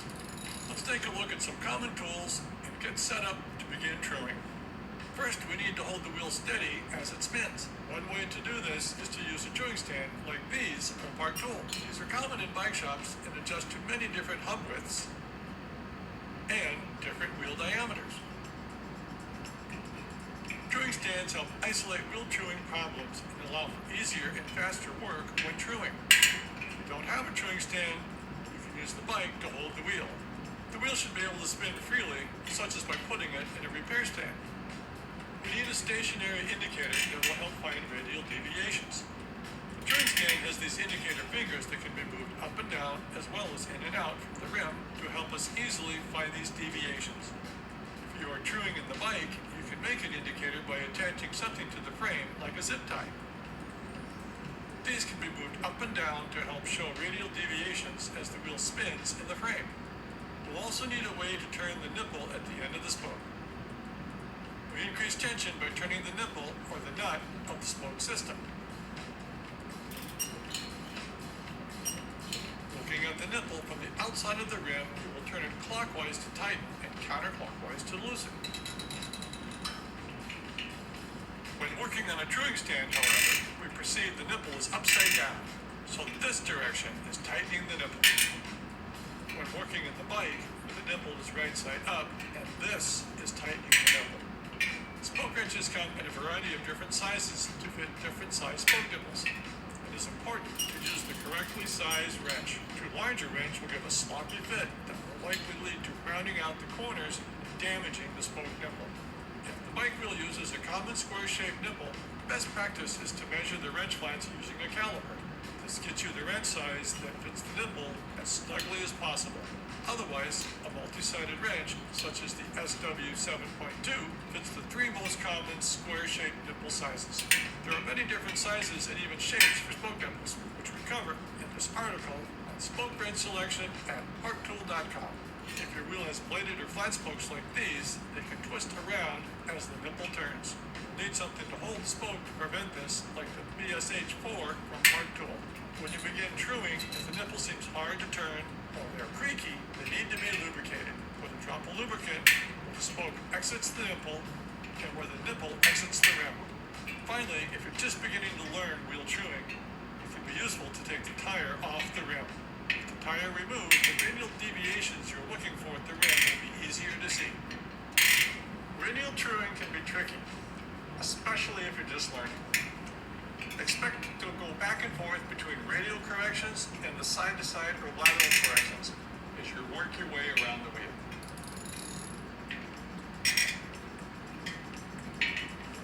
Let's define the two basic radial deviations we're looking to correct. As the wheel spins, there is a radial deviation where a section of the rim seems to move inward or toward the hub. We call this a low spot. All right, low spot.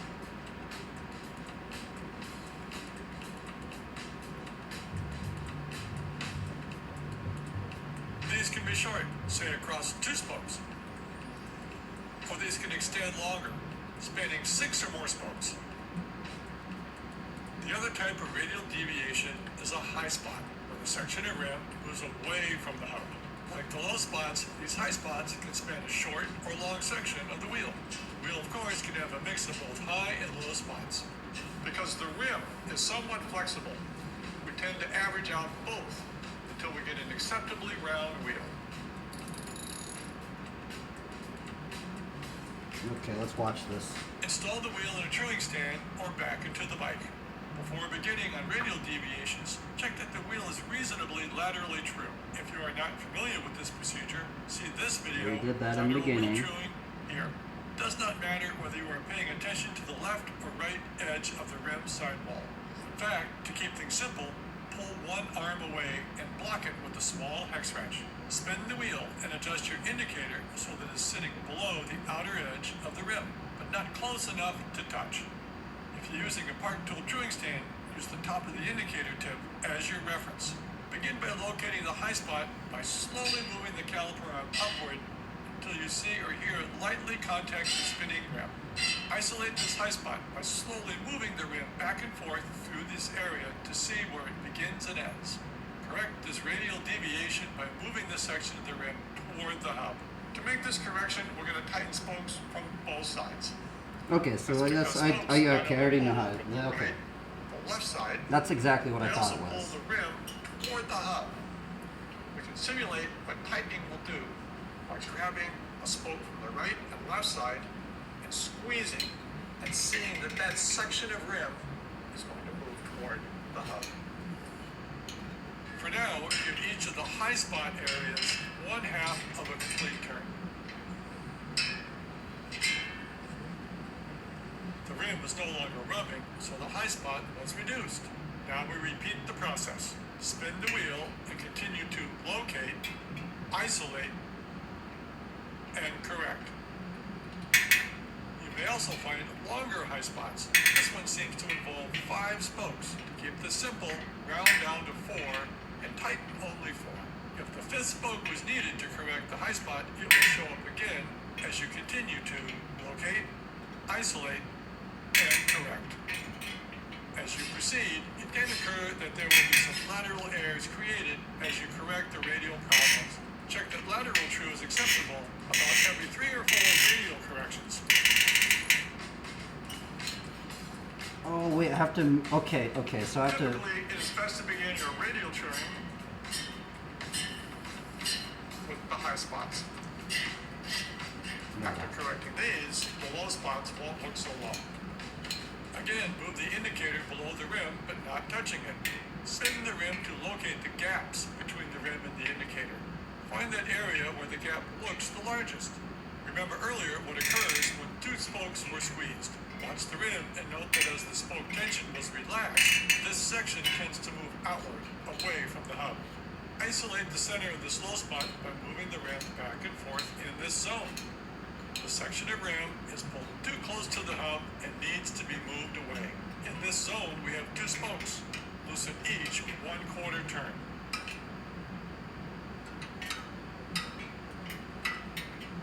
Move the rim back and forth through the low area to see if there is less of a radial problem.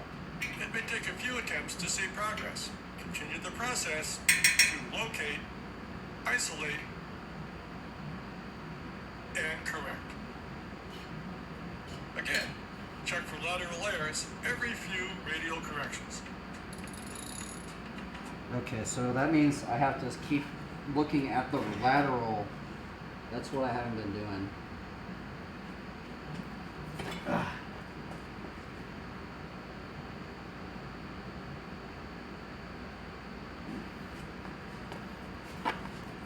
So I guess he just does it all at the same time.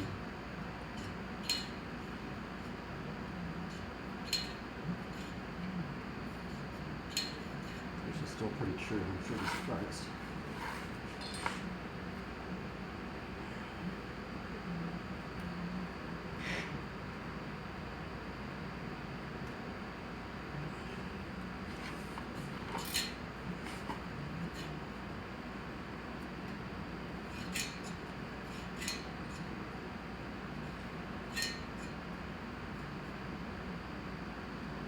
Two tight ones.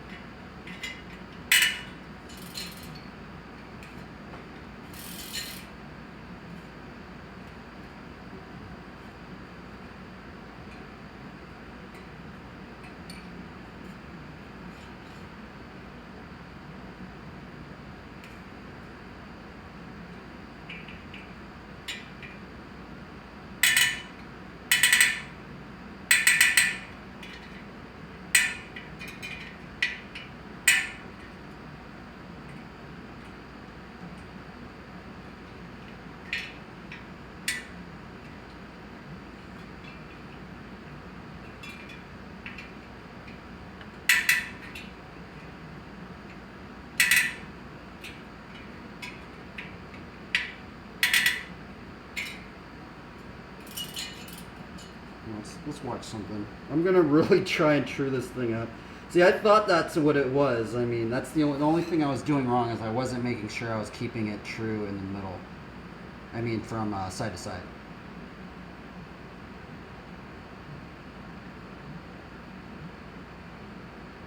Watch some rock climbing.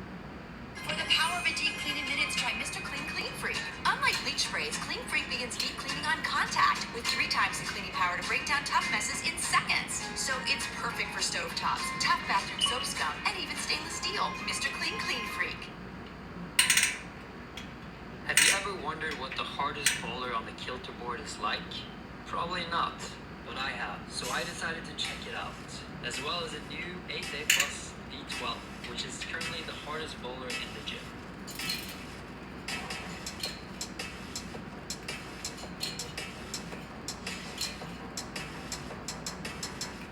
Okay, so I've looked for the hardest grade on the kilter board, and so far I've found 3 8B pluses. Out of those 3, I think bibliography looks the best. I've never tried this before, and I'm guessing that it's super. Like, I've never even tried 8B on a kilter board before, and this is 8B plus. Only 1 ascent, and that's Alexander Megos while he was training for bibliography the runes. So he probably set this. This is probably like specific to that style. At least you have good start holes, 2 big jugs. Then, so the blue holes you can hold, the yellow are only for the feet, green is a start hold, and purple is a top hold. So I guess you have to reach all the way from here to this thing, and this is a terrible hold. Then maybe intermediate here, and then just jump out this pinch, and mashing this pinch is very hard. I guess you have to even flip it like that and go like that. Take this, and then all out, double dyno to the last 2 holes. Like when I touch the holes now, I don't even understand how this is possible. But that's the point of this session, to just try really hard. Because I never really try anything this hard. The hardest thing I've tried on the kilter board is 8 plus. I've never even tried 8B. I'm actually surprised. When I looked it up, I thought there would be some 8Cs and 8C pluses. Maybe there are, but I couldn't find any in the app. So this is the hardest.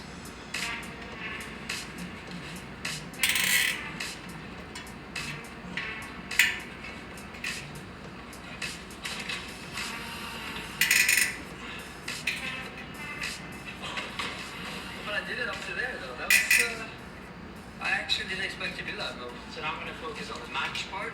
Look at that last move. You have those 2 holes, and then you just kind of dyno from those 2, which is a very awkward position, and up to the jugs. That for me is seems like the hardest moves. But we'll see. Oh, that's hard. Oh. Damn, it's hard. It's like I was so optimistic when I could do the first two moves. This is just like incredibly hard. Is that even... I don't understand how that's humanly possible. Like, I wish there was a video of it or something. If there is a video of this, please send it to me. I really want to watch how this is done.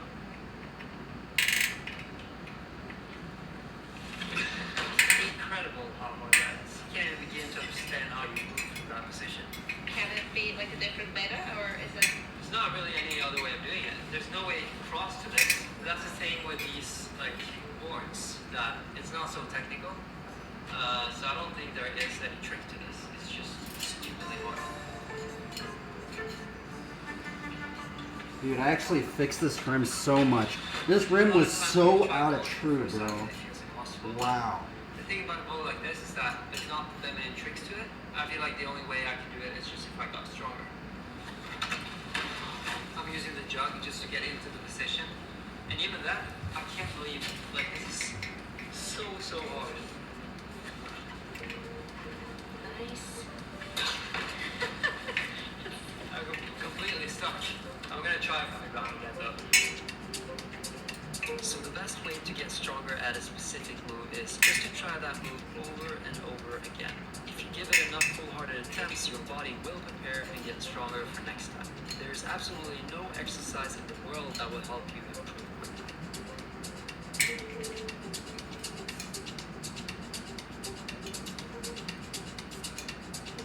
This is the other one. This one is super hard. That's a name. It's super hard. B14 as well. Somehow, like, it looks a lot more straightforward, but it looks so hard as well. So out of the two, I actually prefer the other one. So this one has two ascents. I'm going to switch back to bibliography though. And I'm going to try a little bit more.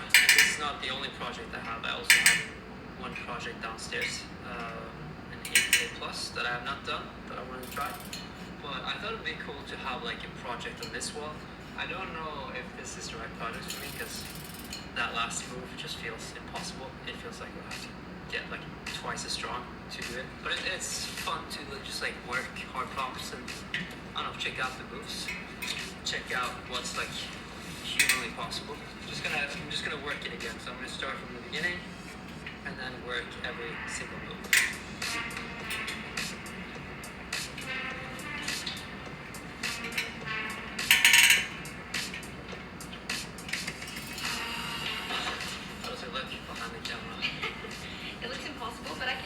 That your boulder shape is good. Which is why it's like extra humbling, you know? When you feel strong and you feel like you have no chance at something.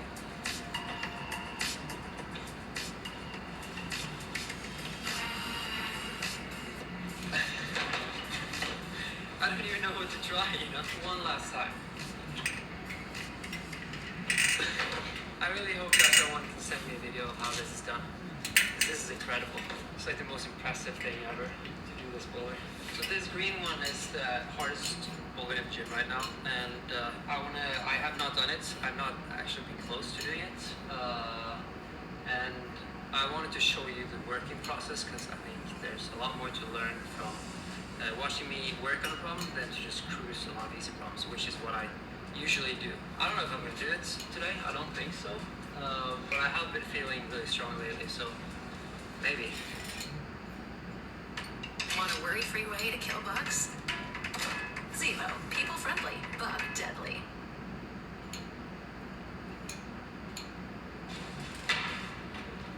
Why is it still just high up in here? I don't understand.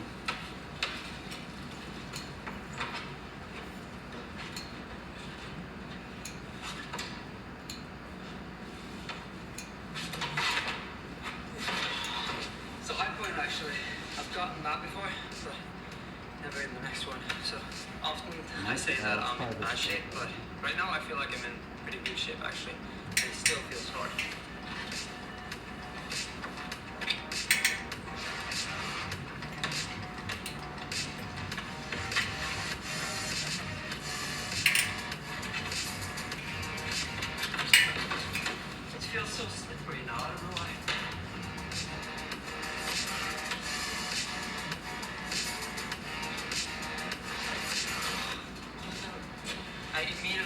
like I grabbed it and then it kind of almost slipped.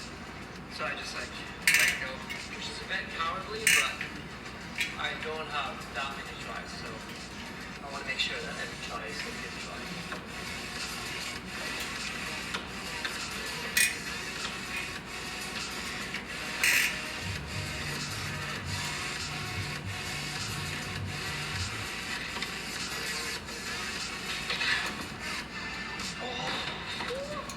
That is hard though. I don't know if I can do it that way. I need to keep my feet on somehow. I don't know if you saw it, but I used the bolt hole on the bench or the layback thing, which is kind of ugly, but it's allowed, and I need all the help I can get on that move. And my skin right now, it feels very like it's almost like glass. You know, it's like too dry, so I feel like I'm just dry firing off everything, and that's because I've had a couple of rest days now. So I feel like I just have to like start climbing a little bit, and then it's gonna get a little bit thinner, and there's gonna be a little bit of moist, because you want a little bit of moist. If it's too dry, everything is gonna feel like glass.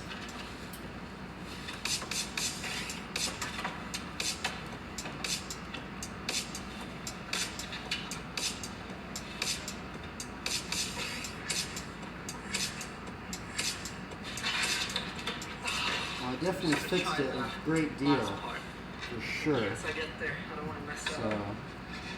I mean, I don't know how much.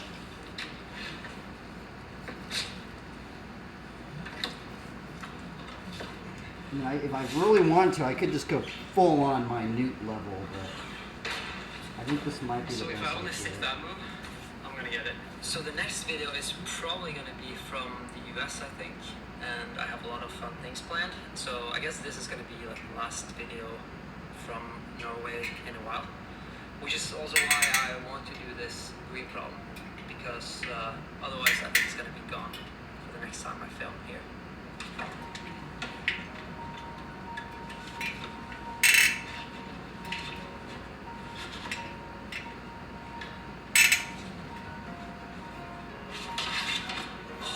It's kind of ironic that when I say that I feel super strong, I don't do anything. I haven't done a single bowler today, but I'm trying really hard bowler, so I think it's better for me to try really hard and not succeed than to do every bowler.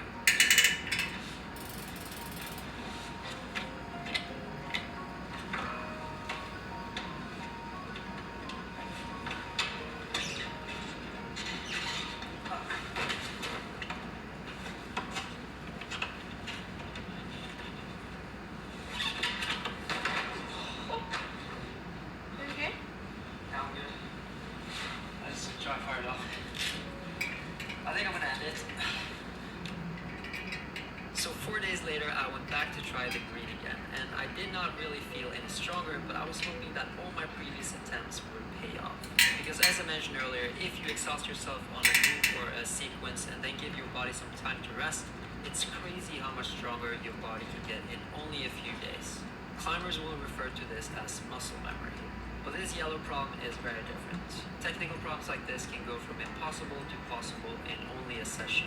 And I gotta say, even though it's only rated 70+, it's one of the hardest slabs I've tried in a long time. I tried a lot of different methods, but this sequence was the only way for me to do this. A really cool problem. These types of bowlers feel more like a choreography or a trick on a skateboard, where it's more about figuring out how they're done, and it helps having done a lot of similar bowlers. I think for me, as cheesy as this might sound, it's less about thinking and more about feeling. I usually don't think much when I climb. It's more just intuition.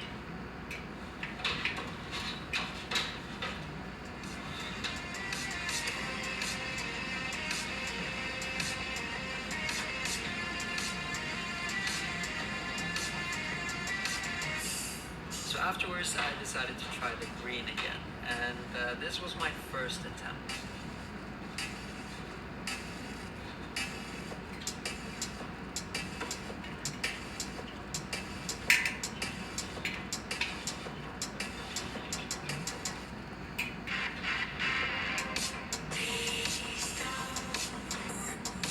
Well, I think this is probably the truest I'm going to be able to get this rim. Today way, it felt like a different with move. these But bumps after on it, watching with the these. footage, I wasn't happy with how my heel looked like it was touching the paint hold. So I decided to try it again.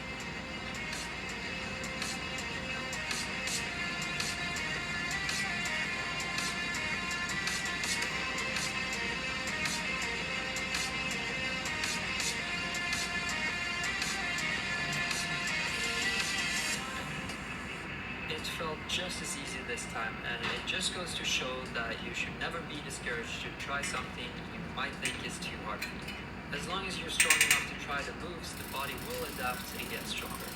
Or injured, which is why you should also listen to your body, because often your body will try to warn you before something bad happens. And that was it for this video. Thank you guys so much for watching. See you next time.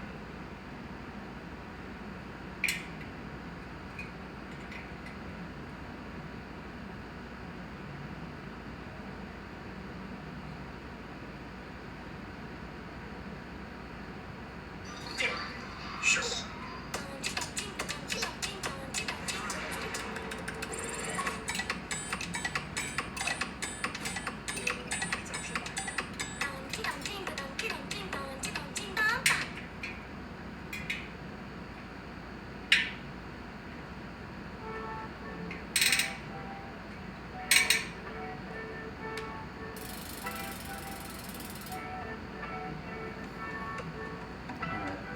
I think we're done. Man, that took a long time.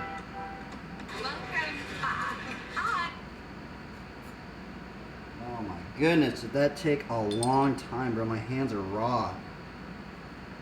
I think that, I mean, it's not completely perfect, but it's way, way better than it was. It's probably the closest I'm gonna get it. It's just weird because some of the up and down one, I have so many spots that are just like bent, right? So I think, but overall, I mean, that's way better than it was.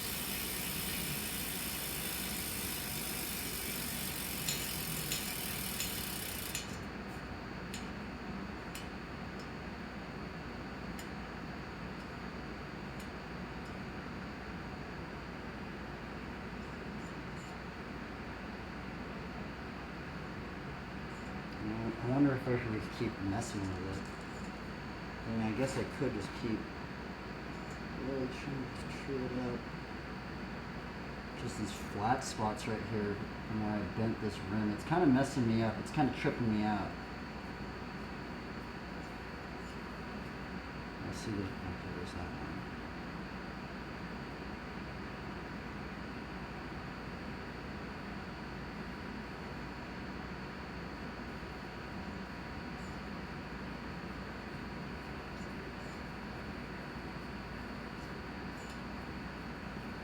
Let's ride. Let's get it all going now. Oh, that took way too long.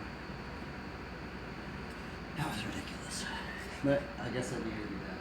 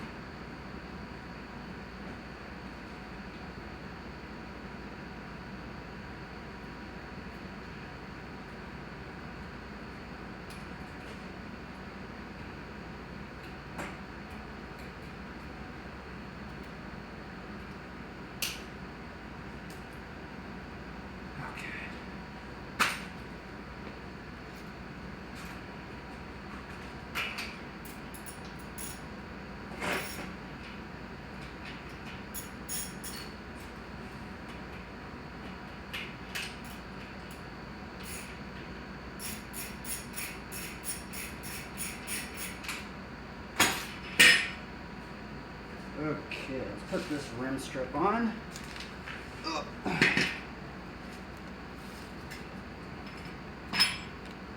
Maybe I should be doing this with my front wheel too.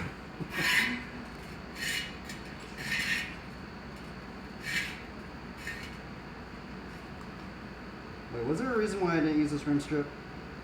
Hopefully there wasn't. This rim strip's not messed up. I don't think it is.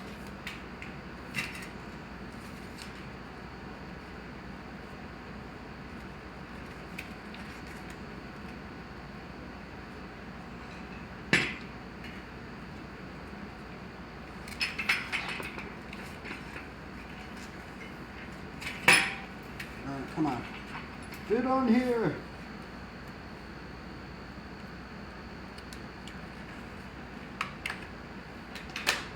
Boom.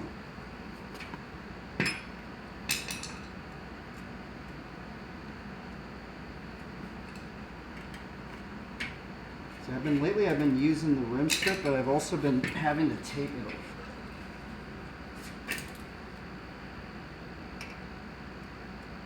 Since it doesn't want to stay in the middle.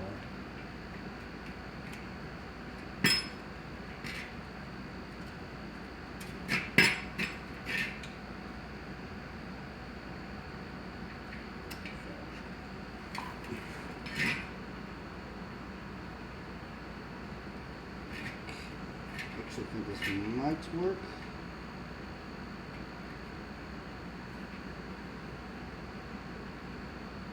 Now let's put some tape just in case. And put one layer of tape just in case.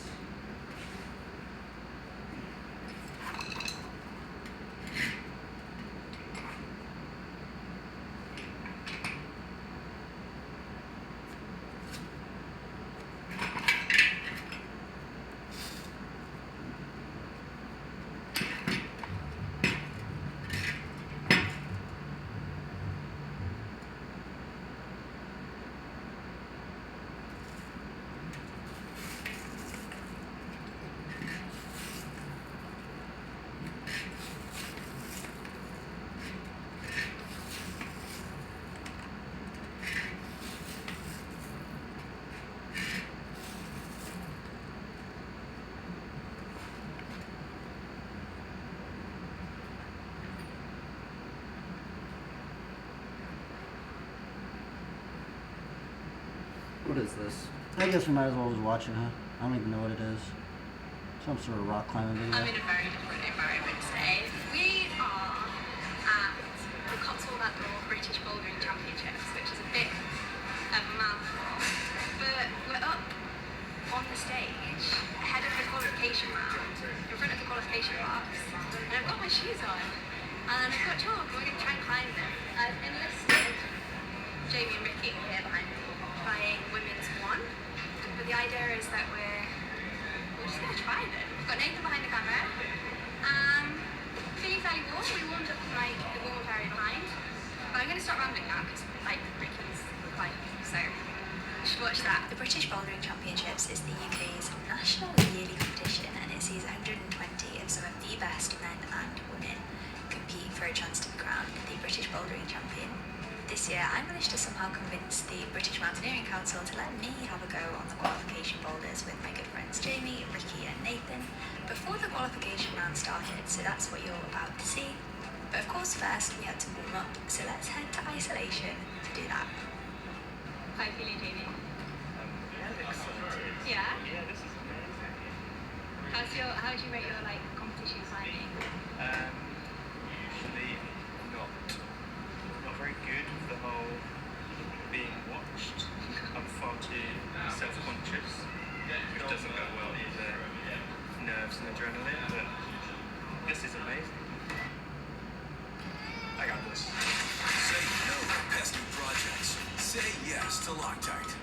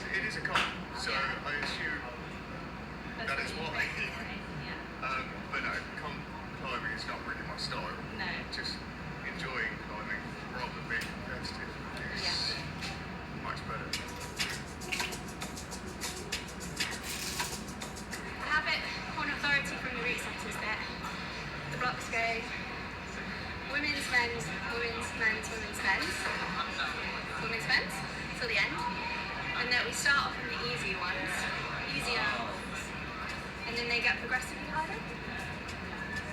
Go beast mode.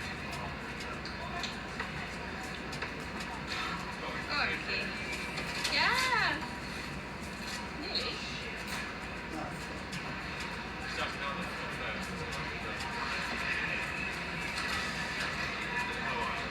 Yeah, stand up as you go. Start with the other foot first, that's it. And then really throw yourself up.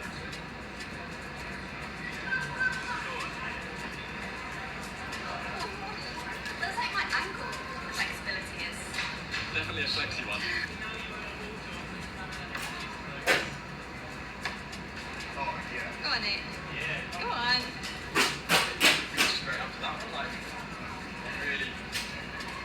You're a lot more on top of it.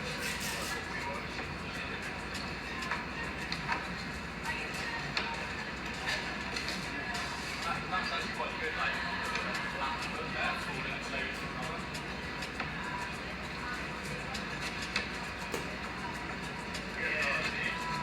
Yeah.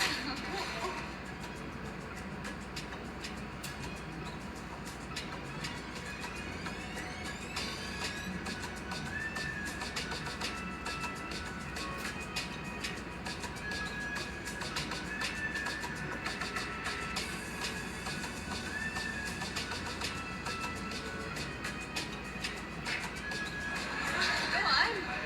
Your face is just like, I don't know. Give it some. Yeah. Yeah. Oh. I think that has got chalk on it, that little. Yeah, nice, Jimmy. Go on, go on. Oh.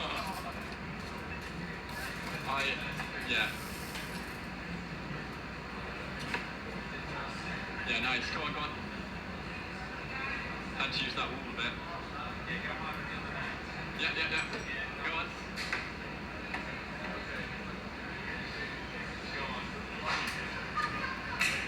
Go on. Use that flexi. It'd be good if I'd warmed up, I think. That's the least difference. Yeah. Go on then, Jamie. Not a beater to read on this one.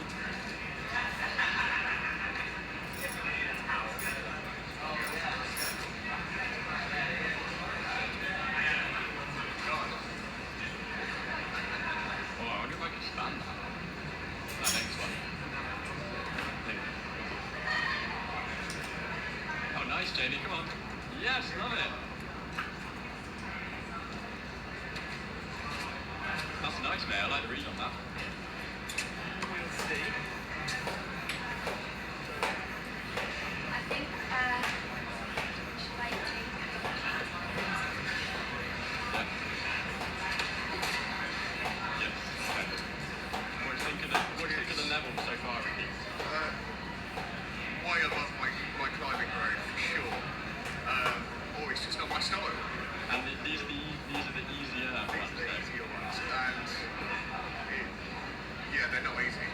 They're not quite as aggressive as I thought.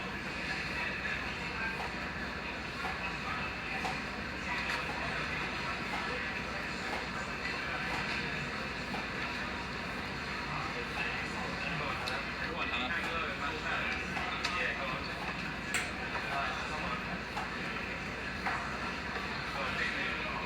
Go on.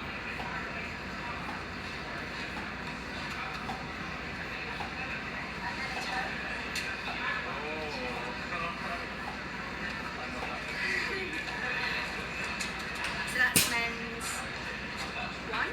So like the easier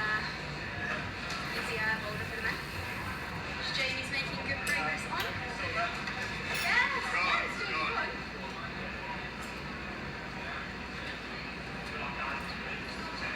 Go on. Yeah. Go on.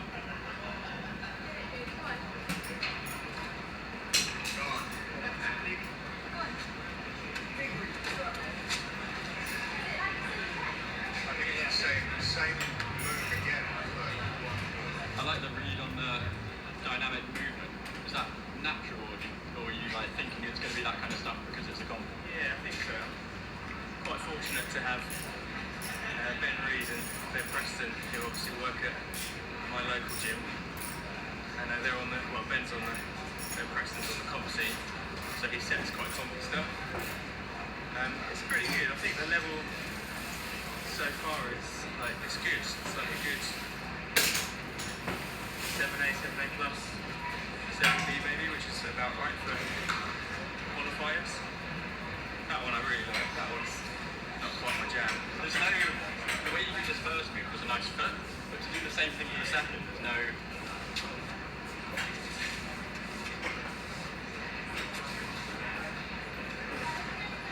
Oh, feels so much better.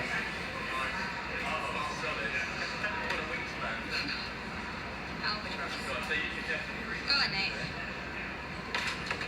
Go on. Yes, Nate, come on. Get it.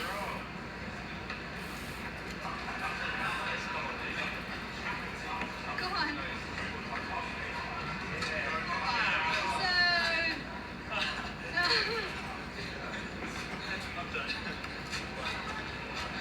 Okay.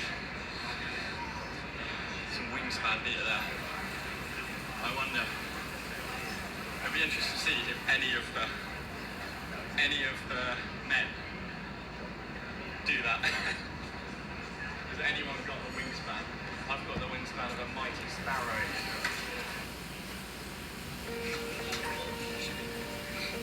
Comfort. It all starts with snuggle.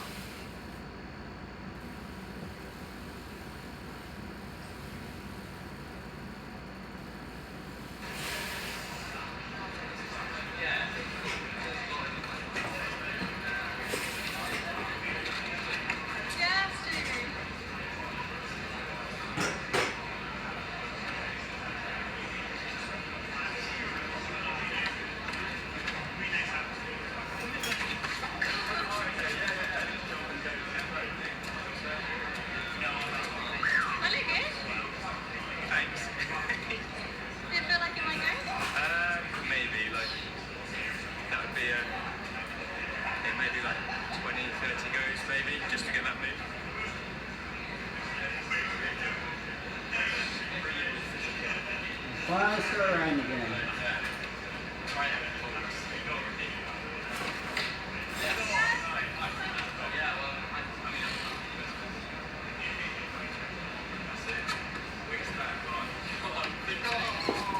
I feel like a proper compliment.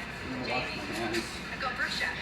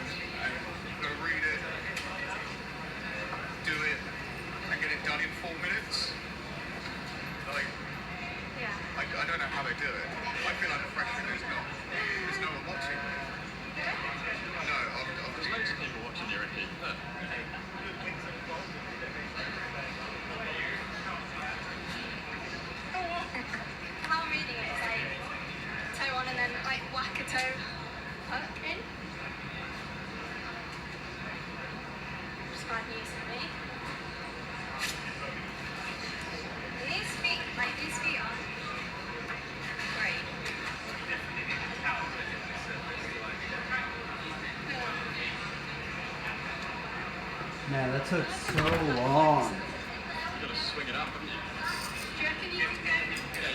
Yeah, toe and then touch.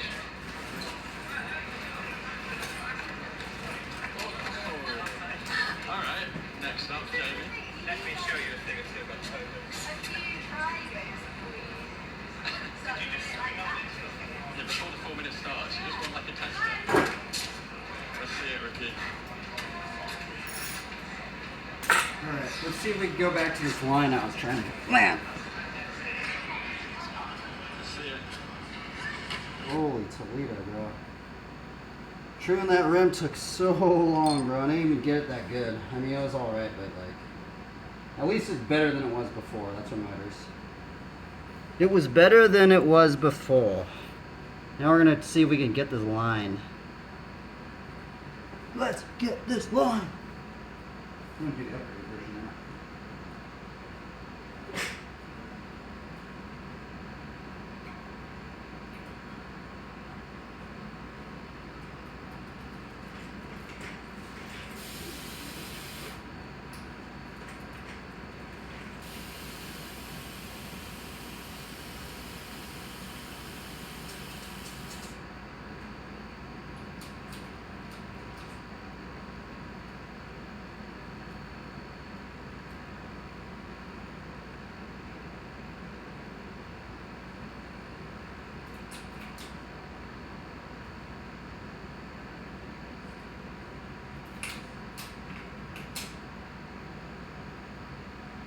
Alright.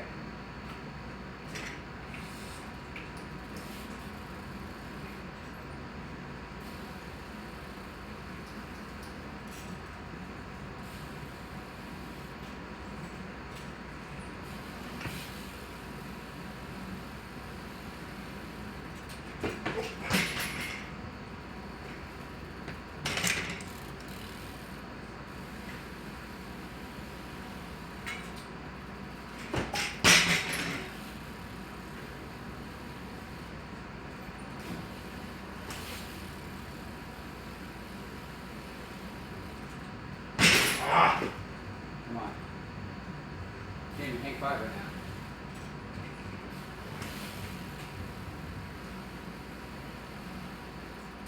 Are you kidding me, bro?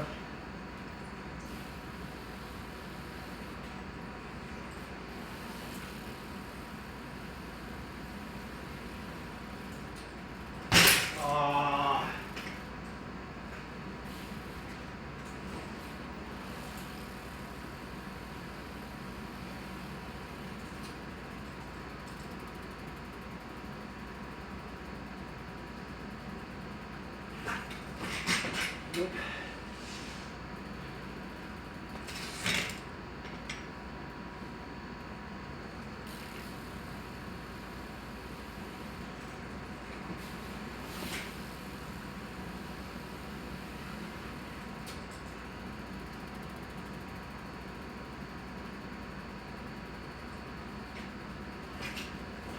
Right.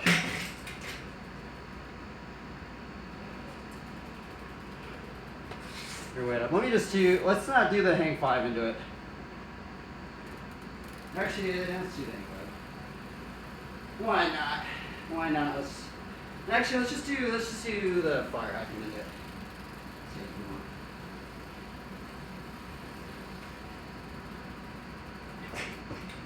Oh, man. What's wrong with me?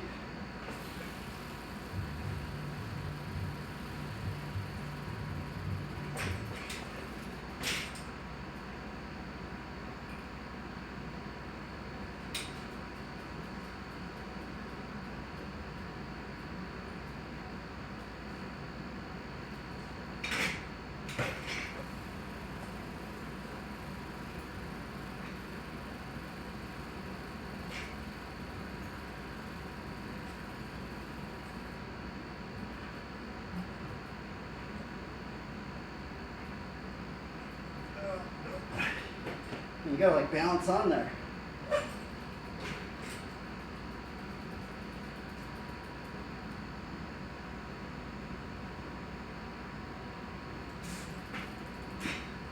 Let's see if we can do it from hang 5, I guess.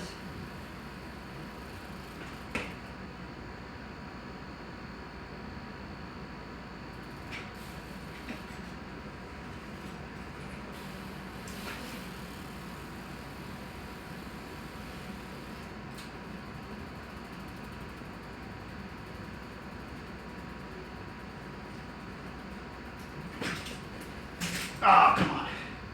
That's so close.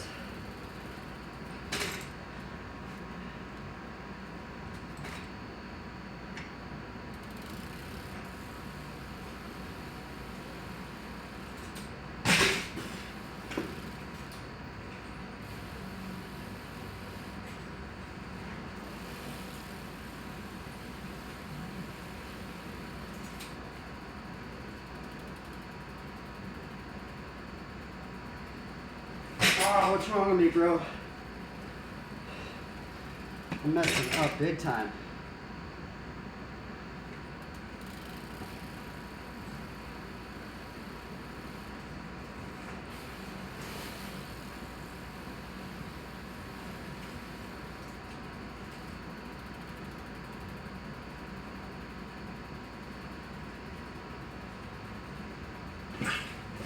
Oh my goodness, bro. This is brutal. Should I even do the hang 5 into it? I don't even know if I should do that.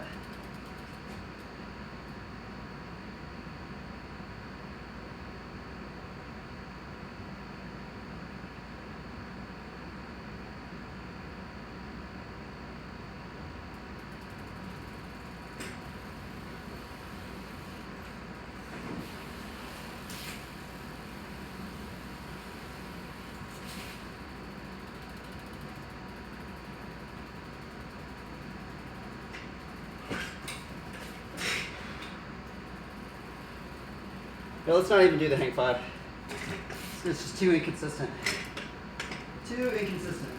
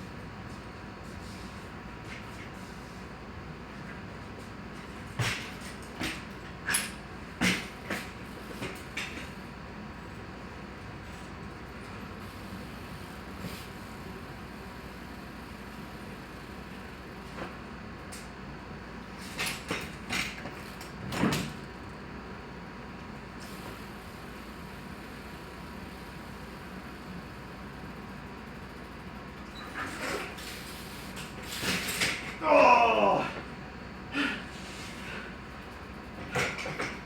I landed it.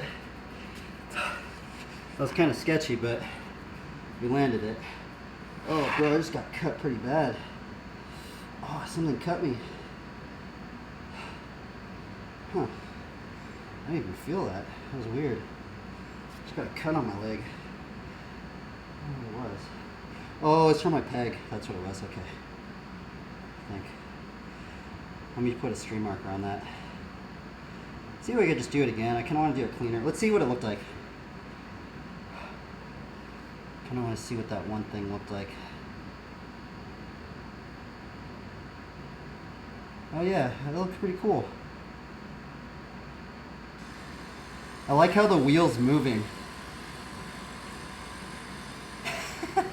It's cool that the wheel's moving. Ooh, I got a pretty good little gash.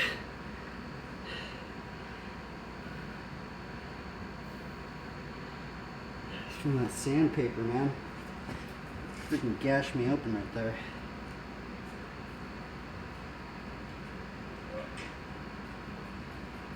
Let's do a triple fire hydrant. I haven't even done a triple fire hydrant attempt today.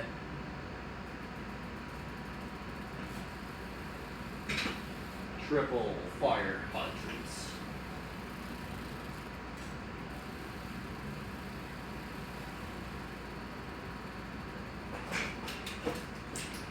Ooh.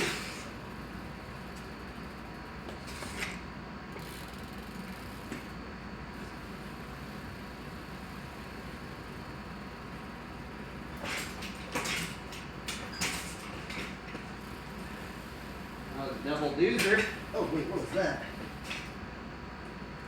Oh, my wheel just shifted.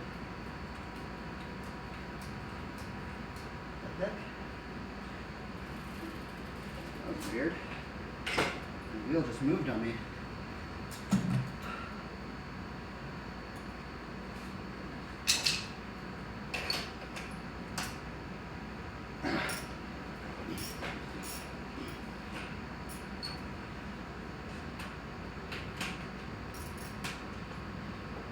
Oh, I didn't tighten that one down that much.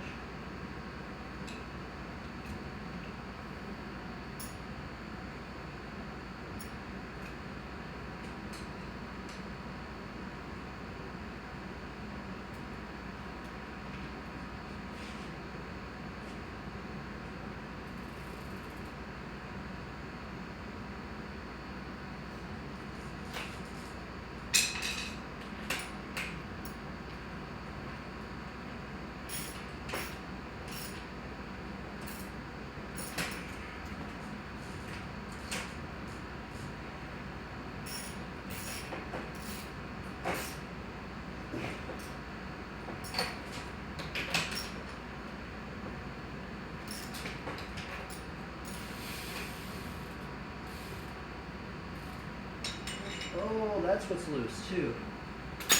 I'm wondering, what does all these things that are loose look like?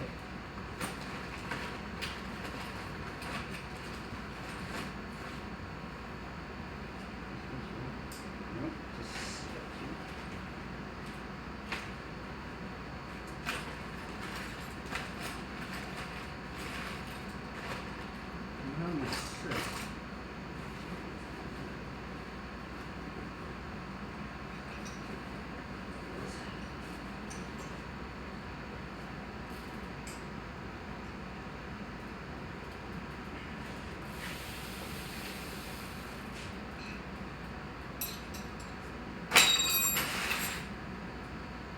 what was I doing? I just forgot what I was doing.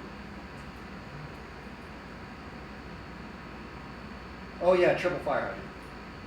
Let's do a stick beam instead.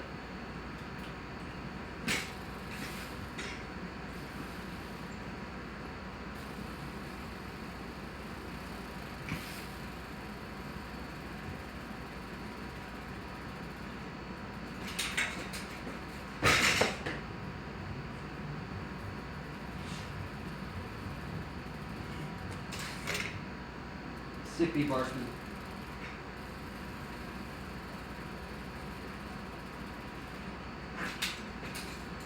Oh. My wheel's like doesn't flex anymore. It's like super tight. I can tell. It's like I'm not even used to it. It's weird.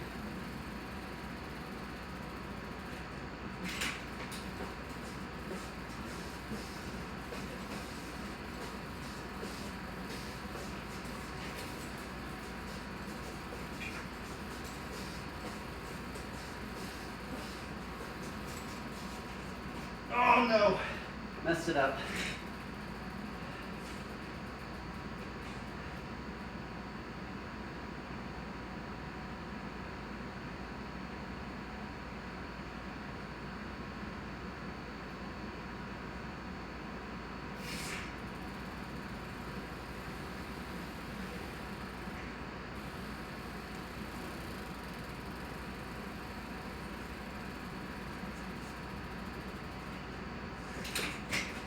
Ow!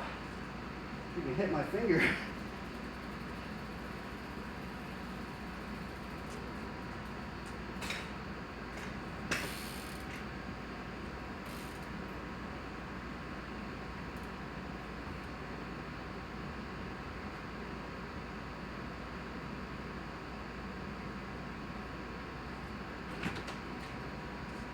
A little bit. A little bit.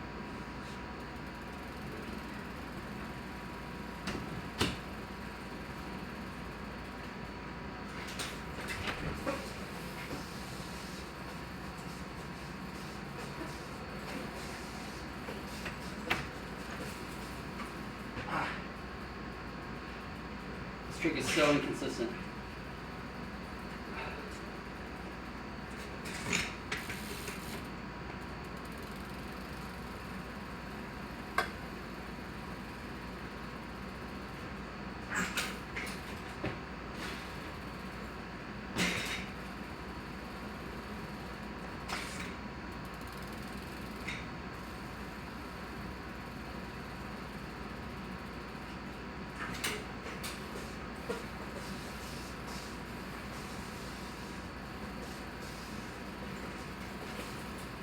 come on, man. Fudge. You gotta get it just right. You gotta get that right little angle on it, man.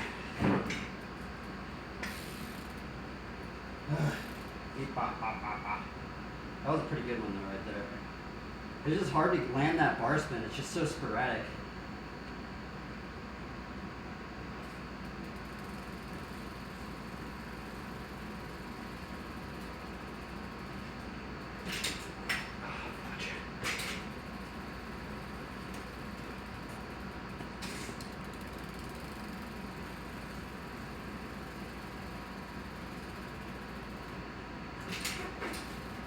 Oh no!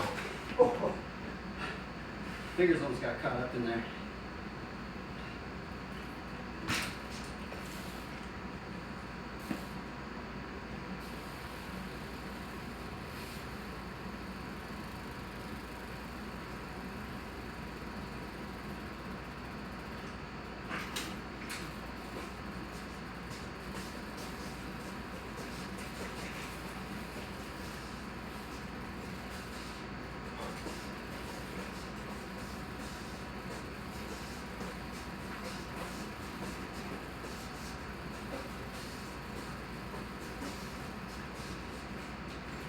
Ah, fudge. That was so close. Bro, I went into a freaking dump truck. That was crazy, bro.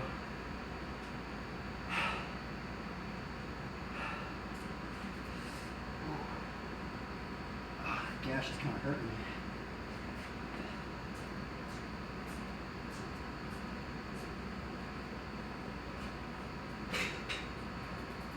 Let's go to triple fire hydrant. That trick's so frustrating to land.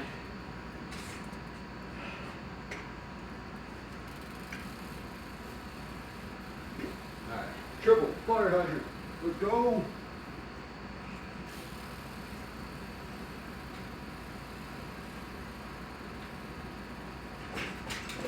Oh, come on.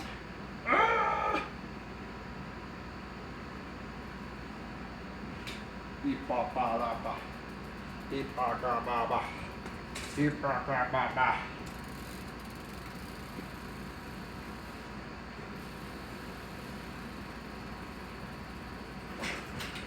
Oh, come on, please. What's wrong with me? Why is this trick so difficult? Why can I not do it?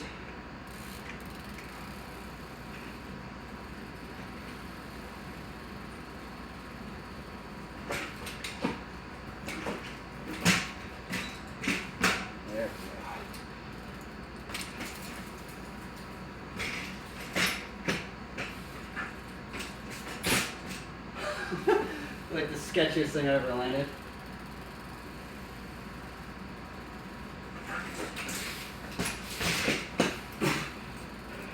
That was literally the sketchiest thing I've ever landed before.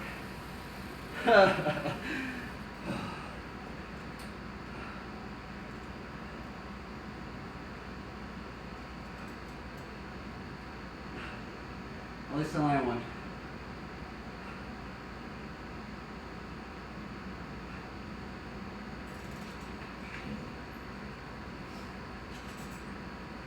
See if we clean it up. Let's clean it up here, man.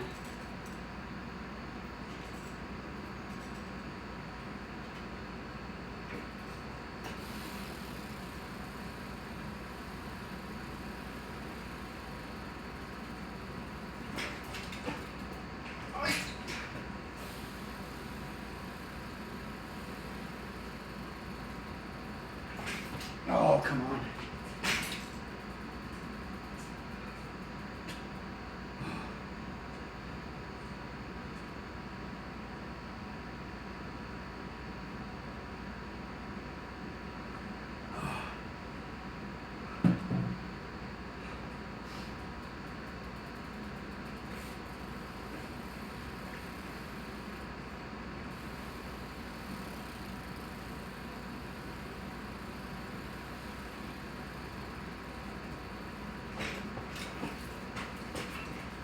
That was a double. We need the triple, bro. Triples, like Logan Martin.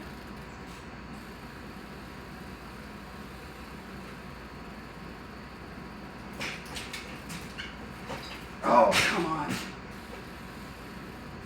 Man, getting that triple one is, you gotta get that right one, man. Fudge.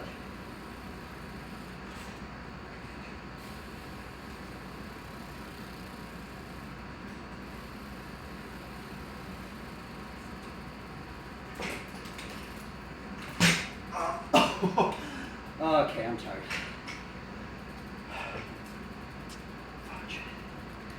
Well, come on, it's something. This thing's like really getting at me. I really don't get infected. That's 12 minutes. 38.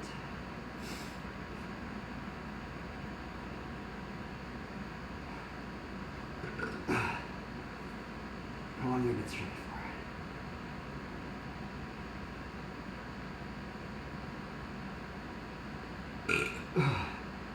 Blah blah blah blah.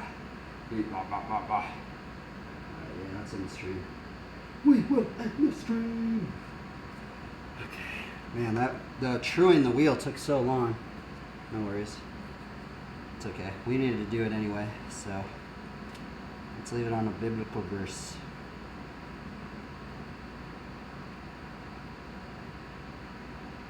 It is the glory of God to conceal things, but the glory of kings is to search it out.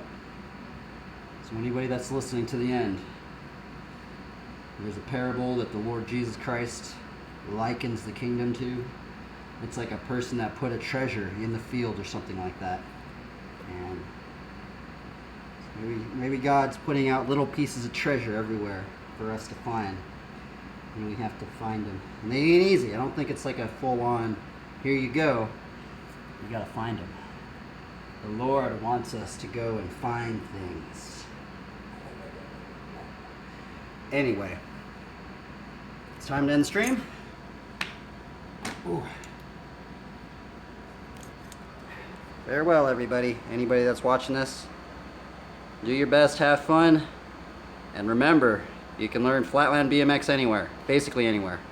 So, yeep. Later.